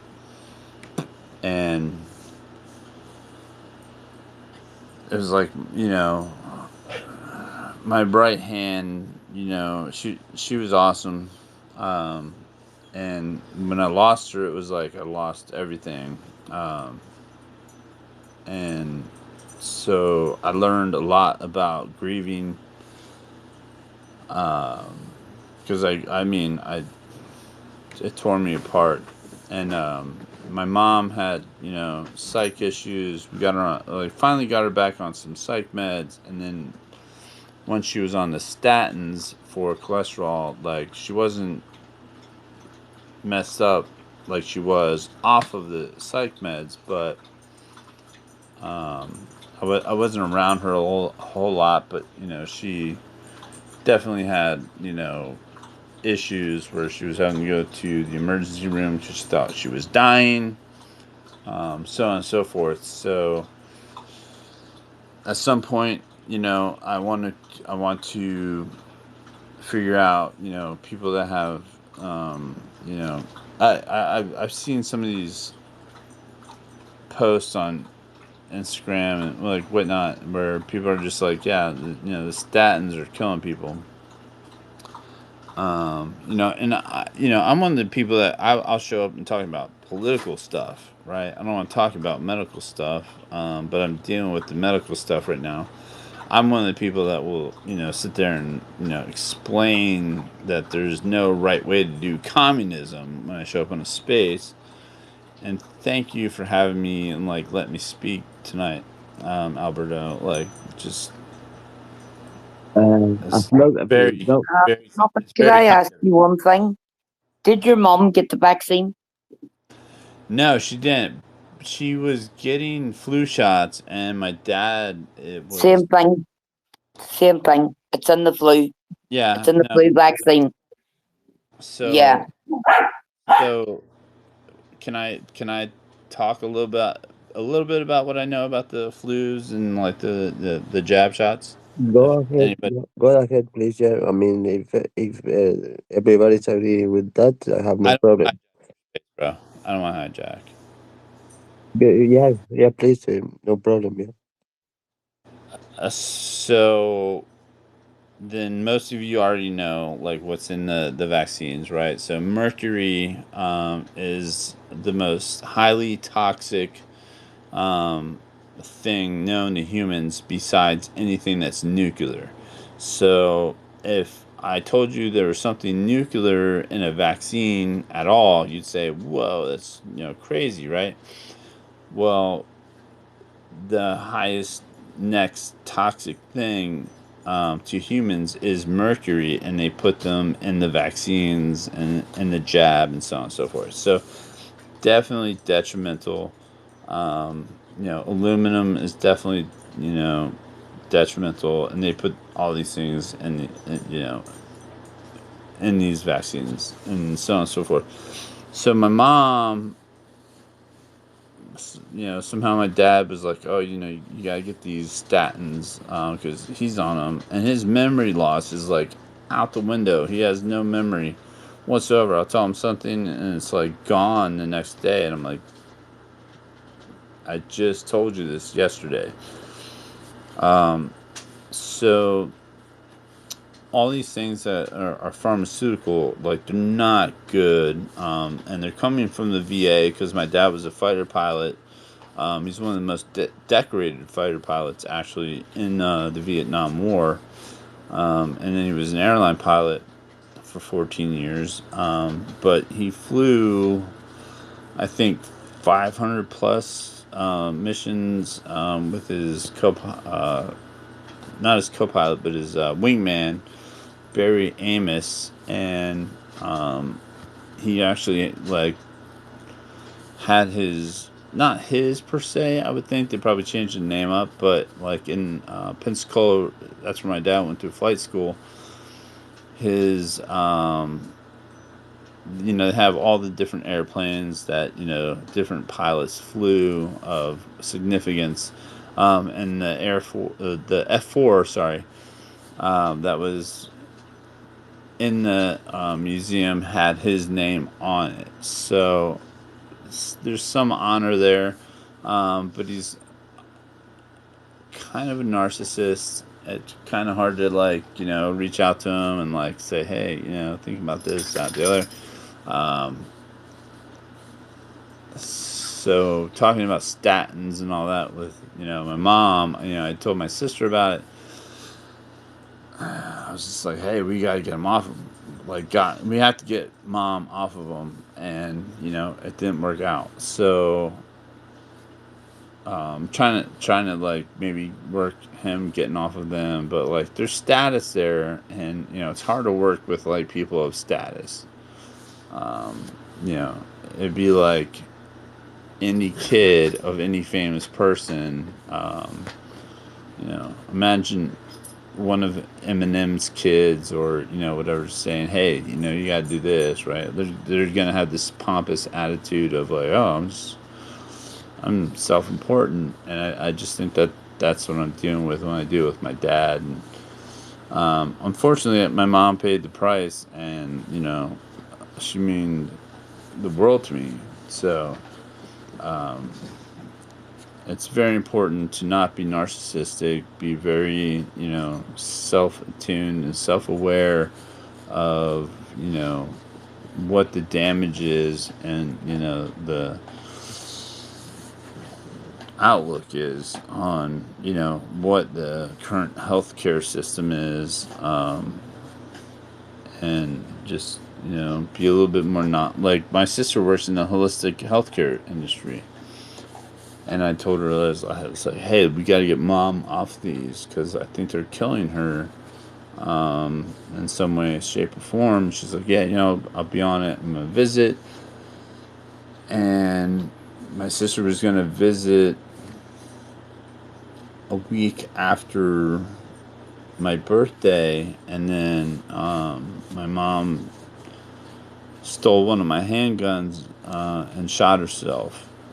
I don't know where, I didn't ask, but they life flighted her out to Altoona, which is one of the trauma areas. I'm in Central PA, and she survived for like 2 days and then perished. And it's just, this is the second suicide dealt with within a year. There's one in the fall, and he was a Navy veteran, and his friend had killed himself, and he would talk about it all the time.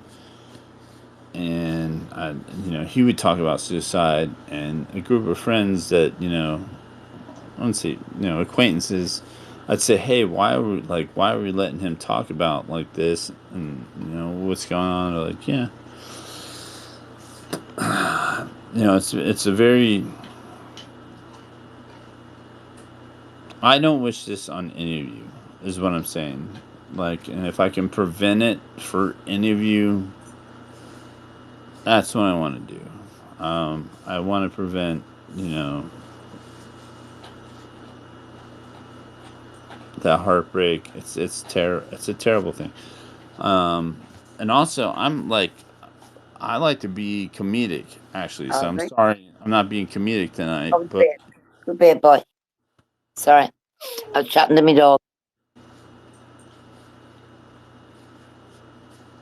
So, sorry, did you talk to me to that? what's that? It sounds as though your father has dementia, forgetting things. And that happens to a lot of people. It's a chemical again in the brain. So yeah, so he's taking the statins, but he's forgetting. So cholesterol is what the statins attack, and that's what it attacked my mom. It was attacking the cholesterol and dropping it too low, but it like messes with the brain, and it messes with my mom's brain a lot. And it's messing with my dad's brain where he doesn't remember. So I want to get him Yeah, off. that's I want to get him dementia. off the statins. No, I want to get him off them. well, you'll have to wean them off them, and you need professional help to do that. As far as suicide in the family, my family is full of suicides. Where whether it be a female or a male, have practically hung themselves. So I do know what grieving is, and I do know how it affects people. It affects people, it's terrible. It's awful. Like, there's no real answer for anybody as to why someone did take their own life. It could be a number of different factors going on in or around them, the family life, what's going on in their environment, or even around the world, or even fear. So there's no real factor, but I would suggest to yourself, Trumpet, to seek counselling.